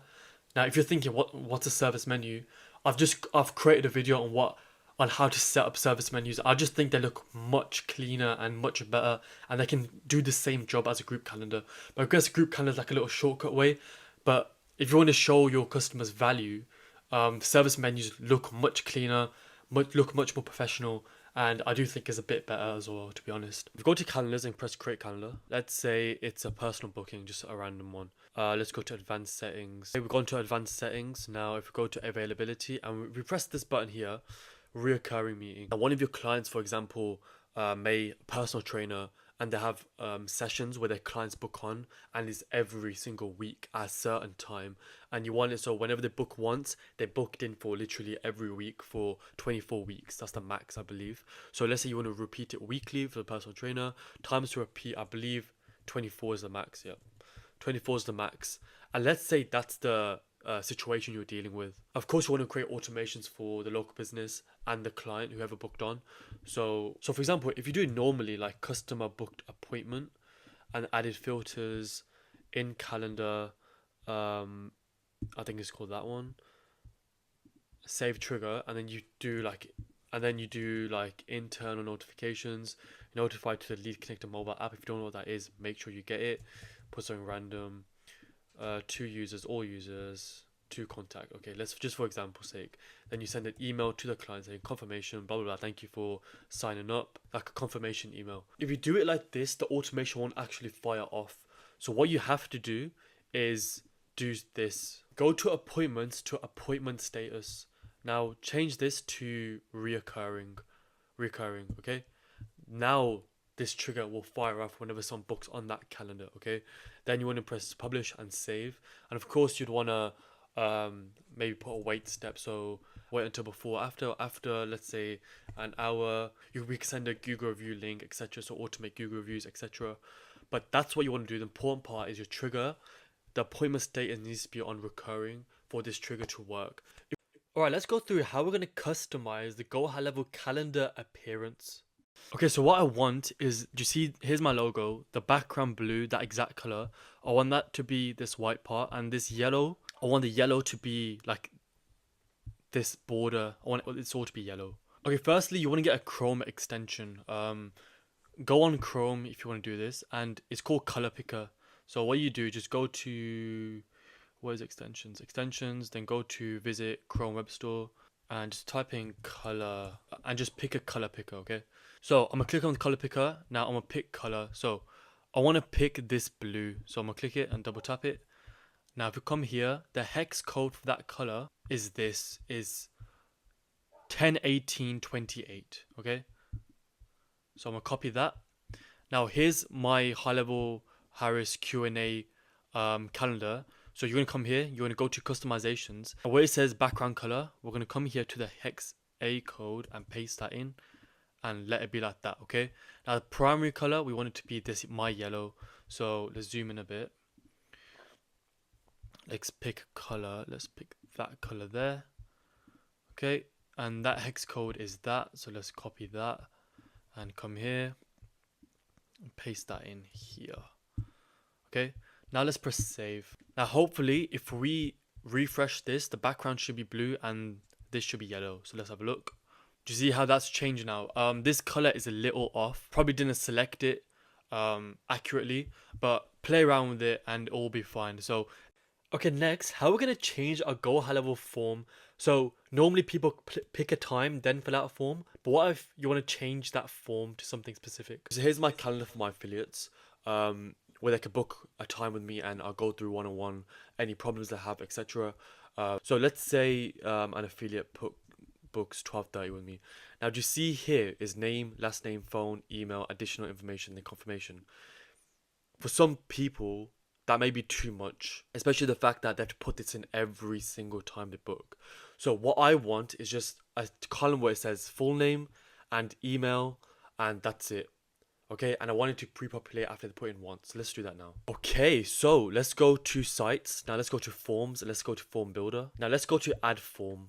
Let's start from scratch. Okay, so now we've got all these parts. We don't want any of this. So let's get rid of all of them. Okay, let's get rid of that, and we can even get rid of that. Even the button we don't even need. So what we need is, I want their full name like I mentioned, and I want their email, just so I can send reminder automations to them half an hour before our meeting, or you can take down their phone number if you want to SMS them with the automation half an hour before the meeting. Say, okay, our meeting's in half an hour. If you want your own custom field, you can create one here and just press add, then create your own. If you want to collect, I don't know, how much money they make a month or something like that, you can just create your own custom field there. But now with this form, I want to make it sticky. So go to here. So click on this thing here, styles and options. Now you can change how you want it to look. I think that looks the best. You can change the colors around if you want the colors to change. Like the background color, you can make it red, you can make it whatever you want. But because my background on my calendar is white, I keep that white. You got themes here if you want to change the theme around. Now where it says options, on submit, you can keep it like that. But what you want to do is go to form settings and go to sticky contact, and on that. So what that is sticky contact will autofill contact information previously entered, so you don't have to do it twice. Okay, so this will significantly reduce the friction in the time it takes for someone to book the meeting. So the first time they're gonna have to put it in. Second time, just to click time, book.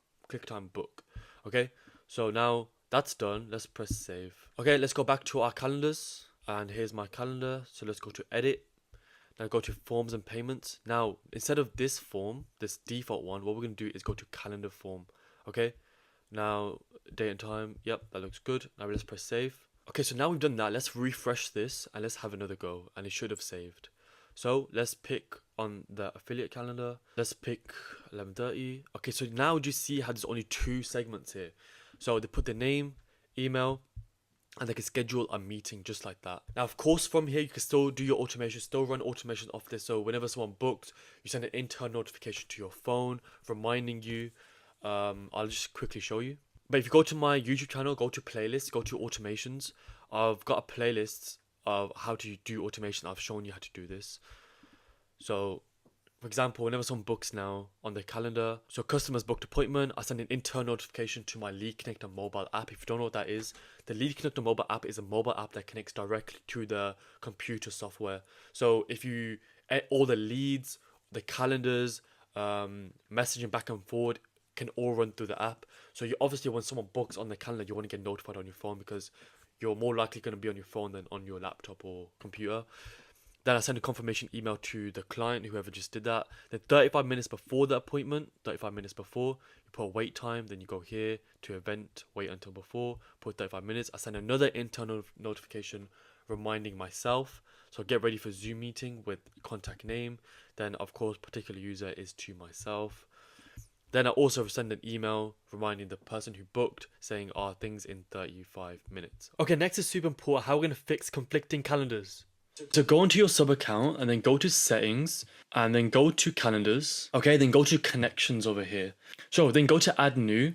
Then go to your, now pick a calendar. I'll pick Google Calendar because I got quite a few. Obviously, if you're building a sub account for a client, you want them to log in with their Outlook or Google Calendar account. Because let's say they have 4 services, and if they booked up to from 1 to 2 p.m. on their first service, then you want 1 to 2 p.m. to be blocked down every single other calendar. So to do that, obviously you need to jump on a Zoom call with them. They sign in, follow the process that I'm going to show in this video, and go from there. Now, if you want help with the managing clients, outreaching, plus all these benefits here, if you use the first link description, get the 30-day free trial with GoHighLevel. You'll get one-on-one support with me, my snapshots, my sales scripts on how to manage, also how to manage clients, how to outreach, the newest strategies, how to outreach and stuff. If you've got any questions about it, let me know. If you've already got an account, blah, blah, blah, put in the comments. So what you want to do is you want to go to linked calendar and add the linked calendar here.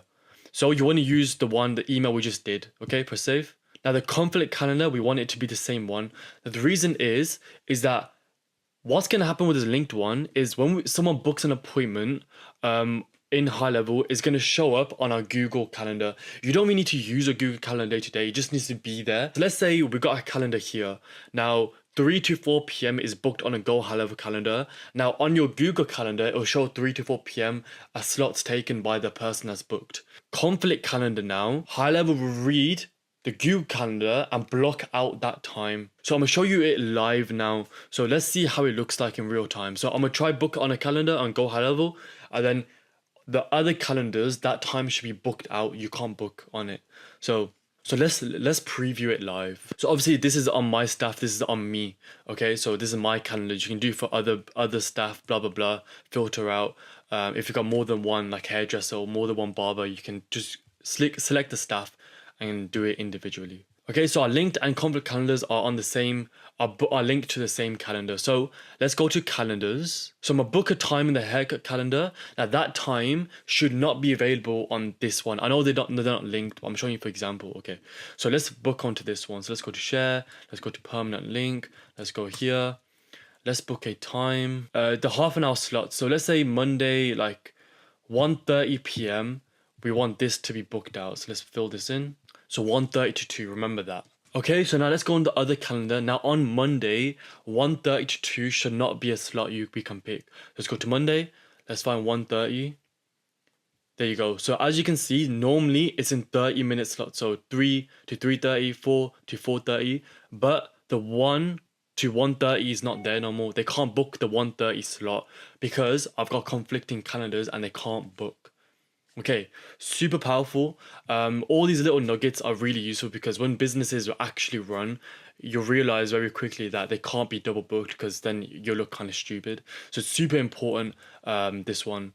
Okay, so next up is the CRM where all your leads, clients, and deals come together here. I'm gonna show you exactly how to manage leads, track pipelines, and keep every client organized. So I'm gonna show you how we're gonna create smart lists, send bulk emails, send bulk SMS, automations, Google reviews, import, export leads, the whole science of the CRM because it's super important for businesses and a very key tool for you to propose to businesses to make them sign up. So you basically need to know about it. So let's get into it. I'm gonna have to blur all the personal information stuff because my videos get taken down.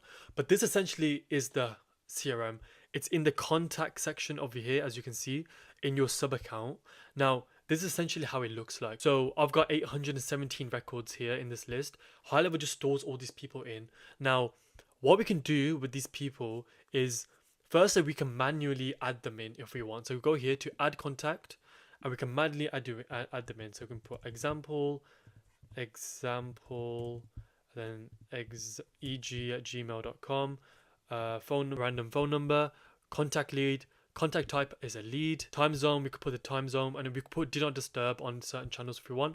We could press save, and now we are into this section. So this essentially is, you see how HighLevel has actually saved all their names, first name, last name. It saved it all here. So in this left section there, what it does, it just tells you all the information about the lead, like the first name, last name, whatever.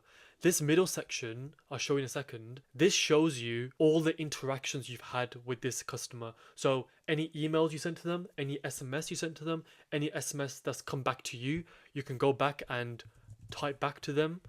Literally anything, WhatsApp, you can literally email back to them, you can SMS back to them, you can also ring them as well. You can assign them to a particular person in your sub account, so I can assign them to me or my friend over here. Now this right section is the activity. Now I'm gonna show you how one looks like when it's all filled out, but I'm just briefly explaining it. So this right section is all the activity essentially. So this is going to show us like what pages they visited to purchase. So they went from the home screen to this website to the next one to purchase. It can show us literally step by step what time, etc stuff happened when they interacted with our business essentially. This one is tasks, so you can add yourself, you can select user like myself and give myself tasks. I can assign myself tasks to do for this particular lead, okay? And with the lead connector mobile app, you can obviously see them as well. This one is notes, where obviously self-explanatory, add notes about the lead, anything extra you want to add. This lead is annoying, save it. Okay, so in the notes section now, it's this lead is annoying by me. Okay, let's maybe, okay? Now on the right appointments, you can see if they've booked any appointments with you on the calendar. Okay, you can also add them to an appointment and book them in right here as well. Okay, and you can just press this big blue button and press book appointment. You can book them in right there. So in this document, you can add anything you want, like receipts or whatever. So you press add a new file, and then you can drag in like a PNG or something, whatever you want in your business that relates to this lead. Maybe like a list of their allergies or blah blah blah onto this lead. So it's just stored here nicely. Okay. Now the payments is pretty cool because you can actually go to actions and you can do quite a few things here. So you can add their card on file. So you can, if obviously you need the permission, you can save their card on file and charge it whenever you want. So for example, if they miss a class or they forget to pay, you can go in and just press charge now, charge their card for the service. If they haven't, you can create a subscription, you can create invoice, you can manage their cards, you can delete the cards, create some estimates if you want, that sort of thing. Super cool. And then also whatever they've purchased, you can also see on the right over here. So their subscriptions, their invoices, their estimates, all just nicely goes over there. So it's super cool like that. This one, associations, you don't need to know about this. Yeah, leave that. Okay, so that's how this screen looks. And now let's see how it looks like when it's actually done. Okay, so here's someone that filled out a form. So this person got sent an automated SMS. So we can see here they didn't reply because it would come up underneath here. But so we can see activity on the right here, like I mentioned before. So we can see at 9:43 the page was visited. We can see what page right here. Then we can see the form was submitted at 44, and then the contact was created, like we're seeing right now, and it's right there. Okay, and this person doesn't have any appointments with us or anything like that. Let's look how would it look like when someone does have an appointment. So for example, this person over here, if we go to appointments, we can see they actually had an appointment on the 24th of May, a couple of days ago. So they were on my affiliate calendar right there. So obviously if you want to speak to me one-on-one, just comment done and like the video, and I'll send you a link so you can talk to me one-on-one, and you'll be like this confirmed for booking. So that's essentially everything to do with that. Now there's a few more things you need to know. Once your list looks like this and there's so many people here, now what you can do is create smart lists, which is super cool. So let's take these 4 people, the random people. Okay, let's take these. What we can do now with these people is tag them. So we got this bar at the top here, and we can do so many different things. We just looked at the first one. We can add them to a pipeline. We can add these people to an automation. We can SMS all these people. We can email all these people. We can tag these people. We can delete people. We can send these people a Google review. We can import, export contacts. You got WhatsApp, you've got that integration, and you can merge up to 10 contacts here. Obviously, if you want to merge certain contacts, if you got more than one of the same one, you can merge them into one. Okay, with this one right here. So let's say we want to tag these guys. Let's tag these. Action name, just let's name it example. Let's tag them with the tag of this video, so CRM tutorial. Okay, so then now we're gonna tag these guys with a tag of CRM tutorial. So let's check progress. So bulk actions. Okay, so bulk actions at the top here next to smart lists basically is showing you all the activity that's been complete or incomplete. It tells you. So as of course this has been complete, so let's have a look. Okay, so those people are tagged, as you can see on the right here, all on the right under tags. We've got CRM tutorial, CRM tutorial, CRM tutorial on the people I mentioned. Now what you can do cool is create a smart list. So if we go to more filters over here, we can filter all these people because maybe sometimes you need to find certain people. So we can filter them according to all these different things. I can't go through all of them, but go through yourself. You can literally order people based on all these different things. So I'm going to separate these guys based on tag. So tag is which one is it? CRM tutorial, isn't it? So let's apply that.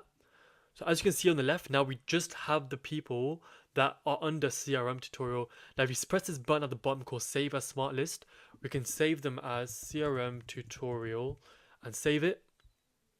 Now as you can see, these are all the contacts, but we create a new section called CRM tutorial, which is just these guys here. Okay, so that's called a smart list. That's how you create smart lists. Okay, now of course with these people we can select them all and do everything else that we can with other people. These columns here you can also change and delete. So if you go to columns, click it, you can add additional columns. You see how just that added up. So we can get rid of certain things. So if I don't want additional emails, I can just get rid of it. Additional phones, I can get rid of it. You get it. So you can add them and take away different things. So maybe you want to keep time zone on or anything like that. But of course, there needs to be things there. Now with these smart lists, of course you can go in, delete them. So go to manage smart lists. This is where you can organize them. You can drag them where you want. etc. You can edit them. You can copy smart list. You can literally share the smart list as well. Share with others. Share with all users. You can share with other users in your sub account. You can edit the smart list and you can also delete it. Okay. Now what's cool is that you can actually export your contacts. So let's export these guys. Let's go in and export them. So we can literally export contacts, and as you can see here, we have a CSV file of these guys. So click it and let it open up. Here we are. Oh, I pressed it too many times. So now we just have a nice CSV file of all the leads right there. We could also import. So what we can do is we can import leads. So if you pay someone on Fiverr, for example, to give you a whole list of business owners, and you can go in, import them into GoHighLevel, create a smart list for them. So for example, I did that before and I created this lead list too. What I did is I just selected them and then I just mass emailed them, blah blah blah. Then of course I can just go in, select all 800 and then drip the emails. So if we go to emails, you can name the action, from name, put your message in. Then this is where you wanna make sure you're doing it right. So you don't want to send it all at once because you just go to spam. You want to make sure you send at scheduled time or send in drip mode. So drip it at a certain time. You want to do around 50 a day. Repeat after how many days and just go through that process there. I'll make a separate video on that. Be sure to subscribe because that's coming soon. Okay, I think the final thing to do with this is, you see it here, I've got extra things that you guys wouldn't have because I've added these in myself. So the way you do that is by custom fields. Let's go to settings. So we've got these custom fields. So let's say there's a section under CRM that you want to have of a customer that isn't already there, native to GoHighLevel. You want to add it in like a separate one. What you can do is actually add a custom field. So like, let's add a single line. Are they subscribed? Or let's do a drop down. Okay. Oh no. Okay. So name is are they subscribed? So then group is where you want to form it. So we're going to leave it in additional information under the CRM section. So let's group that there. So now let's go back to the CRM. Let's go back to Jaza Envoy, and we can see under additional information, are they subscribed? What we just made, and we can say yes or no. Press save, and then that's there forever. You can save under general or additional information. Okay, I've got this extra stuff, you don't need that. Then of course you've got D&D and that sort of thing here. Now there's also actions you can take as well. So if you can tag them here, you can add them to an automation here.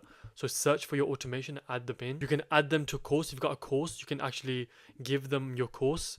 And community groups, you can add them to your community groups as well, all through here. And then if they've got the D&D, you don't want to do not disturb them, you can just select that and press save. Okay, next is a video of me importing contacts and then blasting emails, just so you see live how it works.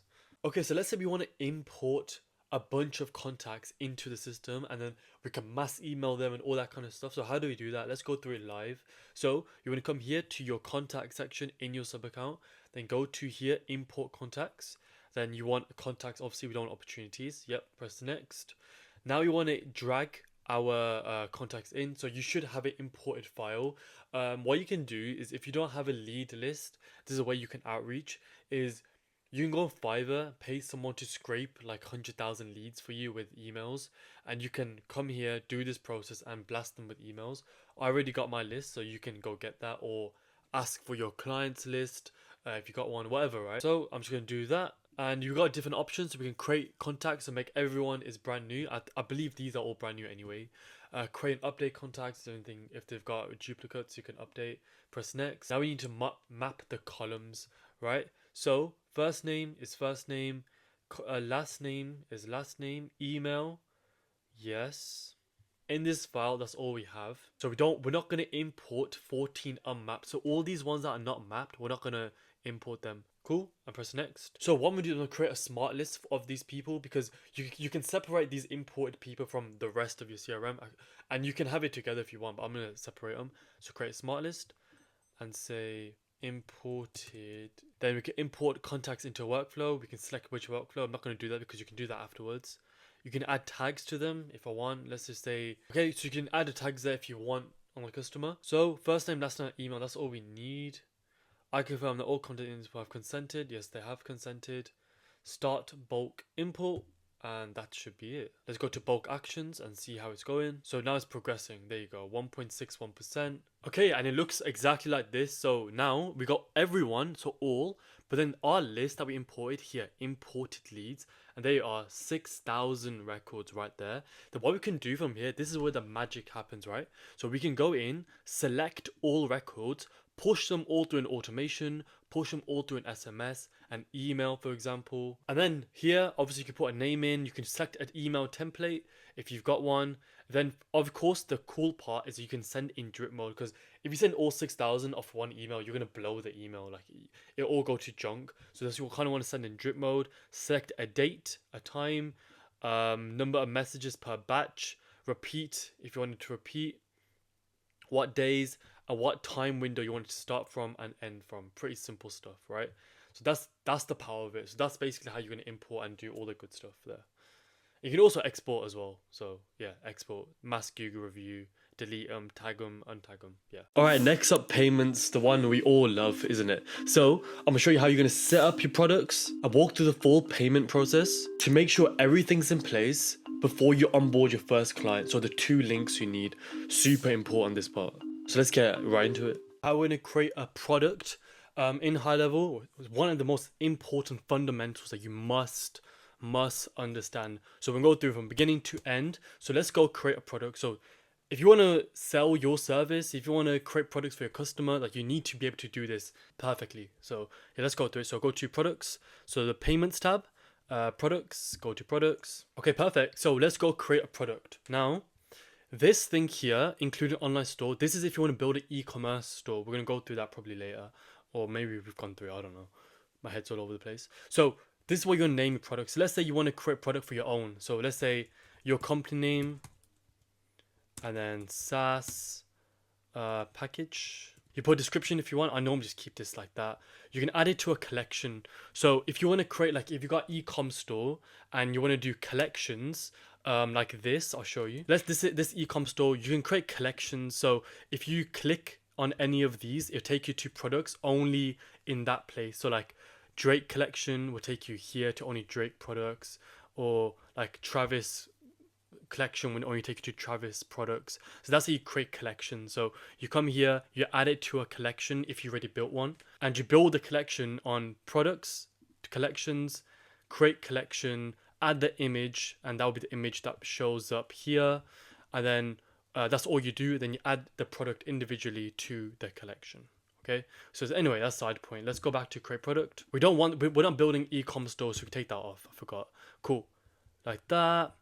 And then product media, so if you want an image, so I would recommend maybe putting your logo here. Just put Cadbury's logo. Now here, one time. So this is where we can create a recurring product. We can create a normal one-time product. So if you want to charge £50 one time, or if you want to do like £50 a month, a week, a day, yearly, or custom, you can add a trial period. So when someone puts the details in, when you put this product on a funnel, and when they purchase, it won't charge them for 14 days, for example. Okay, setup fee, you can add that if you want. You can track inventory, put how much quantity you have. If you've got like t-shirts you want to sell or something like that. Variant, size, and color.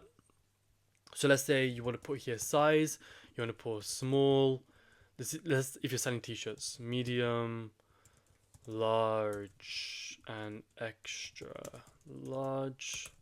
Press done, and here you go. You can charge different prices for different, like medium you may want to charge 60, large you may want to charge 70, extra you want to charge 80, for example. Okay, so that's where you do that. So that's kind of how you make products. Super important. If this button comes up, I normally just press it, just sync it. Okay.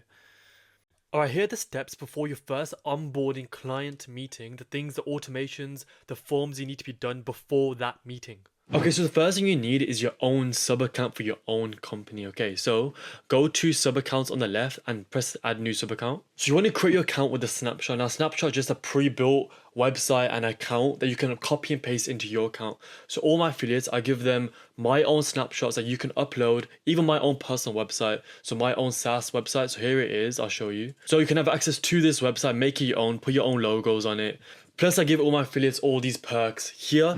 So be sure to use first link in description, get the 30-day free trial with GoHighLevel and sign up like that. Okay, so once you have this snapshot into your account, it looks something like this. You want to go to the launchpad. Now to process payments, okay, sometimes it says connected when it actually isn't. To process payments you're going to get from your clients when you outreach and they're on a Google Meet call with you, is you're going to need to connect Stripe to your own sub account. So just go to Stripe, create a Stripe account, go back to the launchpad and connect it here, okay? If it's saying congratulations when you haven't actually done it, go to settings, then go to integrations on the left and then come down and connect Stripe right here. So let's say you booked a meet with a client, you need to send them a payment link, okay, for Stripe. You want to send a payment link to a funnel. Now I recommend giving a 2-week free trial with GoHighLevel, then start processing the monthly payment. So for that, we're going to need a domain. So you want to go to GoDaddy and purchase your own domain for your own sub account, okay? So let's say GoHighLevel Harris. You go in, it costs like £10 if you want to do the 1 year. If you do it for 3 years, the first year will cost you 1p, so not too bad. And then scroll, once you purchase that, you want to go down to domains on the left, press connect domain, press website, press connect, type in the domain you just purchased and GoHighLevel will connect it automatically, okay? Perfect. So now you have your sub account, you've got payment processor connected to your bank account, you've got a domain for the funnels or websites for your thing. So you want to connect your domain, you want to come here to whatever website is, go to settings, go to domain, click the domain that you've added and press save down here. The next thing in the checklist before you're meeting with the client is you need 2 links on the call with them. So your initial Google Meet call, you want them to fill out a form so you can collect all the information to fill out a sub account. Secondly, you want to give them a payment link form. Now, this payment link form, they're not going to pay on the call. You want to give them, I recommend my affiliates to give them a 2-week free trial just to give them an offer so good they feel stupid saying no. So let's start with a payment link. So what we want to do is go to payments because we need to create the product with a 2-week free trial. So go to payments, then go to products, press create product, and put in your business's name software. So software. Yeah, so just scroll down and then here put the amount you want. So this would be GBP, and let's say we charge them like 99 a month. You can go to recurring trial period, keep that at 14 days, okay, and leave it as monthly. So let's press save. Now let's create the funnel for them. So let's go and let's create one, press new funnel. We can just go from blank and just call it purchase page for software, home, purchase page. So we can name this one the purchase. Okay, let's go to products. Let's add the product we just did. So the Alamex software, that price, and it has the 14-day free trial inside the product. So you don't have to worry about that. Keep that at 1 and just press save. Okay, there's a question mark here because I'm just showing you an example. I haven't added Stripe to this account yet. So let's go create from blank. Okay, let's go full width. Let's go add row. Let's add here. Let's add a image. Oh, let's add our logo in. So I'll just pretend for now that this is our logo. Let's make this 100. Alamex software. They can put a sub headline underneath. 14-day free. That we can make this different font. So let's go to content font. That's a bit better. And this looks a bit too big. So let's make this a bit smaller. 0 and 0 there. Okay, cool. Next step, we're gonna add a section full width. Come here, add column, add a 2-step order. Come here, let's go to styles. Let's go to the step 1. So this should not say shipping, say your information. And we should say fill below. So it's changing here in real time. So full name validation we don't need. Company name we can hide company name. Shipping we can hide shipping. Here it should say just fill below. That should be fine like that. Information, coupon codes, get rid of that. And that's fine. And let's preview this quickly because we already integrated our product. Before I preview it, because I haven't added my Stripe onto this example sub account, I'll show you how it looks like how it actually looks like. So it looks something like this. So purchase page and a products page where we integrate our product like I showed you. We can preview. So we can fill this out. And next, and it looks something like this, a 14-day trial and 99 a month after the free trial period, okay? So this link, you see I've added my domain to the top. You want to copy this, and when you're on the call with them, after you spoke about it and you got them on board, you say, you know what, if you sign up today, you get 14-day free trial. Once they say yes, they want to continue and progress with everything, you send them the link, they purchase it with their card, because after the 14 days, they'll start getting charged. So that's your confirmation to start building it properly. Also add a new page, you can add a new section and just keep it something like this. So this will fill out automatically the way you put that in, and you go to elements, you scroll all the way down, and this order confirmation one is what you put in there, and that's all it is really. So that's the first link that you're going to need with you at hand before you go into that meeting. The second link is an important one, is you're going to collect all their information. So the second link will look something like this. So it looks something like this. So the full name, email, phone number, availability, staff email, services, and company logo. Okay, so let's build this out together. So go to forms, go to builder. So I'll show you how my one looks like. So get info for clients. So what I've done is at the top, gone to image. So gone to image here, put that in, put my logo in. Full name, I drag this one. So you can just drag things in like that. Put full name, is already there. You can put email, I just dragged email. Phone number, I drag phone number.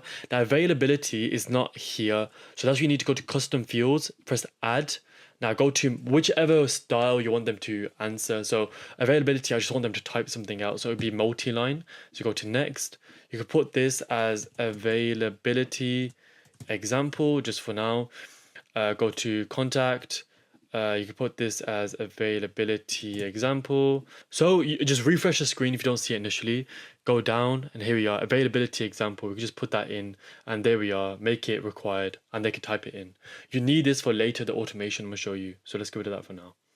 So full name, email, and staff emails did the same thing with the custom fields. Services, same thing. Now company logo, that's a quick add. So I just named this file upload, put that in. Then I named this company logo, whatever, and then they can upload it there. Cool. So that's done. It's very simple. I'm sure you guys can get a hang of that. Okay, let's go back. I'll show you the automation for this. So let me show you the automation now for the two links.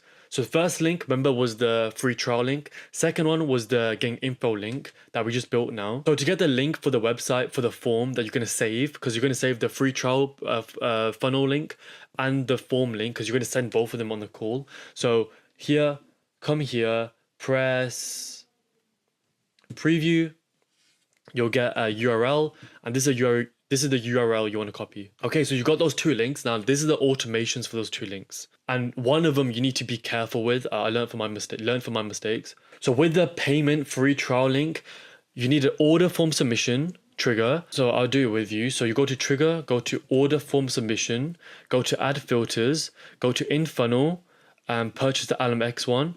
Then go to page is the purchase page. Then product is LMX software, and don't do the another one. Don't do submission type sale, okay? Because at the high level doesn't recognize it as a sale because they're not paying anything, okay? Even though they're putting a card in, they're not paying anything. So because it's free for 14 days, the way I've configured it, keep it like this, okay? So that's exactly what I've done here for this trigger. Cool, keep it like that. Then send an internal notification with an SMS. Now I'll show you how you're gonna do this. So internal notification, keep this as SMS. So this is gonna go to you. Okay, so you're gonna send an internal notification to yourself. Keep it as an SMS because it just pings to your phone. You can save it forever. So once they purchase or the free trial, you wanna tell yourself that the contact has purchased 99, blah, blah, blah, of course, 2-week trial. Send an SMS to them. Hey, contact name, go to contact, first name, whatever, and it will automatically fill out with the details that they put in. Thanks for choosing LMX, blah, blah, blah. Now, the one for the form is more complicated. I'll show you that. So the form one is, the trigger is just form submitted. So you want to go to form submitted. They go to add filters, the form is, and pick the form. So I've got that here, is get info for clients form. Then the internal notification is a bit different. Get the Lead Connector mobile app. Now, if you don't have the Lead Connector mobile app, you're wondering what is that? It's the app that connects directly to this laptop version of HighLevel. It has everything there. You sign in with the same credentials as you logged into this. There's a lot of niche questions. That's why I say it's good to join my affiliate program. You can speak to me one-on-one over Zoom and we can get all your personal problems done with this, the nitty-gritty stuff. Because obviously I don't know all your problems. So this one's a bit different. Now, I'll do it with you. So let's just go to internal notification. So you want to do an SMS with the form because you want to, if you do notification here, it's going to pop up, but you won't be able to see all of it. With an SMS, it'll be stored on your phone forever. So you want to do like contact has filled out the form. So you can do contact name, so their name. So you go here. Contact is them, users us. Is always contact if you want to get their information. Contact first name, so they put their name, their phone number. So this is all auto populate. So whatever they put on the form is going to be pinged to me. This is how you do it. So contact phone, then you do even the contact's email. So go to contact, email, boom. How about the custom fields that we made? Remember the availability example? So whatever they put in the availability example box, we want that to ping to us as well. The availability example box. So we go down to contact, scroll all the way down to custom fields, and find availability example. So it's definitely going to be here. Here it is. So availability example, click. So whatever they put in that box is now going to get SMS pinged to me.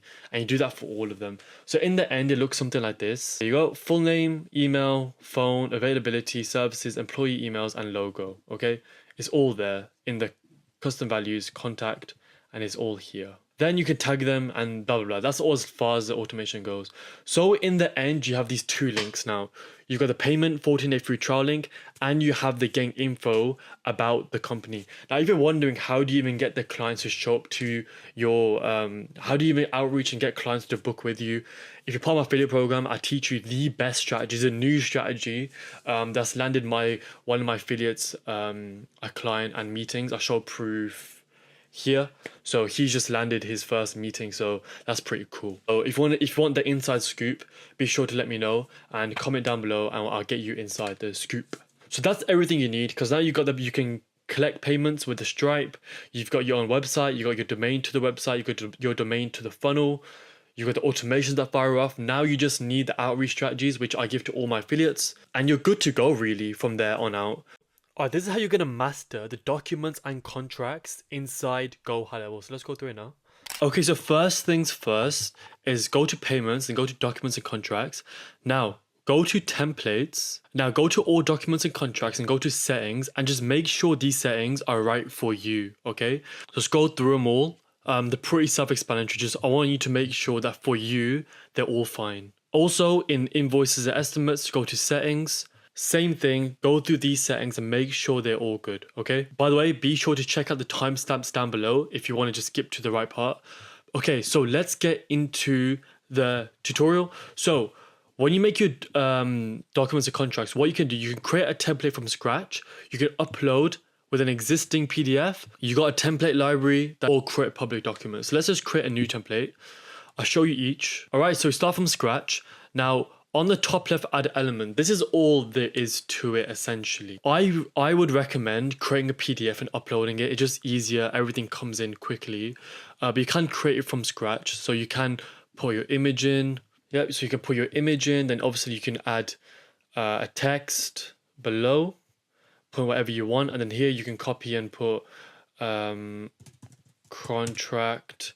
Then put all the details of your contract here. So details here. Then you can add a product list. So you go to product. You can add items to your product. So whatever SEO package, come here, add item. It can all be there. So you got your payment settings for this. So you can enable direct payment on here if you want. Or you can have an automatic invoice be sent. But I prefer having automations doing that. And you can enable auto pay as well. So if they've done it once, they can use the same card and pay like that. You can have it if it's an optional item or not. So this is non-optional. You can edit the quantity, so you can let them max have 10 if you're having like a physical product. And of course, you got tables and all that sorts of other cool stuff you can add in and do what you want. But the main part is the fillable fields. So as you can see here, at the bottom, you can have a text saying signature, add in your signature here for yourself, add in signature for the client, email it to yourself. Once you filled it in, it automatically emails the other person. So let's do that now, but let's do it with a PDF because I think it's just easier. And for the sake of the video, you guys in your own time can make your own like contract, write it out if you want. I would say have a PDF. It's just easier. Let's go to documents. Let's go back and let's go to new. Let's add upload existing PDF. I just got one from the internet, so just put that in. So it's like an events planning thing, whatever. So what we can do is now add fields to this. So the host it's going to be me. The planner will be like the planner or wedding planner, whatever it is, event planner. It will be them, whoever we're signing it to. So for example, we can add in a text field, make this a bit smaller, maybe here. They can fill that in. We can duplicate that. Let's say we want them to just fill the title in as well. And of course, signatures. So let's go down to signature. And we're going to sort out which person signs which in a second. Let's just put these fields in. Signature there. And we want the planner signature there. The date too. So let's want them to fill out the date each. So let's put that there. Let's put that there. Okay, so this PDF has sorted out what this contract entails. We want these now to be signed. So let's say I'm gonna do this to myself because I want to show you this live at the end. So let's say host was me. So let's click it. Let's go to be signed by, and let's go to Haris Alam right there. So let's go to use template now. Okay, let's click this again. So this one should be done by me. Yes. This one now, what we want to do is go to recipients. Now let's say we want whoever that person is. So let's say it's a random client. You can add a new client in, put the name, like the email stuff, add them in. But I've already off camera added in a client. So let's just put in this one here. Cool. So now I've added a recipient in. So the second person, you can even add another person. So add more people that you want to add in. Okay. So we want this one now to be done, Mr. Jackson over here. And this one will be me. And this one to be done by Mr. Jackson. Okay, perfect, because we've got here recipients like that. Now, what's super cool is that you can have it, so after I sign everything, so it doesn't get sent to the other person. Once I sign it, then it gets sent to the other person. So that's cool. So we want to do that. So I want me to be first, then the other person, which is me again. So I'm going to show you it on both sides, to be sent after. So I'm get sent first, they get sent after. Perfect. How about the host? So I'm the host. You want this to be done by me, that to be done by them, for example, whatever. Let's press save. Let's name this high level Harris contract. Okay, before I preview it, I want to create the automations. Let's create the automations now. Okay, so my first automation, what I want to happen is that once they sign the contract, I want to send them an invoice. The second automation will be once the invoice is done, I could probably send them an SMS or whatever. You can do what you want with this. Like, it doesn't have to be that order. You can just have it so once they fill their contract, you send them a link to the funnel where they can purchase whatever you want. A pretty simple workflow. So let's go to create workflow. So basically on the trigger, what you can do is go to type in contracts. Now, if you have your contract or document as a template, you can filter by template. So you could go template is and select your template, specific if you want it specifically. But for this one, I just have one normal one. So status is signed and accepted. So when that contract is signed and accepted, this is going to fire off. Okay. Then I can have an invoice be sent. So I can have an invoice, send invoice. If I don't want that, I can have an SMS go to them, and I can have it say, hey, here's the link for the payment form. And this could just be our funnel. So we just have a random funnel, but just for example's sake, I don't really need to go there like that. And I could just have publish, save. And then I can have another automation. So when they fill out the form or funnel where they purchased, they get, I don't know, SMS, email, so congratulations. Let's do that as well. So we could come here and just type in order form submission, go to funnel. The funnel is the purchase the software, page is purchase page, product is the software, submission type is a sale. Boom. Now we can just send them an email. So when they go from there, we can just go from there, send them an email, and it's all good. You can be more creative with this. If you want help, one-on-one support with this, plus all these benefits here, if you use my link in description, first link, you get 30-day free trial with GoHighLevel, not 14, plus all those benefits, one-on-one support with me, my snapshots, my sales scripts, my white level presentations, whole bunch of things. If you've already got a GoHighLevel account and you want to sign under me, just comment under the video or email me and we'll get it sorted. Okay. All right, let's go through it live. So let's send it over. So let's send it over. So it should send to me first because I've forgotten recipients. Set signing order, I'm first. So let's press send. You can share a link or email. Let's go to email. You can also do this through the Lead Connector mobile app as well. So be sure you can do that. It's pretty cool. The default template's fine. If you want to change it, go to the marketing tab, go to email templates and change it. It's fine. Let's press send. Okay, so yeah, here's the first email. Here you go. Okay, so you have 3 required fields. So let's start filling out. So here, host, I can just put my name, Haris Alam. Let's go to the next signature, accept, the date, today, and let's press finish. So I've signed my end of the deal. Perfect. Now it will send to the second person, which is me again because it's an example. So it should now be in my email. Here we are. The second one's here. Let's review document. Let's sign my end of it. Start filling out. So let's go here. Blah, blah, blah. Let's go to here. Harris Jackson. Don't know why I picked that. Probably because Michael Jackson's the GOAT. Cool. That's all signed. The document is signed. So for the automation, you can see I got the SMS there once I've signed the contract. By the way, GoHighLevel also emails you the finished document by itself. So that's pretty cool. So yeah, please like the video if you like this. If you want more videos like this, please comment down below if you do. If you're looking to sign to GoHighLevel, use a link in the description. First link, 30 days free trial plus all the benefits there. So yeah. Okay, next we're going to learn how we're going to add bump products inside GoHighLevel, inside funnels. So first we need to create the bump product. So let's go to payments on the sub account, then go to products and go to create product. What should we bump? You don't want it in the online store because that's for like e-com stores. We're just creating a funnel. So our bump product, let's say we're doing, okay, so we're just doing SEO package as like a bump, add description, blah, blah, blah. Okay, payment, it will just be what, like, let's say just 40 more. I'm just giving you an example, whatever, £40, yeah. Let's save that up.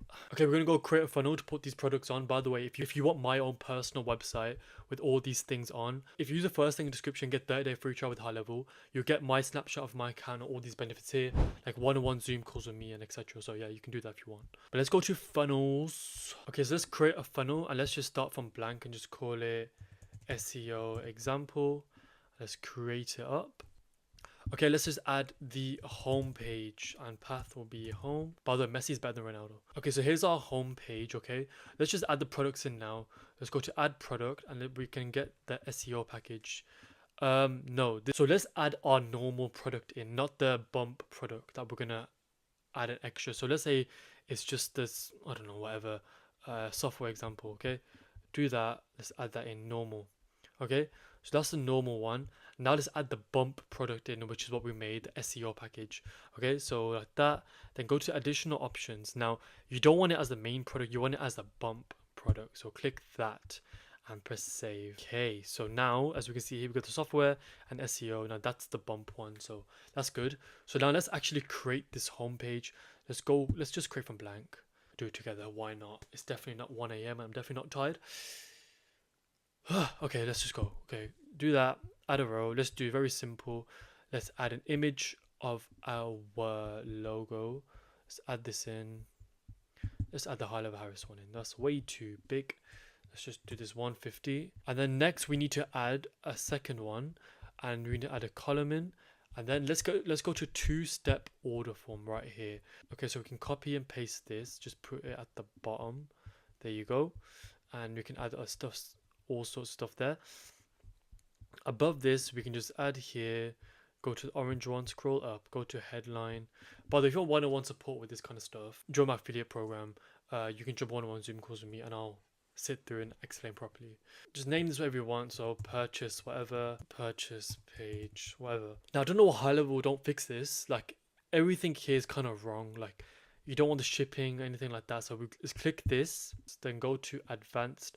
The first step, you want to come here, like contact details. Then the shipping, we don't need shipping, so let's just go down here and hide shipping. Okay, and then where should we ship it? You see that just there, it says where should we ship it? We don't need that as well. So we can say here, fill out details below. Then second one should just be like purchase. Let's go to step 2. This should just say purchase. Yeah, I don't know why it does that. And you see even there it says edit shipping details. You need to get rid of that as well. So let's go, just say to this, go back. Boom, done. And then upgrade and order and save. We don't want that either. Enter details. Boom. Okay. Okay, so now how we can add terms and conditions if you want at the bottom. You can add your terms and conditions there. You can validate the email, but what we want is this enable bump order. So come here, add bump product. Now the only way this product will show up here is that, remember in that tab where we went to additional and we said add it as a bump. So that's why this shows up now. So we need to add this in as SEO package. Okay, blah blah blah, press save. Now here we are, we've got the SEO package. You can play around with the colors and stuff like here, whatever you want. So I don't want on the first step to have company name, so let's get rid of that. Company name, we want to hide company name. Okay, just want it like that. So let's view this. Okay, so let's just go here and then here we go. So they can purchase the software for $250 a month, or they can add on the SEO package, which then adds it all up here. So it's $290. So this is one off and that's monthly. Alright, this is kind of a cool one. This is how we're going to set up Apple Pay for your products inside GoHighLevel. So first things first, go into a sub account. Then what you want to do is make sure that Stripe is connected. The way you'd connect it is you go onto Launchpad. Here where it says Stripe, make sure that Stripe is connected. Next, from there, what you want to do is go to the Payments tab. So once you're on the Payments tab, go into Integrations. Now, once your Stripe is connected, it should say Manage over here. Then what you want to do is tick this box here called Register Domains for Apple Pay. So on the screen here, I'm going to put a picture on how it will look like when Apple Pay is registered and completed. All you have to do is toggle this button here under Payments, Integrations, and then make sure that's done. Okay, next up, automation. I'll start with a simple overview as if you know nothing. Then we'll go progressively more and more complex. So at the end of it, you'll know literally everything. Like my knowledge that I have now, that kind of level. So let's go through it now. Alright, next we're going to go into automation. So like this is a basic overview of how it looks like, the display, that kind of thing. So let's go to automation. So I've got all this crap here because obviously I uploaded a snapshot, but this be empty for you. So let's go to global workflow settings. So you can come here, add this. So if there's ever an error with your workflows, you can come here and select yourself. And if there's an error, it will notify you via email. So that's pretty cool. And then if you want to pause the workflow, I don't know why you want to do that, but if you do, you do that below. So let's go back to the main screen.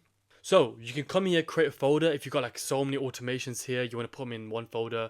Let's just go create folder and put like test, right? And then we want to move this one into the test. We go here to move to folder, move it to test, boom, boom, boom. It's gone inside of test.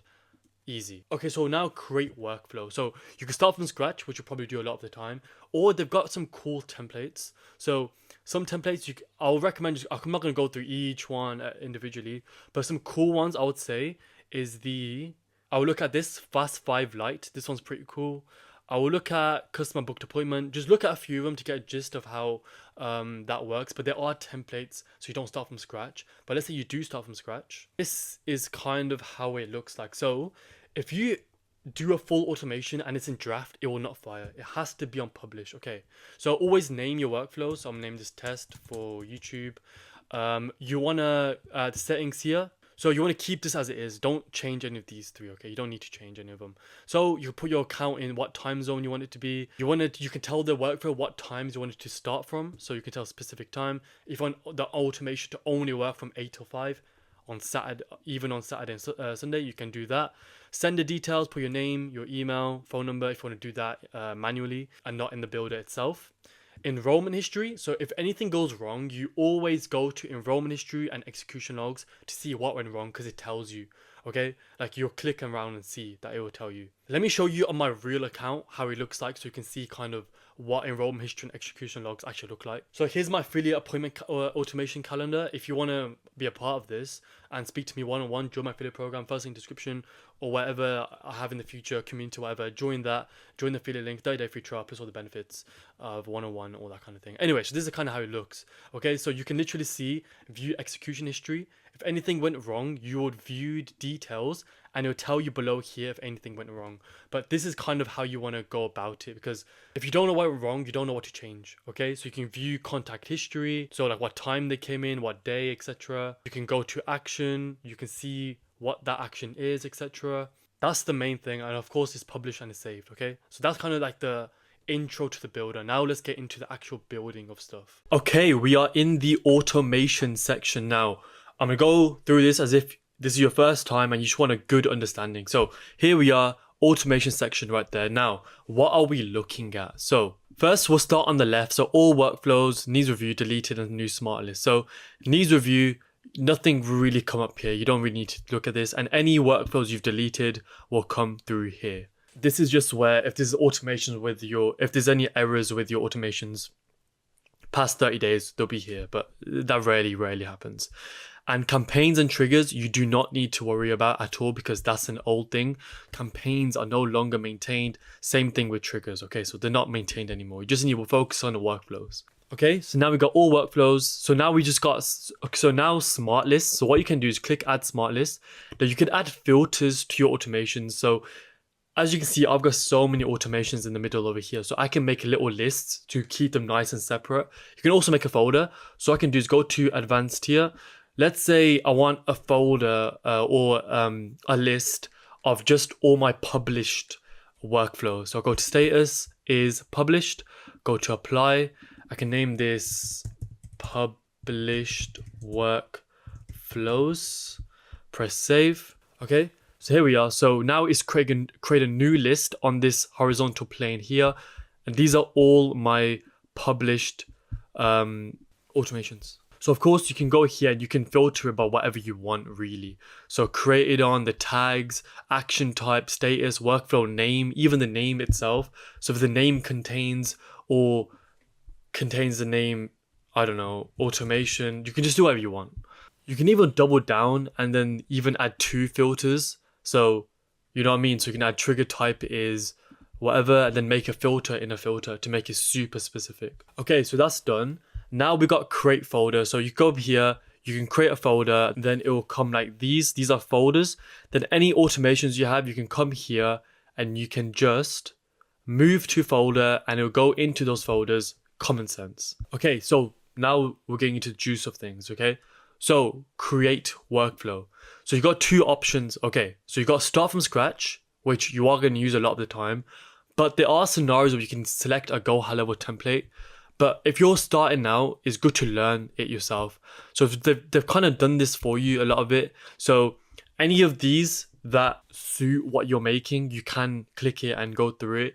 But for now, these are done for you and we want to actually understand it, because if you just go into pre-built workflows and don't understand it, how to build from scratch, these are useless. Like it's completely useless because you won't know how to trigger it. You won't know how it works. First start with from scratch, then go into these, okay? Okay, so let's go from scratch and let me explain to you everything. Okay, so let's go into our essential workflow information that you need for part 1 of this series, okay?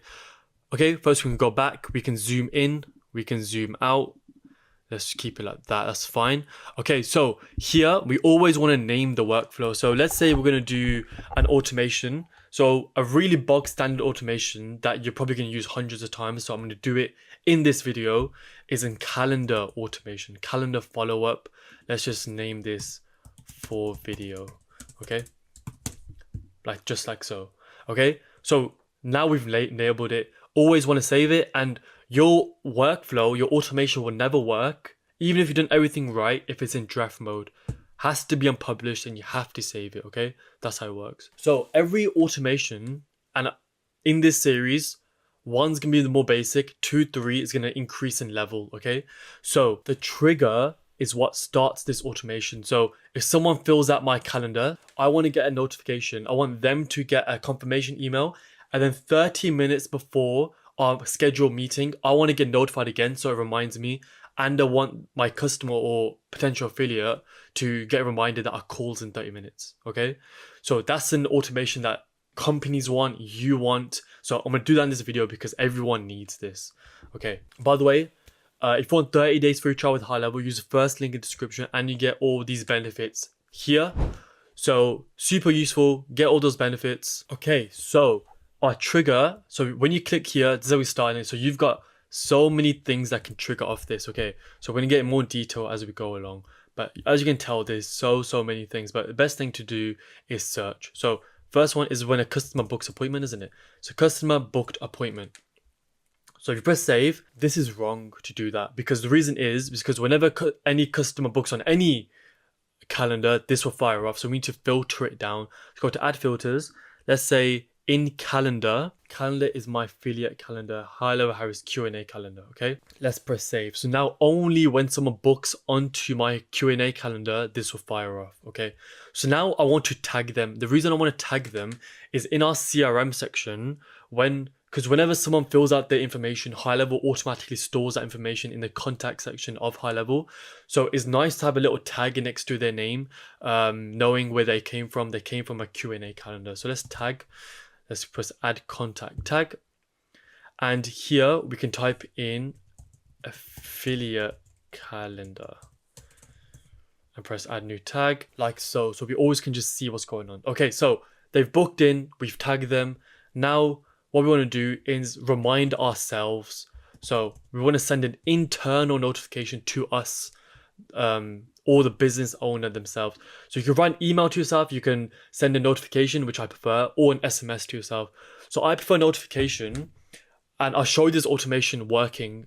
So the reason I like the notification is because on the Lead Connector mobile app, okay, which is the GoHighLevel app, so it basically synchronizes everything in this computer version into the app, and I get pinged on my phone, just like how you'll get a WhatsApp ping or a YouTube ping or an Instagram ping. It pings on my phone, ping that Lead Connector, and whatever message I want come here. So if I say here, blah, blah, blah, blah, blah, if I want this to trigger off, that would trigger on my phone with the title, blah, blah, blah, then the message below, okay? So it's basically, I'm making my own custom notification for myself through the app that will ping on my phone, okay? So I want it, so whatever someone comes here, books, puts their name and everything on the calendar.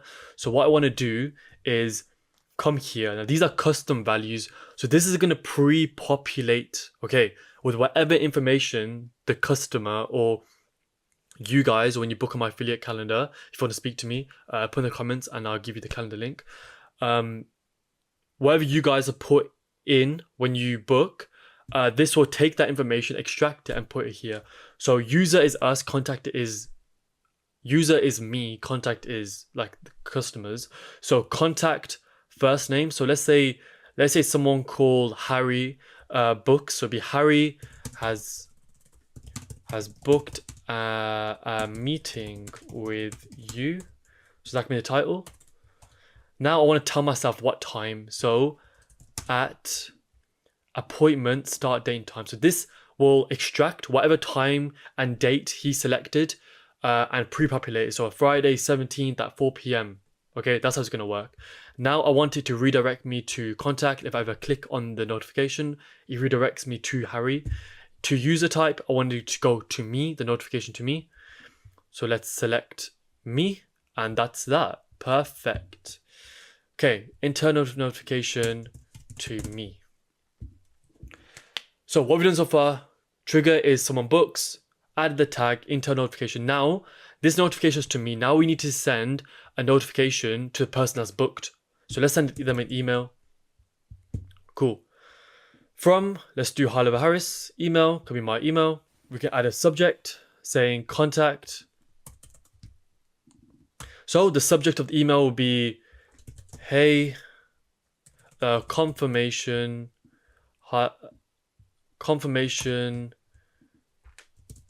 meeting with HighLevel Harris. That's me. Then I'll go on ChatGPT and let me quickly craft up a email. Okay, ChatGPT has done it here, so let's just do that. Copy that in, paste that in. Hi, here we can change it to their name. So contact first name. Thank you for giving me this email confirmation upcoming meeting. Perfect. Date. Let's put the date here. We just put the date and time in here. So date can be appointment, start date and time. So we can put that there. Location. I can put the Zoom link in here. So let's go here to meeting location that I've already preset. And duration, can put here 30 minutes.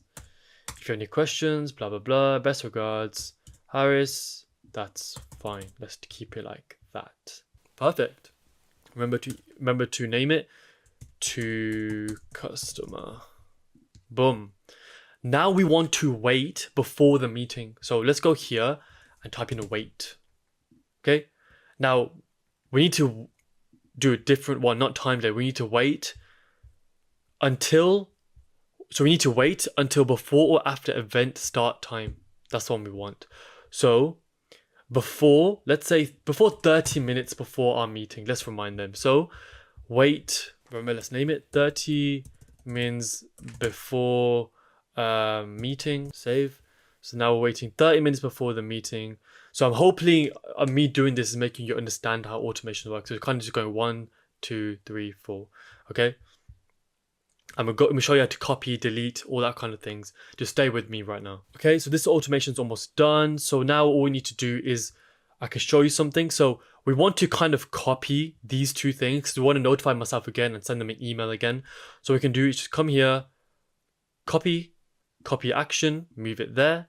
And the email again, come here, copy action, move it here. But let's change what's inside it this time. So contact name, meeting in 30 minutes. That's all I need to say. Now I just want to tell ChatGPT, now make a reminder for our meeting is in 30 minutes. Here's our subject. Go there. Then the message. Just there. Okay, let's just change this around. So their name, of course, you guys should know this now. So first name, meeting, confirmation discussion 30 minutes. Perfect. Best regards, Harris.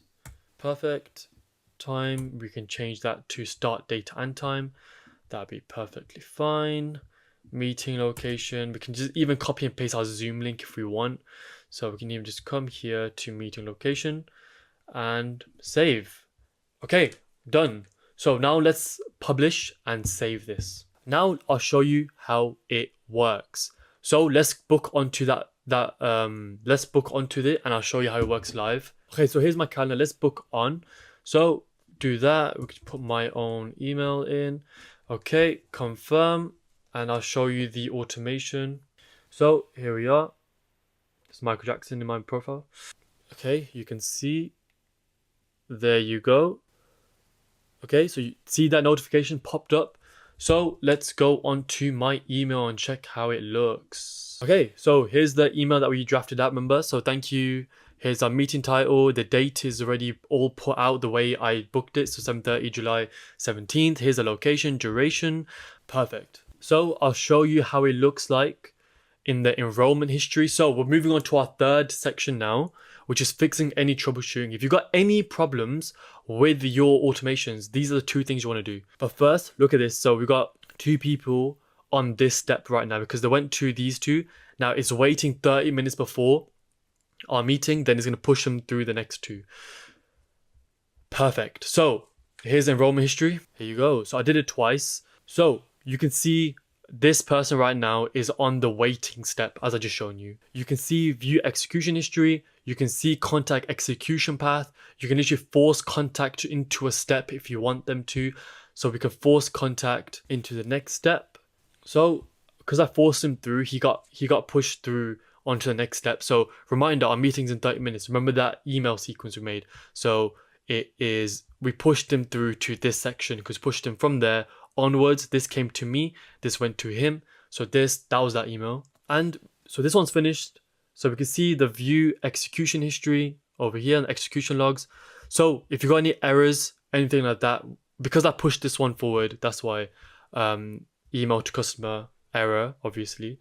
Okay, so we just tell every single step what happened. You can view details, and here, if it's a failure, it will tell you why it's a failure. That's the crucial part. Error, unable to send email, contact emails invalid, because I just put something random, okay? So yeah, so that actually wasn't the one I pushed through. That's actually the one, the email that I put a random email in, okay? And if you ever want to delete a step, you go to 3 dots, go here, delete all actions from here, which delete that one and everything below it, or just delete action like that. And if you don't want to publish, you want to test it, just go to test workflow. Be sure you have contacts in the contact section of HighLevel. Select them, run the test. Perfect. All right, next we've got a cool one. Instagram, Facebook, DM and comment automations. Clients love this. First, you need to make it Instagram and Facebook. Use the same email because that's what I did. If you got a pre-existing one, you can change emails or whatever. Then it's not just as simple as that. We need to. I'm gonna show you the link to go to create the business page on the Facebook. Then is a weird setting that you need to go on to connect the Instagram and Facebook together. I'm gonna show you that. Then we need to connect it to GoHighLevel properly. And then build automations here. I'm gonna show you now. So we're gonna go through a Facebook comment automation, Instagram DM automation, and the Instagram comment automation if someone comments under a post. So this is what we're gonna go through. Just a sneak peek. I'm gonna go through it live. Trust me, it looks a bit crazy now, but I'm gonna show you how we're gonna do this all properly together. There's literally companies out there that sell posting on social media and automations for like £300-400 a month, and this is just one feature. I'm covering this all in this one video. I'm not sending you a course, it's all free, all in this one video. And then if you like and comment done, I'll send you a private calendar link to jump on a one-on-one Zoom call with me. We can help you get you set up or ask any questions you want. So yeah, do that. Okay, once you've created your Facebook, Instagram account, you can do that yourself. I know you can do that yourself. For high level to recognize that you have the Facebook account, you need to go create a Facebook page. Now this isn't the account that you create, it's like a separate thing. So come to this link, I'll put in the description so you can just click it straight away. And then you'll see something like this. And then just fill this out with your name, whatever, blah, blah, blah. So put like, I'll put High Level Harris. Put the logo that goes in the middle, the banner at the back as well. Just fill that out. Okay, and eventually it'll look like this. And I just made this Instagram so you can go follow it. Also with Instagram, make it a professional account. Okay, don't have a personal, make a professional business, whatever it's called, account with this one as well. Okay, now we need to connect the Facebook and the Instagram together. Okay, because we want Facebook and Instagram automations to work on the DMs and stuff. So that's what we need to do. And when someone comments, for example, so we need to connect them. So after you made this your business profile, what you want to do is go to Facebook, go here, go to settings and privacy, then go to settings, and then scroll down until you see linked accounts. Then here it will say like my WhatsApp's not connected. Go on Instagram and then connect it to the one you want. So this. So you want to have it like this. So you want to connect it here. Okay, so be sure to do that. Now we need to connect these two to your high level. So go into your high level account, then go to settings on your sub account, then go to integrations. And then now on the right here, you can see Facebook and Instagram. And this is where you're going to connect what we just said. So once you've gone and connected it, if you go to settings, you can see Facebook Messenger, then go to Instagram and then tick it and allow it to work and connect it all. Okay, so no one on YouTube actually talks about this. I don't know why. They just go straight into the automation. Like you need this to make it work. So, and if you got any problems with that, just comment done. Yeah, I'll jump on a one-on-one Zoom call with you. So now when you create Instagram DM automation, when someone DMs me on Instagram, I want an automation to fire off. So now if you comment calendar, I'll send you a calendar link on my YouTube playlists. At the end of all my TikToks and shorts, I say this. Comment calendar. So calendar is like the keyword. So let's build it. So let's go to workflow, start from scratch. Let's name this Insta DM workflow. Okay, Instagram DM workflow. The trigger is going to be customer reply. You're going to have the reply channel to be Instagram. So scroll down to Instagram DM, and then you're going to have, my one's an exact word. You can have a phrase, but mine's going to be an exact word. And mine's going to be, like I mentioned, calendar or capital calendar like that, and let's press save. So whenever someone DMs me calendar now, this is going to fire off. Now if you go here and type in Instagram interactive messenger, this is like the cool part. So at the bottom here, now we can decide if we want buttons or quick replies. So I put on screen here, on the left is the button, on the right is the quick reply. Depending on what you want, you can have it like a quick reply just to make the comment go back and forth, or you can have a button where you can like open a website through a button and stuff like that. So if I was doing it for myself personally, if they comment calendar, I'll just send them a calendar link. But just for your sake, I guess, if they comment calendar, I'm gonna ask them, do you want a calendar link or do you want my YouTube playlist? Which one do you want? Just to show you how it like works if you want to branch it out. So you go here and put reply to DM, and then in the message after they say calendar to me, I'm going to say this: hello my friend, just saw your comment, just saw your DM, real quick, would you like a calendar link or would you like to try my YouTube playlist going through the software? Now this one should be a question, and then what you want to do, I want a quick reply. So on my first quick reply to be calendar link. At the end I'll show you live how this works. Calendar link. The second option, them two have to be the same. The second option is going to be YouTube place. So they're able to choose which one. So I should just copy and paste it. What am I doing? Okay, so let's wait 5 minutes for them as well to actually reply. Okay, so boom. So if they click calendar link, it's gonna go through here. If they click YouTube playlist, we can go to that automation. If they do nothing, I'll show you after we build it out what to do. Super cool. So calendar link. So what you can do if they click calendar link, you can just go send them straight an Instagram DM. Instagram DM and just send the link. But I want to make it just look a bit nicer. So what I want to happen is to click a button, and in this button say calendar link. Open website. I'm gonna get the link for my calendar now. So here's my calendar. Let's go back and paste that link in, and then here we're just gonna say perfect. Here's your calendar link, and the button that they're gonna click on will open them to the website of my calendar right there. And we'll give them 5 minutes or 3 minutes, whatever. Okay. And then after they click the calendar link, we can wait. We can wait like 2 minutes, and then just send them an Instagram DM saying like. We can send them an Instagram DM saying, we should say, look forward for our call. So just send them a normal DM saying, look forward to our call, okay? And this branch here, them timing out, it probably shouldn't happen if they've already gone through higher up steps. Okay, now for the YouTube playlist one, we're going to pretty much copy. So copy everything from here and copy it there. So this one is going to see, perfect, here's the YouTube playlists. And we can open a link, open YT playlist, open a website to my YouTube playlists. Okay, so let's get the link for this calendar. All right, so here's the link for the playlists. So let's go here and just paste that in, so that'll open it up to them, and save that. Then I'm gonna say something like this: these playlists I spent a lot of time because exactly what I want to when I start. Just a nice simple place covering everything. Any questions, let me know. Perfect. Okay, so this is the Instagram DM. When someone comments calendar, they're going to be the choice of a calendar or YouTube playlist. If they want a calendar, we're going to open up the link, this one here.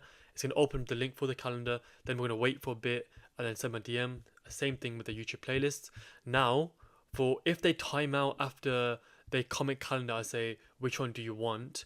If they time out after 5 minutes, we can just copy everything and say, are you there? And just repeat the process. So what you want to do, just copy along if you didn't get that. Copy this, press copy all actions and paste it here. But you just need to change this one to say, hey, are you still there? Say that, hey, are you still there? And just paste it and just leave that be then from there. So that's essentially what we just built, a whole Instagram DM workflow. Now let's do Facebook, Instagram, comment under a post DM workflow, okay? So obviously publish and save that. These ones are easy because GoHighLevel actually have recipes that you can just use and copy it. So let's go down to Instagram comment automation. Select that. So for me, the comment calendar, I just want to send them the link, to be honest. So the trigger is Instagram comment on a post. The page is obviously my page. Post type of publish post. And the one more filter is that if they say the phrase, actually mine's an exact word. If they say calendar or calendar in capital, okay, boom, done. Okay, so now when they comment calendar on any of my posts, this is going to fire down. So then we will respond to the comment, and then you can have a few just so it doesn't look AI generated and looks like you've actually done it. So add like 4. You know, I'm just going to do 3. Okay, so send. I put a question on 2 of them because it's good to interaction. If they just say, yes, I got it, boost algorithm, whatever. You can like it, you can not. So yeah, that's fine. This action is going to respond to their comment under our post. I'm personally just going to send an Instagram DM with the calendar link, or you can just send an Instagram interactive message and say, and remember this one's going to be reply to comment via DM. Okay, I saw your comment. Okay, in reality, I'll just probably put a DM because they're just asking for a calendar. For your sake, you can do this, which I calendar link or YouTube play. The same thing as we did before. So yeah, same thing. Do and go through that. But for me personally, for this one, I'm just gonna put Instagram DM. Instagram DM. Here's the calendar link, and then I'll just paste it there. Okay, so that's it really. That's all I want. Publish that and save it. Now for Facebook, same thing. GoHighLevel also has a recipe, so let's select a recipe. Let's go down to where it says Facebook somewhere. Facebook comment automation, same thing. Here we are. So comment under a post, so let's get rid of all these. Page is my page, post type is published, and then exact match, I want calendar. Okay, boom. Respond and comment, do what I just did before. Then you can go through this same thing as before, okay? No problem there. Save and publish, and that's that. Okay, I'm gonna screen record and test it live to show you now. Let's go. I'm just gonna DM myself calendar, and I'm gonna show you how this works. So we just posted it now. Okay, so here we are. It says, hey my friend, just saw your comment real quick. Would you like a calendar link, or would you like my YouTube playlist going through the software? So then I can pick one. So let's pick calendar link. And then you should just send me a button that goes to the calendar link. So let's have a look. So here we are. Calendar link, opens it up. Boom, we can book a calendar. 9 p.m. Boom, boom, boom. Go through it. Done. Schedule the meeting. And then after 2 minutes, it should just say a DM. So I'm trying to wait because remember we put that 2-minute thing. So let's just quickly wait. Okay, I can't be bothered to wait. I'll just screenshot it and put it there after the DM is sent. Okay. Yeah, please follow my Instagram. I got no followers. Okay, next is the automation wait step. Super important step to understand completely. Okay, so if you go into automations tab and if you go to wait, now what we have here is new conditions. So of course we've got the wait before a particular period of time, wait before an event. We can even wait before and after an invoice. So now we've got different conditions. So we can wait for a particular condition to get satisfied. So for example, we can wait till they're tagged. The tag includes, and then whatever the affiliate tag, and press save. And then there's special timeout feature where if we do it for 90 minutes. So what happens is that we're gonna wait for the lead to get tagged for 90 minutes. If it doesn't get tagged for 90 minutes, we go down this section. If we go down this part, now if they don't get tagged, we can, I don't know, send an SMS, send an email, or anything like that. Now another example can be the contact reply one, which is pretty cool. So we're gonna wait for the contact to reply to our email sent over here. So we can time it out. So let's wait for an hour and a half, 90 minutes. So we're going to wait for them to reply. And if they reply, we're going to go down this section. But then if they don't reply after 90 minutes, high level is going to wait for 90 minutes for them to reply. And if they don't, it go down this second branch here. So if they don't reply, we may want to SMS them. We may want to start again and just... We may even want to start again with the email and click that there, so it loops back around if they don't reply to the email. We also can wait till a trigger link is clicked. Also wait for email events, so we can wait till the email is opened, clicked, unsubscribed, complained, or bounced. Okay, that's on the mailgun. So let's say we want to wait till the email is open. So we can wait till it's open for an hour and a half. Then if it doesn't open, we can probably resend the email and just change a few things here and there. So essentially the new wait features are just combining the wait and the if else conditions in one. But now we're going to create an automated phone call menu system. It's super cool. I think it's kind of cool. It's an automation. So get onto the automation. Okay, so the first trigger is going to be IVR trigger. Start IVR trigger, and this should be in the phone number of whatever's in the sub account. Okay, so whenever someone brings that number, it will be linked to this trigger and it will fire off. Next, what we want to do is say or play a message. Say, hello, this is whatever business name. Let's say this is Dawn MMA. Hello, this is Dawn MMA. A woman can say it, or a man, and it can loop 1 or 2 times if they don't do anything. But for the first one, should loop once probably. Then what we're going to do is go to gather input. Now here is what we're going to say. Press 1 to learn about our services. Press 2 to learn about... Press 2 to send a voicemail. Press 3 to connect to an agent. That can loop 1 or 2 times. You can mess around with this if you want, but to be honest, keep it how it is. It's fine. Okay, now let's press save. Okay, so now that's done. Now we need the if else statement. So come here, say this if someone's pressed 1. So put customer pressed 1. Go to IVR gather digits is 1.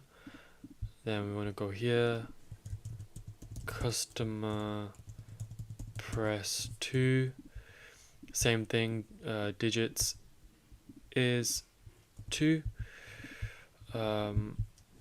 You know what I'm doing. Customer pressed 3, and go here. Digits is 3, and that's all. Okay. So now, if someone presses 1, what was the 1? Learn about services. Okay. So now what we can say is go to this and press say or play a message. You can add your own like voicemail if you want to do it yourself with your own voice and not a robot, but if you want to do that. So then here you can say we do roofing, I don't know, whatever services that business does, I don't know, tiling, just whatever. Okay, you put that in there. It could be man or woman, and loop it if you want. Second one was a voicemail, so we can add record voicemail. So keep that as it is, to be honest. Stop recording, say bleep. That's what we want. Third one was to connect. So connect to an agent. So call connect is what we want. Connect to call.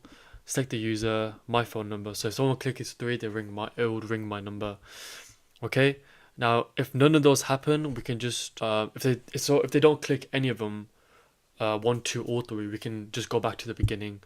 So add a go to section, and it can go right back to the beginning. So the none section, if nothing happens, you can go right back, or you can do IVR, say or play, and say you didn't press anything, call back again. You can do that, or you could start again if you want. This is how we're going to fix any automation problem inside GoHighLevel. Account and go to settings, then go to automation and tick this. So by default, errors in workflows will be notified to SubAccount admin over email. So whenever there's a problem, you don't want to be notified too late. You want to be notified as soon as it happens. Okay, so type in notifications, select your user, and pick yourself. And if there's no one there to pick, go to my staff and add yourself as an employee. So now you're gonna be notified whenever there's a problem. Okay. Next, go to automation. Now, so I'm gonna click on this automation. Now this is the automation for my calendar, where you guys can come speak to me one-on-one if you want to. I'm linking in the description if you want to come speak to me one-on-one. But basically, someone goes through this calendar. Now, your best friends to find any problems with your automation is gonna be the enrollment history and the execution logs. Okay, so let's, for example, go on the enrollment history. So this is everyone that's gone through this workflow to book a meeting with me. So for example, this first person here, we can see the current action they're on, the current status, and the next executed on. For example, this person's on a wait step. So we can see here, this person is on the wait step. But enrollment history can tell you what person has come in through the automation. So we want to, of course, first check, has this person even gone through the automation? So we've got to tick on that because this automation doesn't work. I'm just showing you. So you want to see if whoever that person is, if they've enrolled into the automation. Next is execution logs. This breaks down step by step if that person has gone through certain steps. So for example, this first person has been added to the workflow. I've tagged them and it's been executed. I've sent them an email and it's been executed. I've sent an internal notification and it's executed, and they're currently on a wait step. So if anything like this doesn't happen and it's red, that means they've been skipped, or if it says skipped over here, that means they haven't gone through that specific step. Now you need to work out why. HighLevel will actually tell you why. So if you go onto this view details, the event will say not successful, and it will give you a message to why it hasn't been successful. Then you can go back and tweak any triggers, tweak anything over in the elements that you can add in to see why they haven't gone through that specific step. So those 3 things are how you're going to check any automation and fix any automation. Alright, this is how we run automation so we get pop-up notifications on our phone. Super important is you need to download the Lead Connector mobile app. And when you download the app, you need to log in with the same credentials that you have on for HighLevel. What this is that this whole HighLevel software is now in the palm of your hand. You've got the mobile app, and it's a white label mobile app. It doesn't say HighLevel anywhere, which is good for you. So now all your contacts, your calendars, your messaging is all synchronized from the app to the software. So now whenever someone fills a purchase form out, we can is send an internal notification to ourselves to notify us that contact name has purchased blah blah blah. Here's their details, for example. Okay, so let me show you how we're going to do that. So go onto the automations tab and let's create a workflow and let's start from scratch. Okay, so the trigger will be what, let's say someone purchases something. Okay, so let's add filters. So in funnel, and we can do per software purchase. Then we'll do in page is the purchase page, and then the product is the LMX software, and we can even do submission is a sale. We know someone purchased that product now, this trigger will fire off. And let's say as soon as someone purchases, I want to notify myself who this person is. So what I want to do is send an internal notification. You can email and SMS yourself, but I felt like the notification is just much better with do the mobile app. So what you want to do here, so this notification go through the mobile app. Be sure on your mobile settings to allow notifications, of course. Okay, so let's do the contact. Use as us, contact is them. So whoever's purchased, their full name, we can say has purchased. So then now I can even put their full name, last name, their phone and email, because that's what you fill out. You can only take in the information that they filled out. So they do fill out the name, email, phone number. So you can put that in here. So you can say contact first name has purchased. So I just put a section, their details with their email, their phone. All I do is go to contact, then phone and email, click it and it'll come up. Okay, that can just be in contact, user type, particular user, and make sure it's me. Boom, and save action. You can add more things. You can add like a send SMS. Whenever you send an SMS, that'd be to the person that's purchased. So you can send a thank you for purchasing. Then what you want to do is press publish and press save. So whenever someone purchases that, you would get a lead connector mobile app notification saying this person has purchased. So we can test the workflow. Even if you booked an appointment, you can go on an appointment and remind yourself when the start date and time is for the appointment. Okay, let me teach you how to automate Google reviews now. Quite important, to be fair. When you're onboarding the client, you're on a one-on-one Zoom call with them. What you want to do is make sure that on their sub account, on the launchpad, you complete Google My Business connection. Okay. So what you want to do is give them access to the sub account by going into settings, my staff, add their name, blah, blah, blah, and email. And then once they put their email in and then press save, what happens is GoHighLevel automatically sends them an email with login credentials to log into the software. So let's go create workflow and start from scratch. So what we're going to do is someone purchases one of the memberships. So type in order form submission. Okay, so now go into filters and in funnels or websites, select wherever the product is located. The page is the one-on-one page, and then the product is one-on-one coaching, and then submission type is a sale, and press save. So when someone purchases the one-on-one, what we're going to do is send them an email saying, here we can say, I can say thank you for purchasing the one-on-one membership. Next, we can send internal notifications to ourselves saying that someone's purchased. Make sure you have the Lead Connector mobile app that you get for free and log in with your high-level credentials, and you basically have the whole software in the palm of your hand. So make sure you go on App Store or Google Play Store, download Lead Connector. So when you get a notification, you can SMS yourself or email, but I prefer the notification in the app. Say contact has purchased the one. Next, what we're going to do is once they purchase, we can wait. What we can do now is wait for like a couple of days for them to actually experience the one-on-one coaching. Let's wait around 5 to 7 days. You can put 5. Then here, you want to put, then the next trigger we want to have is here, send review request, okay? Then review type, you put it as SMS, as most people answer the messages more than email. Send that. Then what will happen is a link will be sent to this person to send our business 5-star ratings. Okay, here's an example of how it works. So here's a real standard membership form submission, tags added, we send an internal notification, we SMS'd, and then later after 7 days we send a Google review request. Then if you go into enrollment history, we can see here current action is finished, which sends a Google review. Then if we go back to conversations, you can see here's our Google review. And then what we can do is go see this on Google, and here is the Google review. And so that's without me or the business owner doing anything. GoHighLevel automatically sends them a link. GoHighLevel automatically sends them a link to write a review for us. Alright, next let's run through the marketing tab. We're going to cover everything from creating email templates, trigger links, affiliate setups, brand boards, and automating your social media with GoHighLevel. So let's go through everything now. This is one of my favorites, so let's go through it. Okay, now we're going to look at the marketing tab, right? So we're going to go in depth with like social media planning. Like I've got my YouTube, Facebook, Instagram all linked in, social media automations, how to work trigger links, brand boards, emails, snippets, countdown time, the whole thing, right?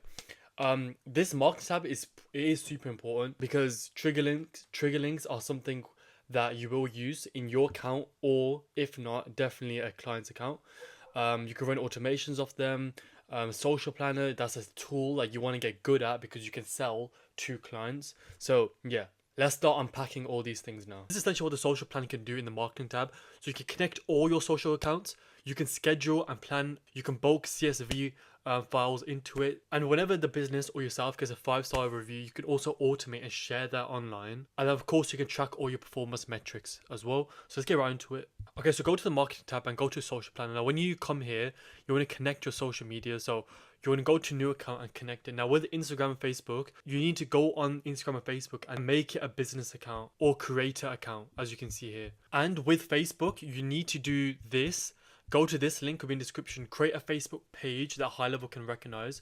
So what I'll show you, so you click on it and this will pop up and you'll create your page, and you can create a page like you can put in here, GoHighLevel Harris, blah, blah, blah. Make it look good, just because this is what GoHighLevel will recognize and allow you to do everything essentially. So once you've gone on Instagram and created a professional page, and Facebook, you've just done what I've said, you create a page there. What to connect them both together if you want, because if, as you can see here, if we try to connect Instagram here, you can connect Instagram with Facebook. So to connect Facebook with that Instagram you just made, what you can do is go to your Facebook, go to settings and privacy, go to settings, scroll all the way down to linked accounts, and then Instagram will be here. You can click it and then connect it all together. Okay, so do that. Once you've done all those steps, you can come in now, and this is very simple. You just literally go in, press add new account, click what you want, Facebook, Instagram, whatever, connect it, and then at the end it will look like this. Okay, so all your statistics you can check here, pretty self-explanatory. So let's say I wanted to upload a video now. Okay, so we can go to add new post, create. So this is really cool because you can post on all of them at the same time. So I've clicked all of them now, so it's posting to all three without me doing anything, like having to go in individually, do it all. So you can customize for each. I'd recommend that. Now with Facebook, I believe you need to do, for Reels, I'm posting now, you need to do like 90 seconds max. For the rest of them it's a bit different, but I know for that 90 seconds. So most of the time that's fine anyways. Okay, so we can go to Reel. Okay, so we need to upload the Reel now. So I just went to Reel. Let's go over here and let's upload the Reel. Okay, so here it is over there. Let's double click it. Okay, so there's my Reel there. It's weird seeing myself twice, but so just go on ChatGPT and told it to make me some descriptions. So let's go here. Okay, so that's Facebook. Now let's go to Instagram and let's go back on ChatGPT and let's tell it to do this. Boom. Then YouTube Shorts here. Let's go to YouTube, post, boom, done. Now for each, you can actually change the thumbnail. So you can put a custom thumbnail. So if you can upload it if you want, blah, blah, blah. I'm not going to do it, but that's for the YouTube Short. The title needs to go there because with the Instagram one, that one is there. And then with the Facebook, that's there as well. Okay, you can see the little description there. Okay, so let's change the YouTube Short one. So let's see, that's probably not. Okay, so that's enough. So now what we can do is we can go here to post. We've got 4 key things that we can do. It's pretty cool. So we can post it now. We can schedule the post for later. I wouldn't do this. You can send the post for approval. You can schedule recurring posts. So you can keep posting this in a certain time frame if you want. So if you want to schedule, it looks like this. So you can schedule it at whatever time, what time, date, whatever. I'll cancel that. So what you can do if you want a reoccurring, you can repeat every 5 days or every 5 weeks, the date range, the days you want it to happen, etc. For me now, I think I may just post this, post now. So I press post now. So post created successfully. So as we can see here, now all 3 are in progress on each social platform. Okay, so the YouTube Short apparently is published. So let's have a look at that. So let's go on my YouTube channel. So let's go on shorts, have a look. Our short has been published, okay? So we can go ahead and like it. Okay, so let's have a look at the other ones.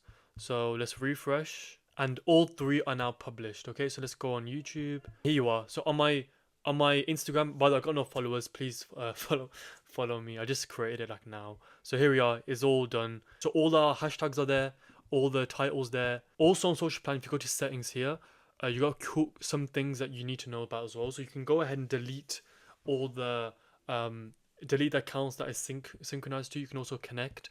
You can also add watermarks to your own work if you want. So just go to add watermark, type your name in, upload. You can go ahead, upload your logo, and you can make it how opaque or not, and you can increase it or make it really small, and just name it High Level Harris, and then it will add it to your content. So that's just saving me so much time. I don't have to go into each one. Just go to High Level, post it, done. By the way, if you want to know how to create automations with these accounts, my previous video, I created a really cool video on how you're going to create Facebook and Instagram DM automations and comment under posts automation. So be sure to watch that. Let's go through how we're going to understand and use trigger links. What you want to do is go into a sub-account, go to marketing, go to trigger links and click links. Then what you want to do is add a link. So say for example, you got a website, but what happens is, save my homepage here. I want to create a trigger link. So let's say I want to create a trigger link for my homepage. Let me get the URL for my homepage, and I'll call it home. Enter the URL, press save.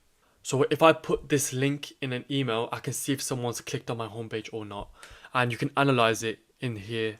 Trigger links analyze. So I don't really use trigger links, but what you do, once you click analyze, you can see how many times it's been clicked or not, blah blah blah. So I'm gonna show you how you actually implement these trigger links. So say if you write a text or email from the contacts tab, you can go to more, go to trigger links, click on the homepage one, and then that would auto-populate with the URL that you have, and then you can track if they've clicked that link. Or in the automations tab, if you write an email or text message. So for example, even in automation, if you have an email, send email or SMS, right?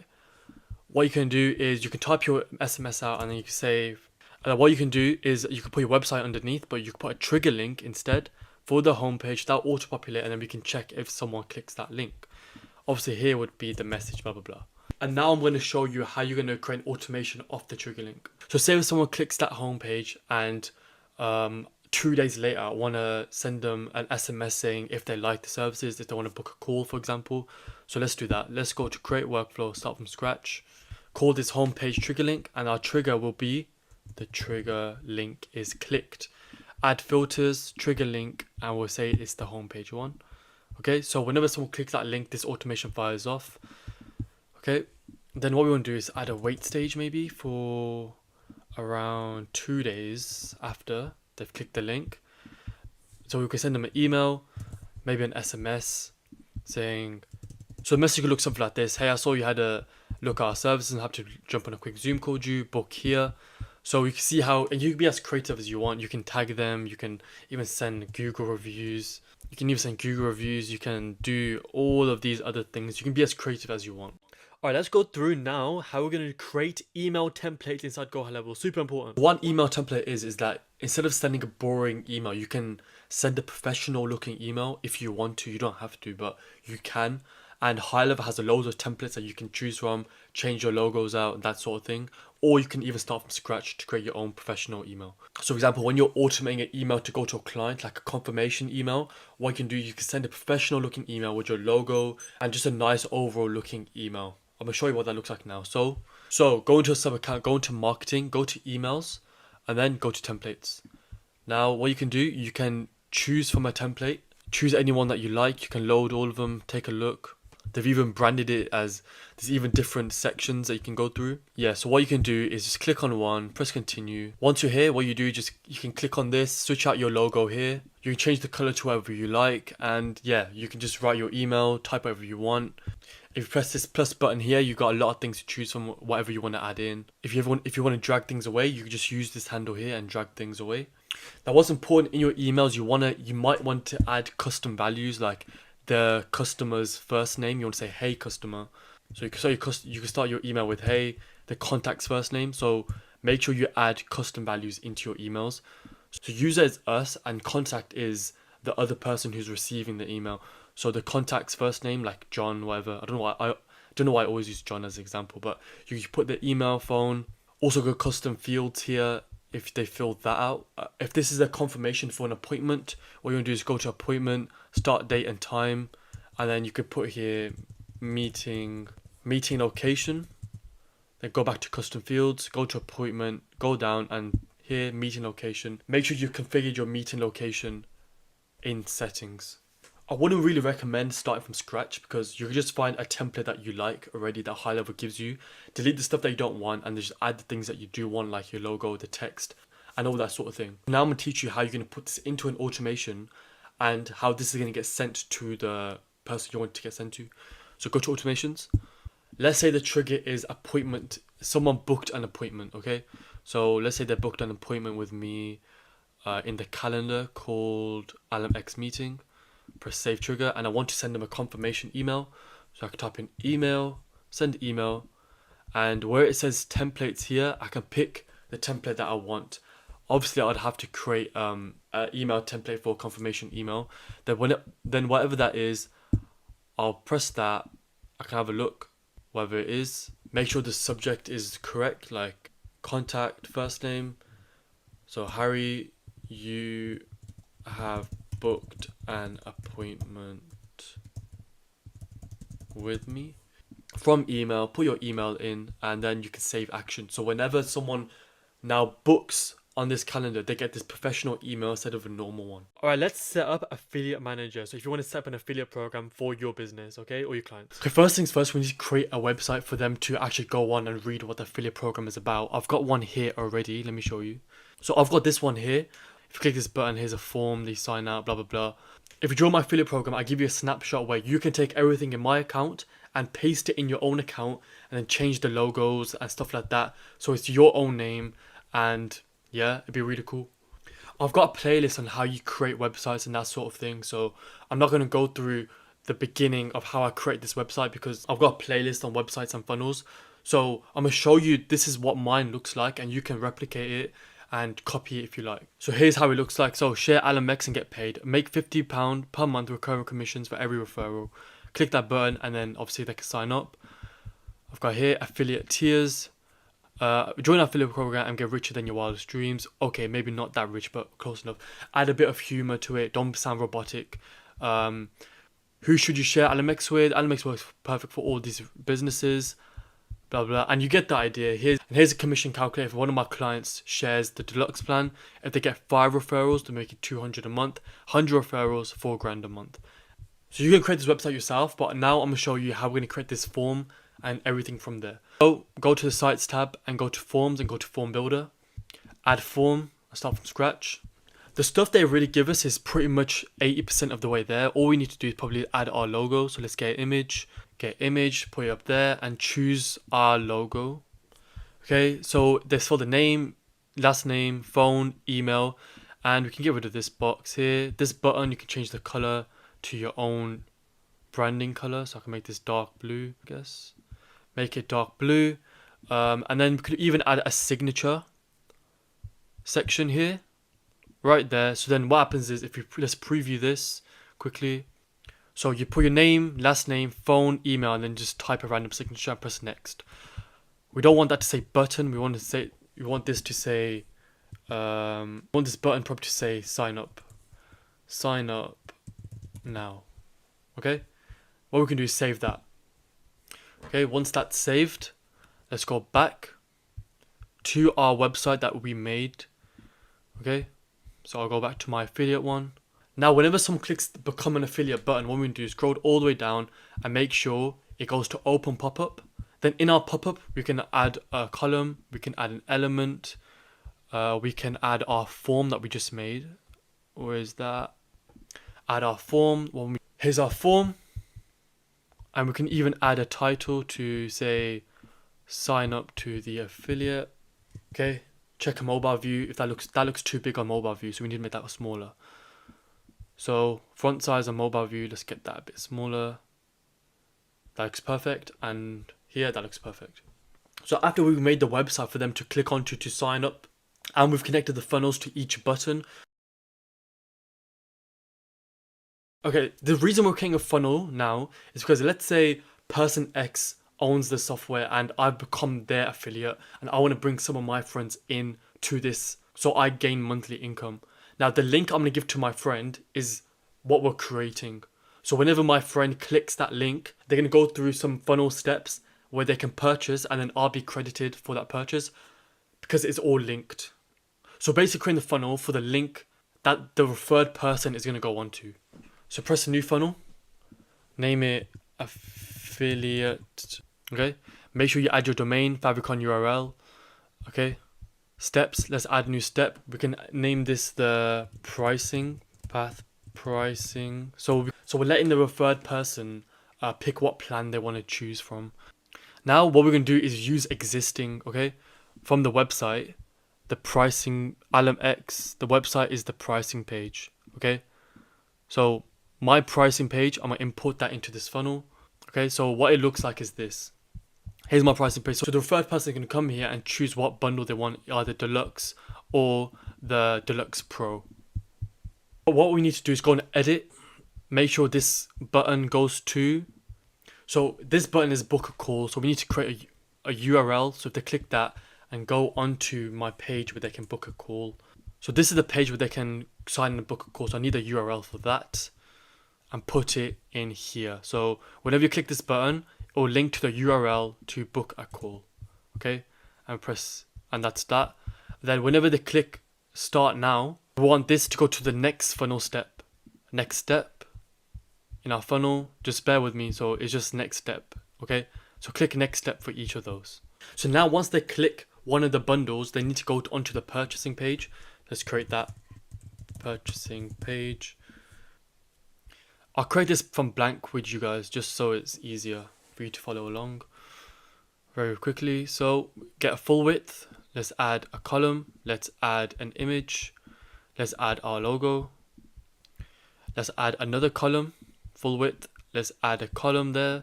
Let's add a 2-step order form. Let's make this green section black. We can even add a headline, say purchase below. Make this white and just glam it up a bit. And here the first one says shipping, and here the first section says shipping. We don't want it to say that, so click on this, go into advanced, make sure this says something like your information, and then you can hide company name, we don't need that. Shipping, we don't need shipping, let's get rid of that. Show shipping, hide shipping. Okay, that looks better. Now the second column, we've done this first one, now we're doing this second one here. Go up, go to step 2. I'm doing this very quickly because I made a playlist on how we're going to do this all. Here you could say here purchase, and then you see here it says edit shipping details. We just want that to say probably go back. So now that says go back. Okay, so then that looks all fine. You got the coupon there. If they want it, you can disable it. You can go here and play around with that. Okay, press save, go back. Now we need to actually add the products in that we made. So now we need to actually add the 2 products in. We need to add the Deluxe product and the Deluxe Pro product so they can actually purchase that bundle. So go to the purchasing page, go to products, add product, and add the Deluxe and add the Deluxe Pro. If you don't know how to do that, go onto my playlist called Payments. And there's literally a video on how you're going to do that, okay? On that playlist. And also what I forgot to mention is that even on your pricing page for GoHighLevel to track everything, you need to put your products on each stage of the funnel. So go back and add both of them back in. Even on your pricing page. Even if they can't even purchase on that page, but you need to have everything linked. So make sure that's there. So even on pricing page, add the 2 products in. You can glam the funnel up even better, but yeah. Add a next stage like a thank you page. Thank you. So when they purchase, they go to a thank you page. I'm going to use from existing. Very simple. Just create a page like this. Then just create a thank you page quickly, like something like this, but you can make it even better. But I'm just showing you an example. Then on the thank you page, add the 2 products in again. So now we create the sequence of events that our affiliate link that one of our clients can give to a third person. The third person will click that link and go through these steps. So they go through the pricing page. So the third person can come onto this link, click one of the bundles they want to start, press start, go to the purchasing page, put their name in, click what bundle they want, and then put their credit card details and pay for that service. And then they go to the thank you page. Now, finally, what we need to do is go to the marketing tab and affiliate manager and create a campaign. So let's now make the affiliate manager. So go to affiliate manager and go to campaign, press add funnel. It was funnel we just made, was called affiliate funnel. The pricing page was the first section, and press next. You can add a tier commission system. So at tier 1, if someone gives you one referred customer, they get 20% of the income. But if they manage to give you 10 referred customers, they can get a higher percentage of the income. You can add that if you want. I'm not going to do that for now. I'm just going to add a 20%. You can add a campaign description if you want. You can assign an affiliate. So just assign yourself. Just assign yourself. Add someone like yourself. This isn't someone, okay? Just add someone in to begin with, so it will show up, okay? Now, on additional settings, when someone signs up for the affiliate program, they'll be sent the default template by GoHighLevel, but I don't like that template. I'm going to show you how we're going to create an email template specific for the affiliate one now. But Cookie Life, you can keep this to whatever, it's fine. And press publish now. Make sure you name this something appropriate like affiliate program LMX. Okay, and press and just save that. So that default email template when someone signs up for the affiliate is not that good. So go into marketing, go to emails, go to email templates, and press new. And you can start from blank, but here's the one I have. Here's my affiliate welcome template. So all you do is just drag an image, put your logo on, and here's what mine says. Hi affiliate first name. The way you get these custom values is you go here to custom values, you go down to affiliate manager, and then you click this. And you click affiliate first name or full name. Okay? We're happy to have you a part of our affiliate campaign. Here's what to do. Send the potential customer a link to book a free call with us. I just put the link for the free call. If they mention they came to us via you, we'll note this down and pay you if they sign up. Or you can give them this link when they're ready to purchase. And that's the affiliate link of the funnels that we created, okay? You get all these custom values, remember, from the affiliate section. Everything's here, affiliate links right there. Then you want to add here at the end, here are your login details to view purchases made through your affiliate link. To access your account, go to affiliate client portal, and here's your affiliate email right there. I've done it like this because I sort of want to go on a call with someone to explain to them my features before they purchase. I just feel like it's just a better way to build rapport and stuff. So that's the way I've done it. I didn't want the default template because that just says here's the affiliate link. I want to give them an option. You can give them this link to jump on a call with me. Then if they mention that they're from you, I'll give you commission. Or if they're ready to purchase already, give them the other link, which is this one right here. The default email template, let's change it to our new one. So let's go back to edit campaign. Press next, additional settings, and let's get it to our affiliate welcome email. And press finish, publish. Okay, so that's done. Now the last thing to do is create an automation. So whenever someone fills that form out on my website, they get put into this affiliate campaign. Okay, so go to automation, go to create workflow and start from scratch. Call this affiliate automation, whatever you want to call it. Trigger should be a form submission. The form is the form on my website. The form is the affiliate form. Okay. Next, we want to tag this person. So whenever someone fills that form out, we will tag them that they are an affiliate. Then what we want to do is send an internal notification to ourselves. Make sure you have the Lead Connector mobile app and sign in with your GoHighLevel credentials, so that you get this notification through the app, which pings on your phone. A contact has signed up. You can go there and put their contact's full name. You can tell yourself the contact email and also the contact phone number. Glamorize that up, go to contact, go to particular user and pick yourself, press save. So next what we're going to do is add them to affiliate campaign. The campaign was this one, and press save. Then update affiliate, mark affiliate as active, and press publish and save. I just filled out the form with the name Pablo, and I just got this email. Hi Pablo, here's what to do, blah blah blah, and here's the link. You can see at the top it's got the affiliate code Pablo Onfroy, which is the name I signed up with.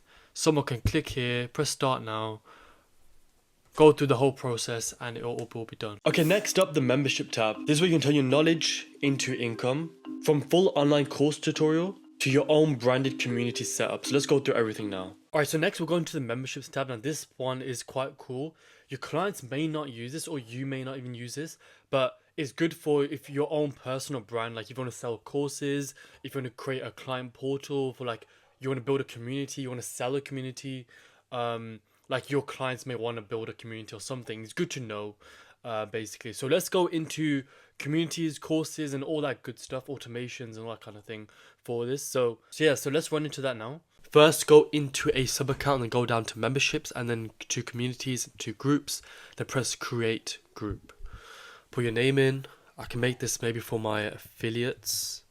And while I'm sorting this out, if you look on the right here, here's all the affiliate perks you get if you join GoHighLevel through my link. We can add a brief description. Let's add like a description like something like this. Let's work together. Branding. So what we're going to do now is go to Canva. And on Canva, you can create a design and then press custom size and pick the pixels or whatever you want, inches and millimeters, and put them here and create a design. So let's see what GoHighLevel wants. GoHighLevel wants 16 by 16 for favicon, so we can type that in, but I'm sure Canva doesn't do that small. Yeah, so smallest Canva does is 40 by 40, which will still work, so that's fine. So do 40 by 40. Let's get my YouTube logo in. Okay, now let's fill this up. So you can do that. Let's save that. Okay, I saved. Now let's put that in here. And what you want to do is do the other two with the exact same thing I just done there. And then once you've done that, quickly you press create group. Now, if it says over here login or something like that, and you don't have access and it doesn't say settings or like invite members and you can't add a course in the learning section, log in or sign up to this group with the same email you use for GoHighLevel. Okay, sign in and then it will recognize that, and then you'll have access to the settings, and then like the learning, you can add a course. So let's add my video training subscription, make it free for whoever who joins, you can have access. So the free video training's there for anyone to access. Now on the left we've got a homepage here, but we can add a channel. Like if people have, let's say they got have any questions, description, add a description, and we can add an icon. There you go, and create channel. And we can see here people could come here, go to questions, ask their question, and publish it right there. Now you can invite members. Here's a link, you can invite them, or you can send them via email, put stuff in there. Give them privileges if you want, and all your members will be here, and you got leaderboards and stuff like that. So obviously you want, if you've got a following or you want to build your following, or even your own clients, you want to get them all into one big family, one big group, you can do that via this. Also, if you go on community settings, what you can do is add your own custom domain to this. You see how it says ALMX at the top there? So what you want to do is go to, when it says custom domain, you can add your own domain. If I press modify, type in your domain here. Mine was alumx.com. Press continue. You sign up through GoDaddy or Squarespace, whatever you brought your domain on. Sign up. GoHighLevel will automatically synchronize that. And if it doesn't let you, book a call with me, link in description. You can jump on a free call with me. I'll help you out. So that just looks better. So now in the top URL, it says your domain and not GoHighLevel.com, whatever it says. Then I guess a lot of the work is on you to build this community up. Add more courses in. So the way you would build your course, if you add course and then select courses, you go to memberships, courses, products, then obviously you just create product, download your videos in, give them a thumbnail from Canva, and then it should look something like this at the end. something like this. You put your name on, add the videos, very simple. For example, you upload the video there, add the thumbnail there, publish it, and yeah, that's about it. And then what else you can do is when someone like signs up, you can add, you create an automation. So add a trigger. I think it's at the bottom, communities, group access granted. You can, the group is the affiliate one. I created two, but just for show, but don't know which one it was. Let's say that one. When someone has access to the group, we can like send them an SMS, we can send them an email, whatever you want them to say or anything like that. You can tag them as well, do whatever you want. You can even like send yourself an internal notification saying this person signed up, and you can just be creative with it. Okay, let's go through how we're going to create an online course in GoHighLevel and run automation stuff. Go to memberships, go to products here, it says products, and then go to create product and start from scratch, or you can import. What I do is I just start from scratch and I name it whatever you want.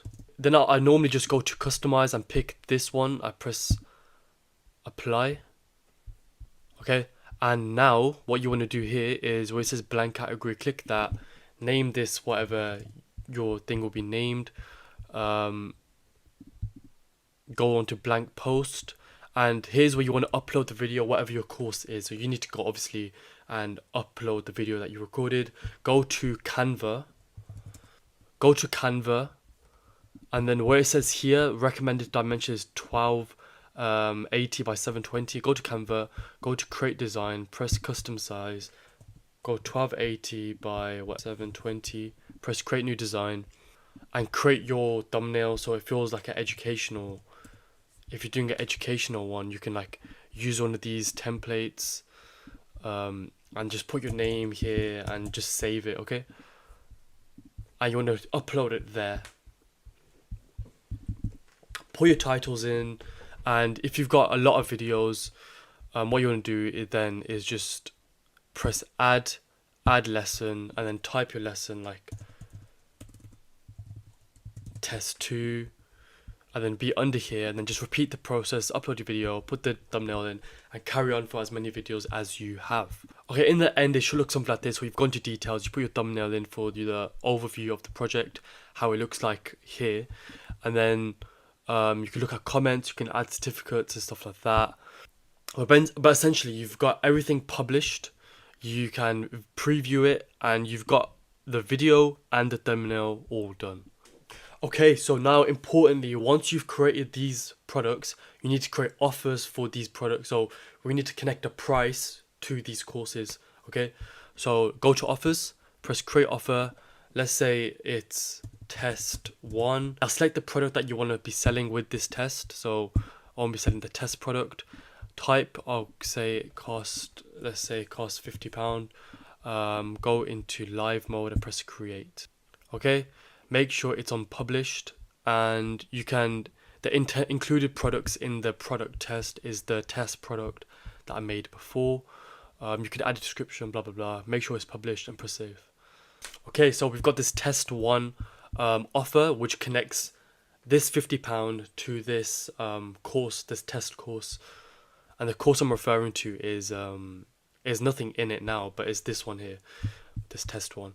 Now go to payments. Okay, so now what we need to do is go to payments, go to create product, and now what we need to do, we don't need to include online store, we can call this the test 1 product.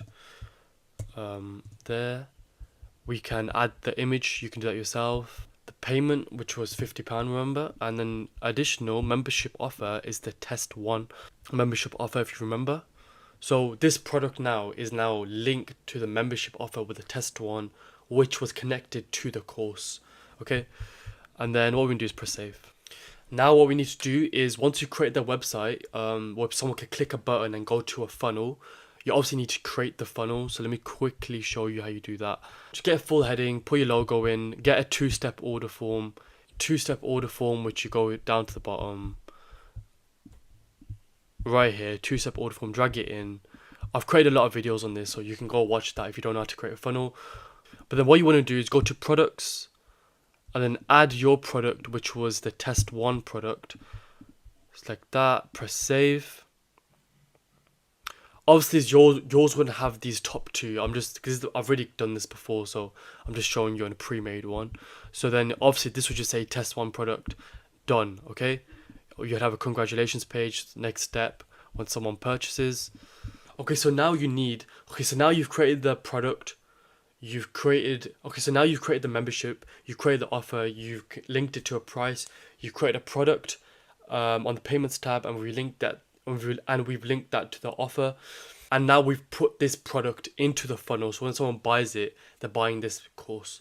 So now what we need to do is, when someone buys this course, now we need to send an automated email with login credentials to log in and access the course.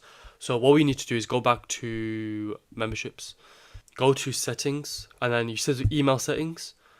Okay, don't get rid of this drip one, you don't need it. But whenever someone purchases, they can send a welcome email. Okay, and GoHighLevel has a default one. The system template for memberships is rubbish. Create your own email template. So here's mine. Put my logo in. I've got dear contact first name, congratulations on your purchase for a membership, contact title. Here's login information, username, password, login here. I'll show you how you do that now. So go to marketing, go to email templates, press new. Then you can start from it. Then what you want to do is pick one of GoHighLevel's templates and then edit it as your own. Find one that you like, that you can like edit as your own. You can put your logos in, but I'm gonna show you how it should look like. Okay, so once you've just added image and you put your logo there, you've wrote this out. ChatGPT can help you write that out. To get these custom values for the email, password, and login details, what you can do is go to custom values, go to appointment membership. Here's a login URL, the offer title.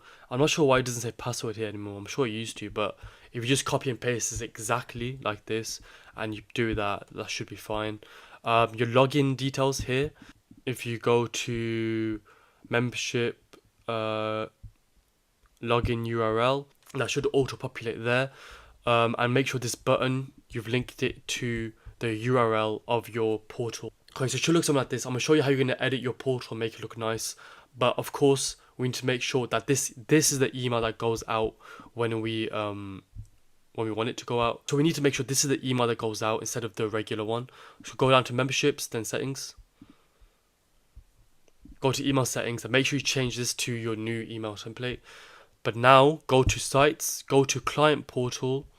If you go to client settings, you can configure your domain. So what you want to do is enter your domain that you've purchased. You can add a custom domain. So then I'll go on to DNS records, create a record, host with the @ and put this signal in and then verify it. I'll create a separate video on how you like configure domains and all that stuff. If you've got any questions or you're stuck on that, you can book a 30-minute free call with me. I'll jump on and help you with that if you're stuck on that. So then your branding, you can change everything. Like you can change your portal name, portal description, the colors. You can add a favicon URL. You can add the portal image. You can add all these things here, and they've got the dimensions that you need. Just go on Canva and just go on Canva. Make sure you've done all that. And then in the end, your client portal URL where they log in, it will be this link here. Let's open this link where they put the email, password that they get from the email that we sent them. Obviously, I've configured this, but I did it very quickly. They come here and then they access their course. Now, what's also interesting is when someone purchases a course, their contact gets saved in. So what you can do, for example, say if this person bought the course, you would see the email here that they've brought the course. And say, for example, if there's any problems, what you can do is manually give them the offer. For example, I can manually give myself the all 4 bundle here. Then what would happen is it will send an email out. It will send an email out, delivered, with all the credentials here. And I'll show you my email right now. So I've just got this email here, coming straight in. Here's where you log in, here's your username, here's your password. And yeah, so let me show you that quickly. So my email was, and my password was this. Put the password in and press login. And it should come in and I should have all the courses here done. Okay, I come in and watch all the courses I need. What's also interesting that you can actually get rid of the bundle as well. So that if I go back into my account, now I have nothing in this account because I just click that one single button and got rid of it. Okay, now let's dive into AI. So from conversation AI to voice AI, we're going to cover it all. So don't worry about it. Let's get into it right now. AI.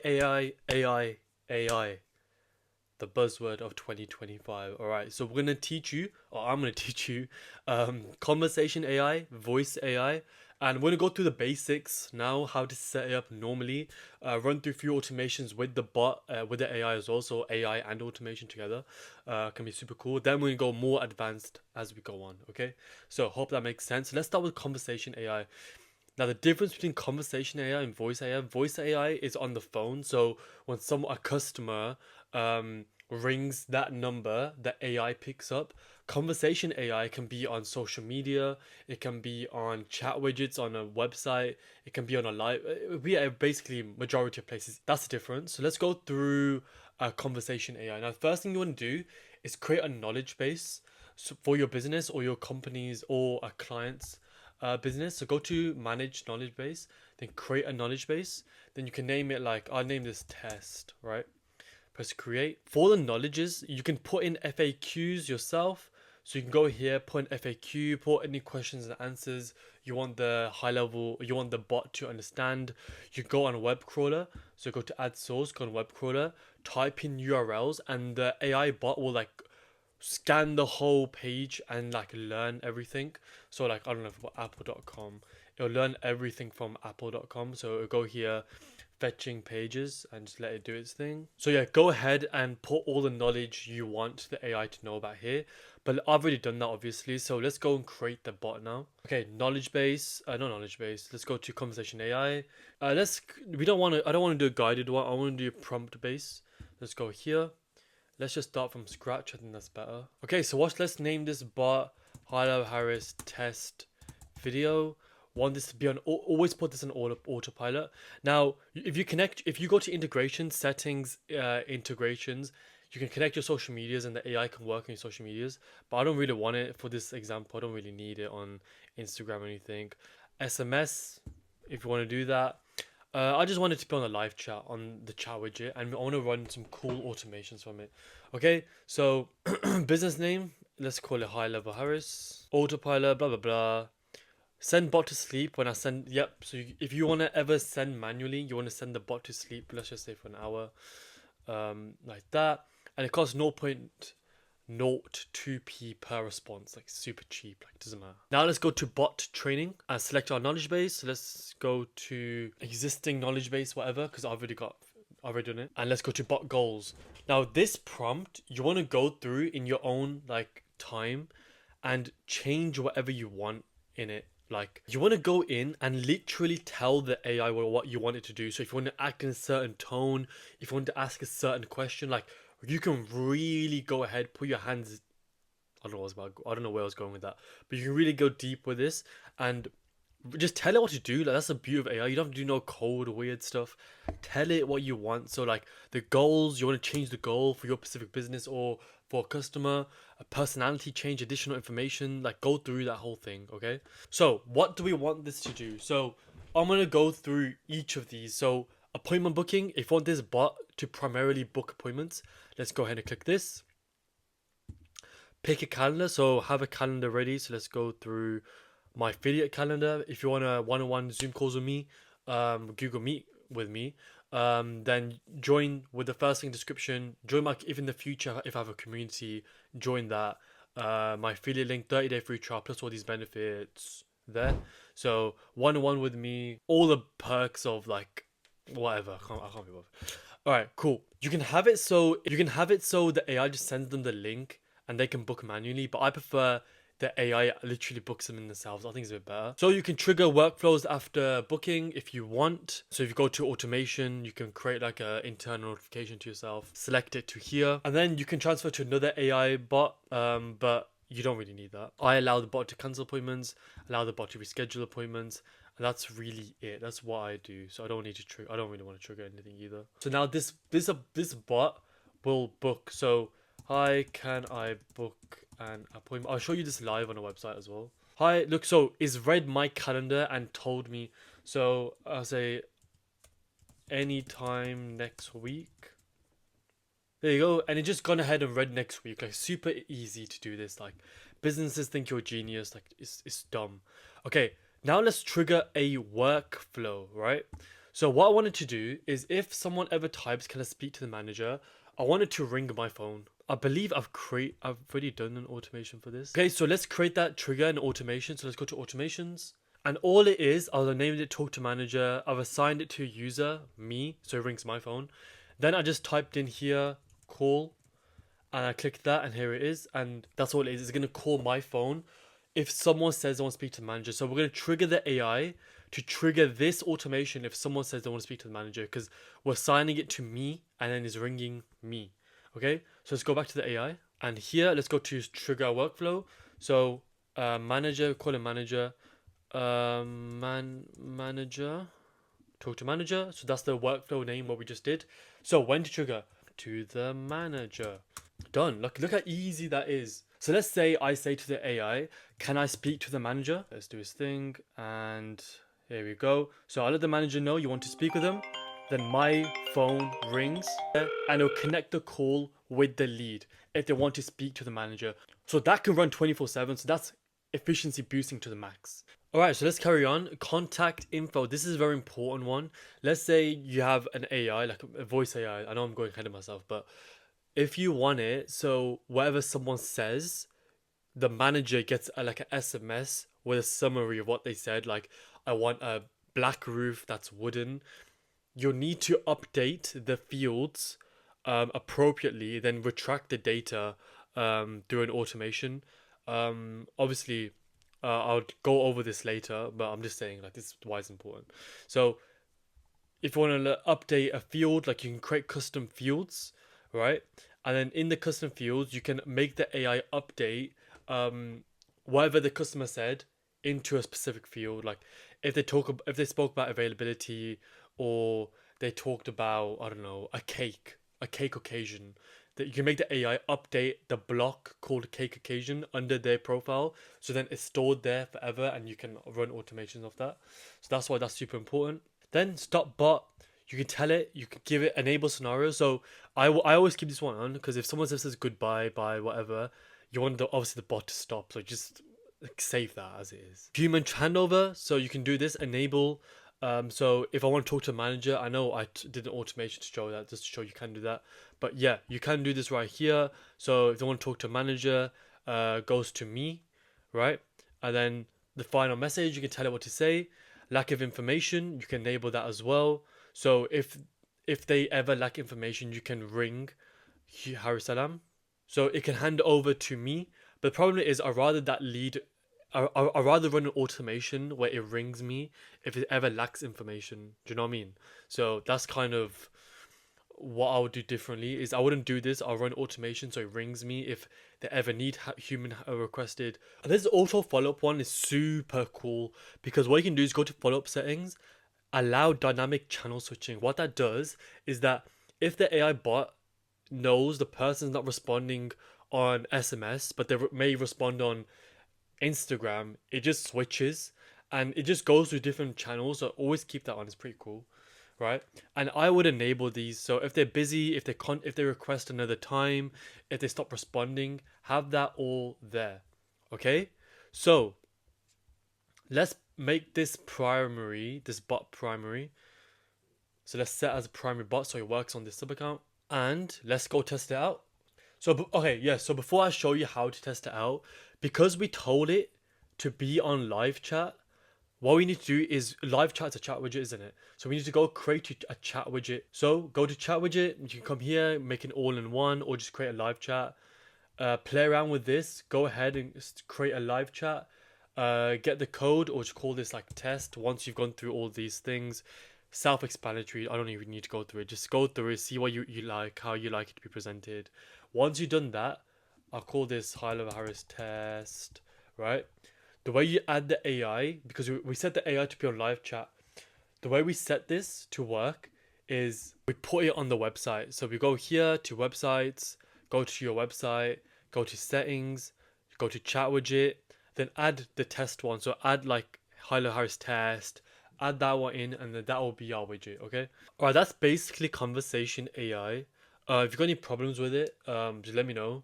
We're gonna go to more advanced things. And yeah, if you have joined my affiliate link, you don't have to worry anyways, because you can just jump on a one-on-one call with me and we get any problem you have ironed out. So that's fine. Okay, now we're gonna learn how to set up WhatsApp so you can run the AI on WhatsApp. Super cool for your clients. Okay, so I was gonna do this alone, but I thought I might as well record it. So how are we gonna set up WhatsApp? So if you go to your sub account, go to settings and go to WhatsApp, you want to set this up because you can put an AI chatbot on WhatsApp, but you need WhatsApp set up in the first place. So it costs £10, $10, sorry, so like £6.50, whatever, to get it up. Now you can make your clients pay for it, or you can pay for it. If your clients pay for it, I recommend them doing it, because what that does is that it stores their card in the sub account, so any SMS, email fees, they get charged. So when they pay for it, we actually GoHighLevel stores their card on the system, and also that whatever they pay, it comes to you anyway. So if you want to charge a surplus to your clients, what you can do is go to agency view. All right, so you just go to reselling on the left, scroll down, you'll see WhatsApp here. Now I don't want a profit because I don't really see the need.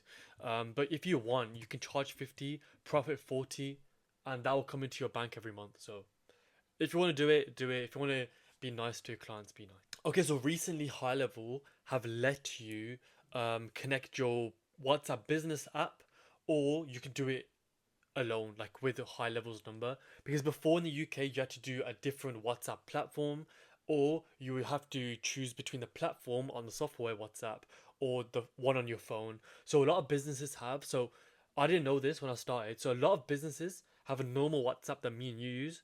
Then they have a WhatsApp Plus, which is like the business WhatsApp, where they manage all the business stuff, and they have a separate, it's literally two separate apps on their phone.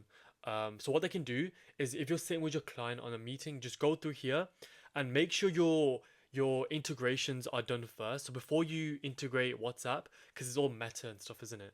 So if you're gonna be adding AI to the WhatsApp, blah blah blah, you want to make sure your AI is also working on their Instagram and Facebook, isn't it? So just go here, go to integrations, and connect the social medias up. We're gonna go through how you do this later, okay? In the automation section.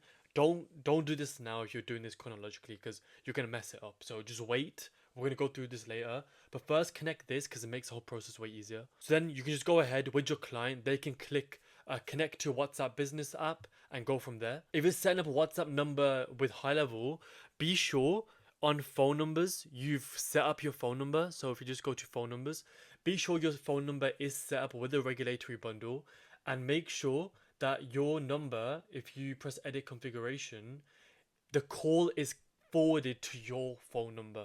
Okay, so just make sure it's forwarded to your phone number there. So I'm just gonna start with a new WhatsApp phone number, right? So let's do that, and it opens up this tab. Okay, so it just asked me to log into Facebook. I did that. Let's just press continue as Harry Salam and press get started. So we can put all the business information in here. So just go business name, just put like press next. And then here, if because I don't have one existing, I can just create a WhatsApp business account and do that. Go next. And you basically just go through giving it access and all this kind of stuff here. So let's just go through that. And you basically just go through the process, just press next, go ask any information it asks you, just put it in. Okay, just press finish like that. Okay, so then it will look something like this. And then what you do is you don't need to put your own number in. Use the GoHighLevel number and press proceed to verify. And then you want to verify through, let's say, text message. Got it? So 581. Boom, that's done. Registration process, and it'll get verified. It will 100% get like approved. Okay, so the phone number is connected. Few things you want to do is go to manage, and then go to profile, add. So this is how it's gonna look for customers. So you want to add like your like, what's it called? So you want to add your logo, isn't it? So let's add this one here, like that. You can add description, put your email address in. Then you just go ahead and press verify now. It's gonna ask for like a bit more personal stuff, so I'm not gonna go through on YouTube. So how do we let AI that we've trained work on this WhatsApp number now? So all you do is go to conversation AI, go to the AI agent, click on the AI agent. Let's just go on one of the test ones I've made. All you do is make sure it's an autopilot. Come down here and make sure WhatsApp is there. And just press save. Now AI will work on that WhatsApp number. I'll show you. So that's how you add the AI to it. If this verification is pending, probably take 1 day to approve this verification here. then I can message it and go back and forward. But essentially, if you just go on WhatsApp, add this number as a new contact, message it, the AI will literally work on there. Okay, so I'll show you an example of the AI working. I'll blur out the name of the business and stuff. But this is I'll put it on screen here. This is basically how it works. So you message the AI and it comes back to you, blah blah blah. It's super cool. Like, and businesses need this. If you want any questions, you want to speak to me one-on-one help, plus all these benefits here. If you sign up with my 30-day affiliate link, you get 30 days free trial, plus all those benefits: one-on-one support, my contracts, my sales scripts, my this, that, blah blah blah. On YouTube, I don't think there's a better affiliate program than mine, because I've tried to make it the best. But yeah, that's basically what's up. Alright, let's go through voice AI. So AI on phone numbers, voice AI together. Okay, so we'll go more in detail later with cool custom actions and all the API keys. Even if you've never done it before, don't worry about it. But let's just build an agent together, like foundations. So let's go to create an agent and let's create a custom agent. Alright, so let's put the name. I can just name this like GoHighLevel Harris tester. Business name can be my one. The voice, we got high quality ones now. I'm that hip chick that hangs out while you folk. That's it weird. Wasn't the story. That's decent. That would do the job. Yep. Hey, you reached LMX. How can we help you today? That's perfect, right? So let's go. Always switch to advanced mode. You want this is the basic stuff. You don't really want all that. Advanced mode. Now you want to go create. We've done this with the conversation AI. Create a knowledge base. So this AI has contextual knowledge. Okay. So go ahead, create that. I already have existing knowledge base, so you put that in. Now with the prompt, edit this as much as you can, like to whatever you want to customize to the business, the tone, what you want it to ask, the rules of how to ask. Say this first, take it, don't say anything after. You can literally talk to it and it will actually learn by your words. You don't need to code it to do anything. Just literally write it in this prompt. So the prompt is super powerful as well as the actions. Okay, so you can trigger workflows, automations after the call's completed if you want.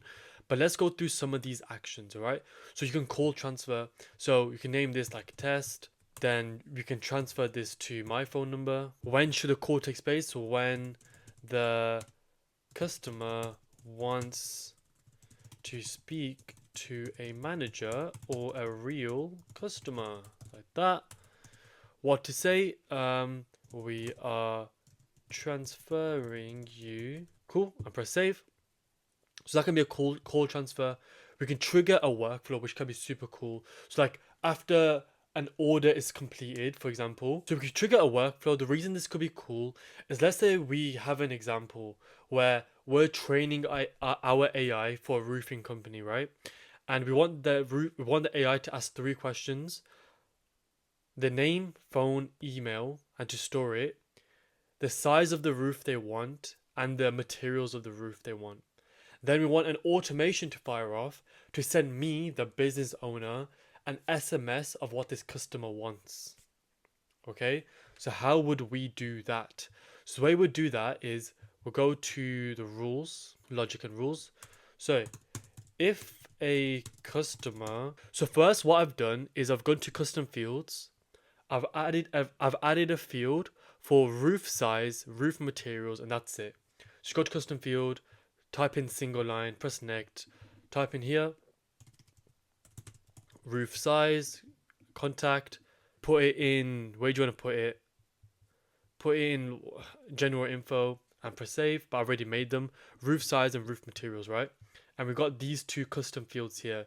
So we want the voice AI to put stuff in this, and so it can trigger automations of it. Okay, so I've told it here, if anyone says they're interested in a roof, ask their name, phone number, size of the roof, and materials they want for the roof. Only trigger workflow once we have all the information collected, and store the information for the customer in blah blah blah blah. I don't think this makes any difference anyway, but I just wrote it, but whatever, right? So the way you need to do this, you need to tell the AI to update that contact's information. So go to here, update contact field. All right, so update contact field for one of them is this. So first one's the roof materials. So which contact field should be updated? This came because we made that custom field I showed you. So roof materials, what to update in field, material they want on the roof, just type that in, and examples like wooden brick, right? Second one is like roof size, so put that in the roof size, blah blah blah. Here you go. Next one is we want update contact field with their phone number. So customer phone, what to update the phone, customer phone number. Examples, you can overwrite existing contact field. Examples like 07555 4029, whatever. I want this to be during the call, so let's press save there. Okay, so during the call, update phone. Okay, so we'll update all these feeds, but now we need to make an automation so we receive that SMS. So let's go back to automation. We're going straight into some technical stuff, but it's fine. So we want this automation to fire off once we have that information. So we're going to have an internal notification. Just come in here, type in internal notification, then have the type as an SMS, particular user be yourself. Then you want their phone number, write it out exactly like this. The way you write this out is let's say I have to do this again. So you come here, so you put customer, contact is them, then the custom fields are all here. So you'll find like their roof, like look, roof size. Remember we made that just a second ago. So roof size, and that automatically fill out because we're telling the voice AI to fill in that field. Then that field is being SMS to us, like it's like a little chain right there. So you want to have it like that, okay? Exactly like this. Let's press save. Let's go back to the voice AI. And one other thing is we want to trigger a workflow. So we want to go here to here, trigger a workflow, and select a published workflow. So our workflow was, remember, we just on voice AI test. So when to trigger after you've stored the information and the details if they're interested in a roof. All right, then just say thank you. Okay, so I haven't added one more section, which is their name. So let's just do that. Customer name, put that in customer name, customer name. Add another, give it like Harris. Now let's test this out. Let's test this AI out. So that's really it, like as far as it goes. You can receive email notifications post-call, so that the business owner will have a transcript of what happened in the call, but that can stack up email-wise if they don't want all that mess. All right, so let me put my number in, and we're going to test this out right now. All right, so it's ringing. How can I assist you today? I'm interested in a new roof. Great. Could you share your name, phone number, the size of your roof, and the material you'd like for it? I'll get everything noted down for you. Okay, cool. My name's Harris. My phone number is... My roof is quite large, and I want the material to be wooden. Thank you. Got it all noted, Harid. Is there anything else you'd like help with? I got this SMS right to me. But yeah, that's kind of the cool side. The rest of it is pretty self-explanatory. You can see the recording. You can see how it went. We've got summaries and all that kind of thing. And yeah, that's voice AI. Let's go. We can go into more technical stuff now. People aren't really searching Google anymore. They're searching on ChatGPT. So we're going to learn how to do SEO for ChatGPT for your company. So just one definition before we start is you need to know what schema is. Schema, whatever, yeah. So SEO schema is a special code you add to your website so that Google, Bing, and AI tools better understand your content. So without this special code that we're going to add, I'll show you everything step by step, don't worry. Without this, the AI, ChatGPT, SEO as a whole really won't understand. So like without schema, Google just sees it as like we do nails, blah, blah, blah. With it, it's very nice and structured. So with it being structured, AI, Google, everything sees your content more clearly, sees your business more clearly and ranks you to the top. So if someone searches best hair salon in Birmingham, let's say you have a hair salon, yours will show up. Okay, so that's what we're going for. Okay, so let's just get right into it. Why do we have to talk about all this rubbish? Let's go. So copy this. Okay, so paste that in and then put the URL for your website. So for example, I've pasted in this link. So this is how we start. Okay, step 1. Cool, paste that in. Let us do his thing. Boom, just like that. Every single page it has done for us. The reason we're doing this is that we're teaching ChatGPT about the business, about your business, your client's business. Now it just has that stored knowledge of everything. Okay, second thing, we want to copy this prompt over here. So copy this, take a screenshot, write it down, whatever. Now let's put this into ChatGPT. Cool, boom, paste, done, like that. So now we're creating FAQs for the business. Okay, so it's gonna create like tons and tons of FAQs because this prompt basically says create FAQs for a site, give me a comprehensive list of things that improve SEO, AEO, GEO, so everything right here, Bing Webmaster rankings, include FAQs that are service based as well. So it just got everything here. So we've we've got a ton of FAQs now to put on the website. Okay, so one thing we have to keep in mind is that make sure your website is on Google Search Console. Okay, so I've made a video here about how to make sure your websites are ranked on Google. So go on Google Search Console, watch this video here. I go through everything there on Google Search Console. And this may sound weird because no one uses Bing, but ChatGPT, AIs, Google even, they take their back-end knowledge from Bing Webmaster. Okay, so no one knows that. Go on Google Search Console and Bing Webmaster and upload your websites there. If you watch this video here, it's very similar on Google Search Console and Bing Webmaster. Do that there. I'll put the link in the description to that video. So just go in the description, pause the video, watch that video, then come back. Okay, now this is the fourth prompt. So out of all the FAQs we created, give me a suggested group of FAQs to be customer facing on my website. Break it up into categories. So let's do that here. Paste that in. Okay, so we got this and we got customer facing FAQs for our website. We got them all here. Perfect. Now let's carry on. Okay, so now we just got questions. Now we need to tell it, write FAQs for section 1. Cool, let's do that. And because we've taught it all our background of the business, these questions are all right. So now what we want to do, is on our website, on the FAQ section, we want to add these in. And it is asking to do section 2, we can let it do that as well. So let's add these section 1 in now. By the way, while I switch, if you want one-on-one support with me and all these benefits here, I've used first link in description, get 30-day free trial, not 14, 30 days, plus one-on-one support with me. Bigger channels can't give you that. My snapshots, my sales scripts, my blah, blah, blah, blah, everything there. And if you've already got an account, email me, you can still benefit from my perks. So let's create an FAQs page. What page should I copy? Let's just copy this one. Let's clone this. Here we are. We just need to change this to FAQs. Like that, this to FAQs. All right, so let's get rid of everything. Let's let just be an FAQ section. So let's just type this as FAQs, like that. Let's get rid of this, get rid of that even. We can get rid of this. And there you go. So let's come down here to FAQ. Now here we are, so we can come down here on the right, keep it separated. Now list item 1, we can copy and paste. Let's get rid of image. All what ChatGPT. So first one is this, and what we can do is come here and paste that up, and then put the answer in 2, and just put the answer in 2 like that, and then go to the next one, for example, and even just for a sub headline, just to make this nice and neat. So this one was under the general salon FAQs, so you can put that in here, and I'm gonna show you at the end. I'm gonna do this for every section. I'll skip to that point. I'll do the boring work while you guys can skip to the end. Okay, so I've basically done that. Okay, so I've basically done all of them here, and on the SEO metadata that pops up, you want to fill this out. So title, 7 skin and glow FAQs, description, I'll just put that for now, description, quick one.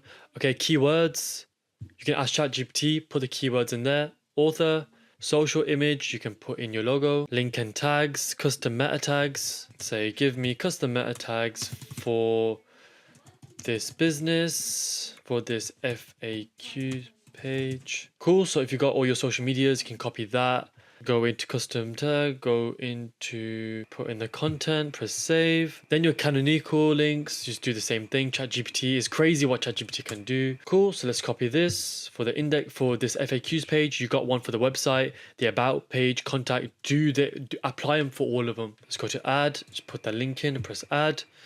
Now we want to update that and press save and publish. Okay, now let's link this FAQ page to obviously the home page so people can access it. Let's go to home. So at the top here, let's add a FAQs page. So here, FAQs, go to page, FAQ page, and press submit, just like that. If we get off this, there we are, perfect. Press this, update, publish, done. Okay, so let's preview that. Let's go to the FAQs page. Here we are. So there you go. You got all the FAQs in, and obviously you can make it look a bit better than I have. This is just for video sake. Okay, so our 5th prompt is write a schema for section 1. So let's go do that. Let's go ChatGPT and say write a schema for. So I'm gonna ask it write FAQ for the whole FAQ page. I think that'd be a bit better. So let us do its thing because we're gonna put it. You can add the schema to each page. So look, it's doing its thing. Keep going. So on section 5, the question asked of section 5 is planning it out so all the AI, all the algorithms can clearly understand and rank it to the top. Okay, so go to copy code. Let's go back to here. Let's go to the FAQs page like that. Now you want to go to tracking code header, paste it, press save, then go to save here, then go to publish. Okay, cool. So you've done that for the FAQs page. You can do this for the home page, the contact page, other pages. Okay, so yeah, the 6th tip, add it to the heading for that page. We just did that live with you now. Like 7th one is keep telling the AI to create schema for each one of the sections. Schema added to the home page, contact page. I've shown you one example. You can do the same thing over and over. Now this one is where we're going to validate. You want to check if your schema is correct. Okay, so you use this link here. All right, so when you paste that in, you get here, let's go to code snippet. Let's go to our schema here, copy it and see if it's correct. So let's run test. Okay, cool. It literally said one error here. So I've just copied this error, put into ChatGPT, and it just modified it for me. So here you go. Normally I've done this before and there's literally 0 errors. Of course, one time I record it, there's an error, but we've gone in ChatGPT and it's basically made it all good and fine. So let's go back. Let's get rid of this again. Cool. Let's go there. Paste this version. Press save. I've pasted it in again and look at that. 0 errors, 0 warnings. Done. ChatGPT just sorted that all out for us. All cool. That's how you're gonna, if you do it for every page, that's how you're gonna rank your business and or even your clients' businesses higher AI SEO. Okay. If you want all these perks here, if you use the first link in the description, get a 30-day free trial plus my snapshots, one-on-one support with me, sales scripts, GoHighLevel presentations, everything. My new outreach strategies, etc. And if you've already got an account and you can't use that link, if you email me, you still can benefit from the perks. Just email me, we'll jump on a call and I'll show you how we can get that going. Okay, now let's jump into the GoHighLevel mobile app. This is where you can take your business and your client's business on the go because it's on your phone. We'll walk through setting up the Lead Connector mobile app, linking calendars, and even using tap to pay so you can collect payments anywhere and also your clients. So this one's quite mandatory as well, so you need to make sure you're very comfortable with this. So let's go through it now. Okay, so the bottom right tab here is all the contacts in GoHighLevel that was synchronized into the app. So here we can click on any lead, find out all the information, their phone, email, everything that GoHighLevel has stored will be in here. Okay, if we press this green plus, what we can do is scan business card or add in any contacts manually. Next, to the left of that is the calendars. Now here, what we can do is see all calendars. So let's pick a calendar. Here on November, we can see on the 4th is marked by this little blue neon dot. Click on it, we can see all the people that are coming in on that day. Clients don't have to go, or even yourself don't have to go onto the laptop. They can do it all off their phone and see who's coming in. We can also book clients in manually, so we can schedule appointments. We can also block times through the app there. Now this little lightning bolt, we can do quite a few things. We can send emails, we can add contacts. It's all self-explanatory. We can book calls. So let's book a quick appointment here. Go to appointment. If the contact's not in, let's just put Harry, for example. We can create a new contact, fill their name in, book the time in, etc. All done there. Now the middle one is where tap to pay. I've made a video on tap to pay. So what this is cool is that your phone can become a card scanner through the Lead Connector mobile app. So if I type in here $5, press review, I can add a customer in. If I add a customer in here, for example, whenever that person pays, it will send an automatic receipt to that person because we've stored their email. Press choose payment. Now we press tap to pay on phone. We can do add cash, tap to pay. Now, if I do press that, the recording will go off on my phone. But what that will happen is if someone taps their phone or card on my phone, it'll process the payment, go to the bank account. Now, catalog is all the products in GoHighLevel. Okay, so all the products that we've made, we can literally go in, even if it's a monthly plan, we can still tap to pay and it'll come out their account every month. So if you click whatever product we have, and we can add that in and then tap to pay again. The second to third one is the conversations tab. So anyone that comes in through live chats, response to emails, Google reviews, all comes in through here, and you can go back and forward, message back and forward with all your clients here, and it would also send notifications to your phone whenever someone comes in, so you can go back and forward with them. The left one is all the notifications. Now, this is why internal notifications on the automations are very important. So, for example, if you create an automation, so for example, if a customer books appointment, this here, internal notifications, this will come. So if you look here, this type of notification is not an SMS, it's a notification which will come through the Lead Connector mobile app. And what we can do from there is we get notified when someone books, which is quite cool. So even, for example, 35 minutes before the appointment, I notify myself again just to remind myself.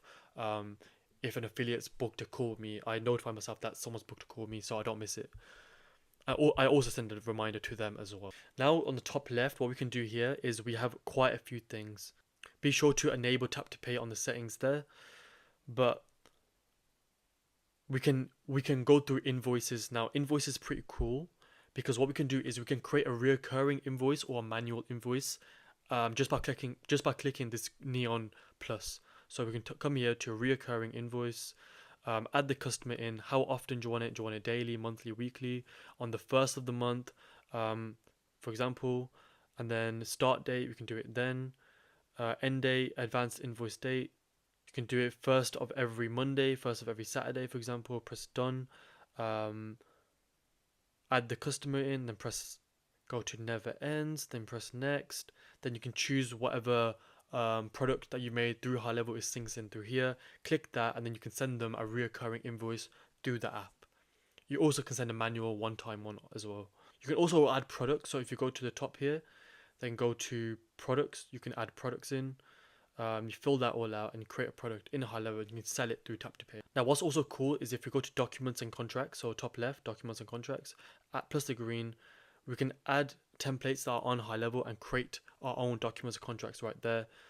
Lastly, what we can do is reputation. So all our Google reviews, we can send Google reviews, press the neon green, send an SMS, choose the contact we want, and it will send it over through the app. We can also check all our Google reviews, click them, read them, and you can dispute the Google review at the bottom there. Okay, that's pretty much everything that the app can do. Okay, now I'm going to show you how to actually get clients in GoHighLevel. So I'm in the UK, so if you're in the UK, these are UK proven methods to get clients. And these methods are not on YouTube, okay? But most people try random outreach strategies and get aired and ghosted. I'm going to expose every single strategy that I use to get clients that are proven. So let's go through them now. Alright, if you are part of the affiliate program, you're going to get a one-on-one tailored game plan, specifically how you are going to go get clients that I'm not going to mention on YouTube and is nowhere to be seen on YouTube either. So be sure to join the free communities, do everything, and we can go from there. But I'm going to go now and show you what the CEO of GoHighLevel said to do. I've got a lot of questions of people. They want to ask you, what's the most effective way to get clients? Like, that's my number one question. Okay, so all my So subscribers wanted to ask you. so let's bifurcate this real quick. Okay, so a lot of people, everyone wants to be Michael Jordan. I'm old, so I'm dating myself, but everyone's like start there, but you don't ever start there. You don't right? start there. Yeah. So let's bifurcate this. So like, okay, to those of you who are at zero, my advice is actually quite simple. Turn off this YouTube thing and get out from behind your computer and walk out your front door. Sell local. If you do this, you inherently, whether you understand it or not, you have an advantage. You understand so much inherently about the place you inhabit, and that understanding is the bridge of trust on which you will walk to your first client. Okay, and think about the people you're serving. Local businesses, where do they get their customers? Locally. Yeah, right. Where do you think a lot of their vendors are from? Yeah. That's right, local. In fact, funny thing, I have talked to thousands of agencies, and that is not an understatement. The only type of agency I have ever come across who fundamentally actually doesn't understand what the word means, but doesn't have any churn, local agencies. Almost to the letter, by the way. And by the way, do these local agencies, do you think they like niche out? or specialize in a service? No, it's just No, they don't actually. They do the thing that everyone tells you shouldn't work. They do everything for everyone, yeah. but It's funny. they crush it. And you know why? It's very simple. Their clients trust them. And why is that? It's because when things go wrong, and by the way, they always do, they just jump in their car and like, hold on, man, I'll be right back. Let me I'm gonna grab a box of donuts. I'll be right down there. We're gonna work this out. And that one thing right Nothing there, can beat that. Nothing can beat that. no, nothing can beat that. So fundamentally, and here's, oh, let me tell you the exciting news. Let's say you call me tomorrow and you say, Sean, I followed your advice and I have sold every small business I can in my area. But I'm very scared that is going to limit me from going and having a way to do world domination. Turns out, actually, that's not true.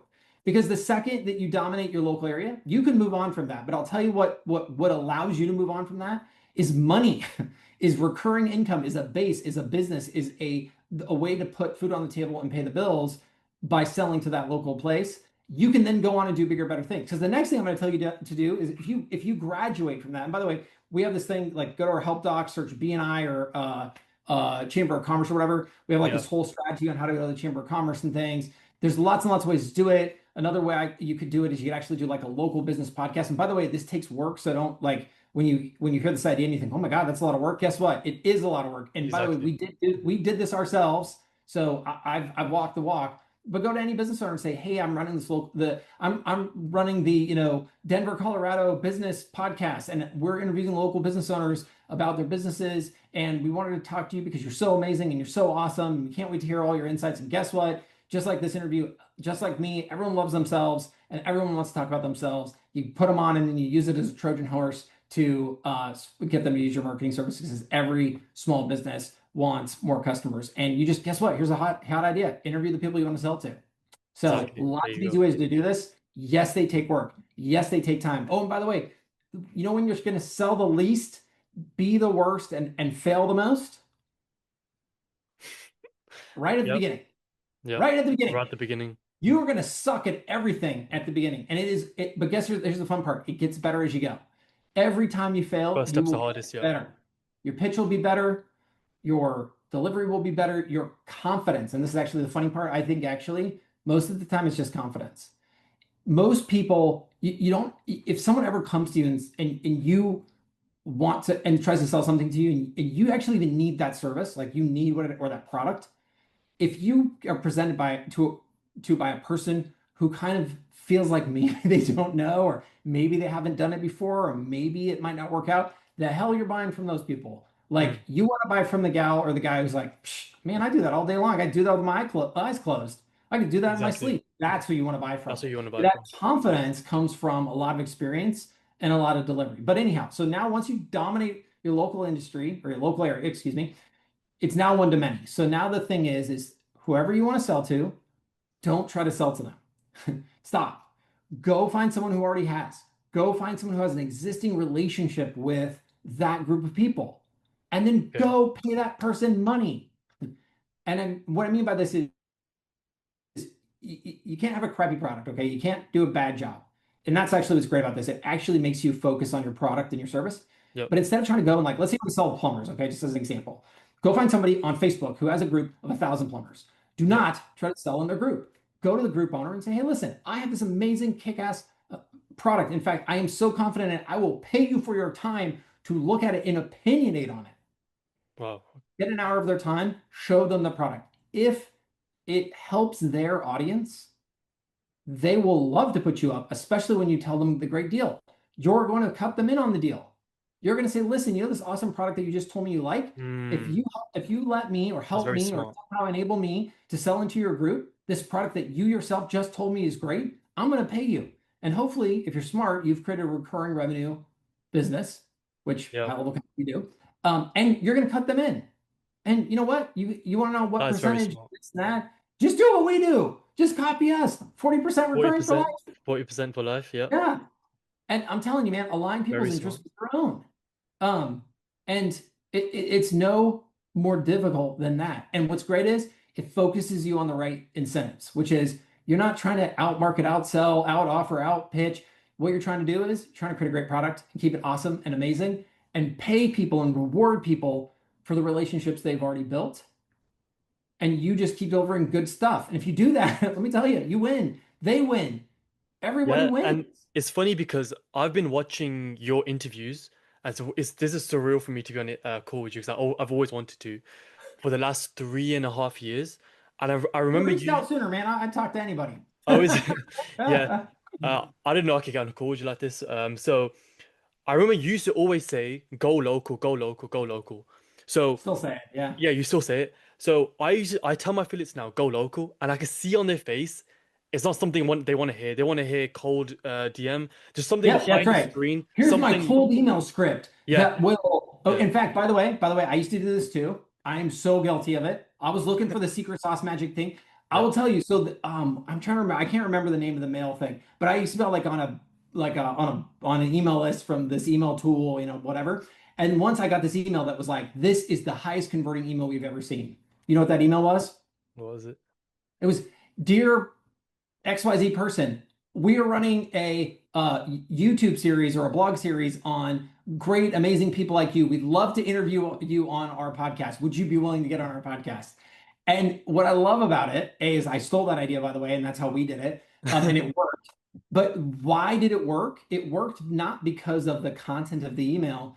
It worked because of all the work that goes after it, right? It was an email that required that you actually executed on what was a very difficult strategy, which is, how do you have 100 people on a YouTube channel? You got to interview 100 freaking people. That's a lot of work. Yeah, But when you put in that work, it actually happens. And in fact, when we did it, by the way, we did it at scale. And I think our success rate was like 10%. One out of every 10 people would actually end up buying HighLevel. But you know what we got out of it was and you can do this too, is we got amazing content. We targeted really amazing marketers and agencies and stuff like that. So we were like, well, worst case scenario, we got a kick-ass video from a really smart person on our YouTube channel. How is that a bad wait, deal so for us? how would that work? So you'd email someone, a potential client, you're saying? Well, because we want to sell to agencies, right? And then, Yeah, within that realm, right? yeah, There's always going to be people that you want to talk to, yeah, right? yeah. And And you know you'll what? get that interview. You spin And it you're in a an interview. nobody, so why are Yeah, they going to talk to you? yeah, They're yeah. not going to talk to you because you're a somebody, because you're not. So you just email and you tell them how great they are, because most people love to talk about themselves. Don't you love to True, talk about true. yourself? Exactly, true, true. So Exactly. then, So and then on that get them on call, the YouTube channel and you on and you ask them questions like you're doing to me. okay, and then what would you do to Well, I when mean, you're we asking wouldn't do anything. We were just they. I mean, they would sort of like somehow at some prod point they kind back? of be like, wait, who are you guys again and what do you do? Yeah, And we would explain it, and because you've now created this connection, they would be opening to listen. And if on the off chance they were looking for or needed, and if you were doing it right, you were talking to people who needed your stuff. mm, That's why true. you're interviewing them, right? And so fundamentally, we sort of took the track line that everybody we talked to needed what we were selling, whether they knew it yet or not. And they would either figure it out on that call or they'd figure it out down the road. Down the road, yeah. And that was about a 1 to 10 success ratio. And you know what? That was kind of like us building our base. Like we needed a cheap, scalable solution. And it was scalable in the sense that no, it wasn't some, spray and pray strategy. Those things are crap anyways. We all know that. Those don't True. work. But this worked scalably in the sense that it was consistent. And what I loved about it was the byproduct of the failure just meant great content because we didn't Yeah, just that's very yeah, true. we didn't That is talk to very just true. dumb people. We talked to really smart people. Yeah, We that's wanted very to know true. our clients. They were big time people. And they would come on and they would give great advice to people. And all of a sudden, we had a great collection of really amazing smart people. We still do this to this day. We don't even think that these days we don't try to target them from a client perspective, uh, because we've moved on. Yeah, true. But Yeah. we don't care. And in fact, today we don't even care. We just want really smart, great people on the YouTube channel because look, again, if you're known as a place where you have the smartest people in marketing talking about really awesome new techniques and stuff they're doing, guess what? You're going to attract a lot of attention. And that's the kind of content you want. So, it's funny because I like this strategy because how many y'all heard about this? Like, oh, you should create content and you should build a blog and blah, blah, Yeah, blah. It's like, but it's so damn hard when you do it, especially if there's not, because we're all looking for like this instant payback. What I like about this strategy is kind of twofold, right? You yeah. get the content and you do actually end up getting customers in a very short period of time. I mean, interviewing 10 Wow. people is not that hard. All right, we got to the end. Comment Spider-Man if you got to the end, because I want to know who you did. And if you do, if you do, I don't know what you guys want from me. I'll just be happy that people did make it to the end, because I haven't uploaded in so long. And yeah, I don't know. I'll be happy. So yeah, just comment Spider-Man if you got to the end. And yeah, thank you for watching this video. Please like the video as well, because it took so long. I haven't uploaded in 2 weeks because I'm trying to get this out, editing and everything. So yeah, appreciate you guys.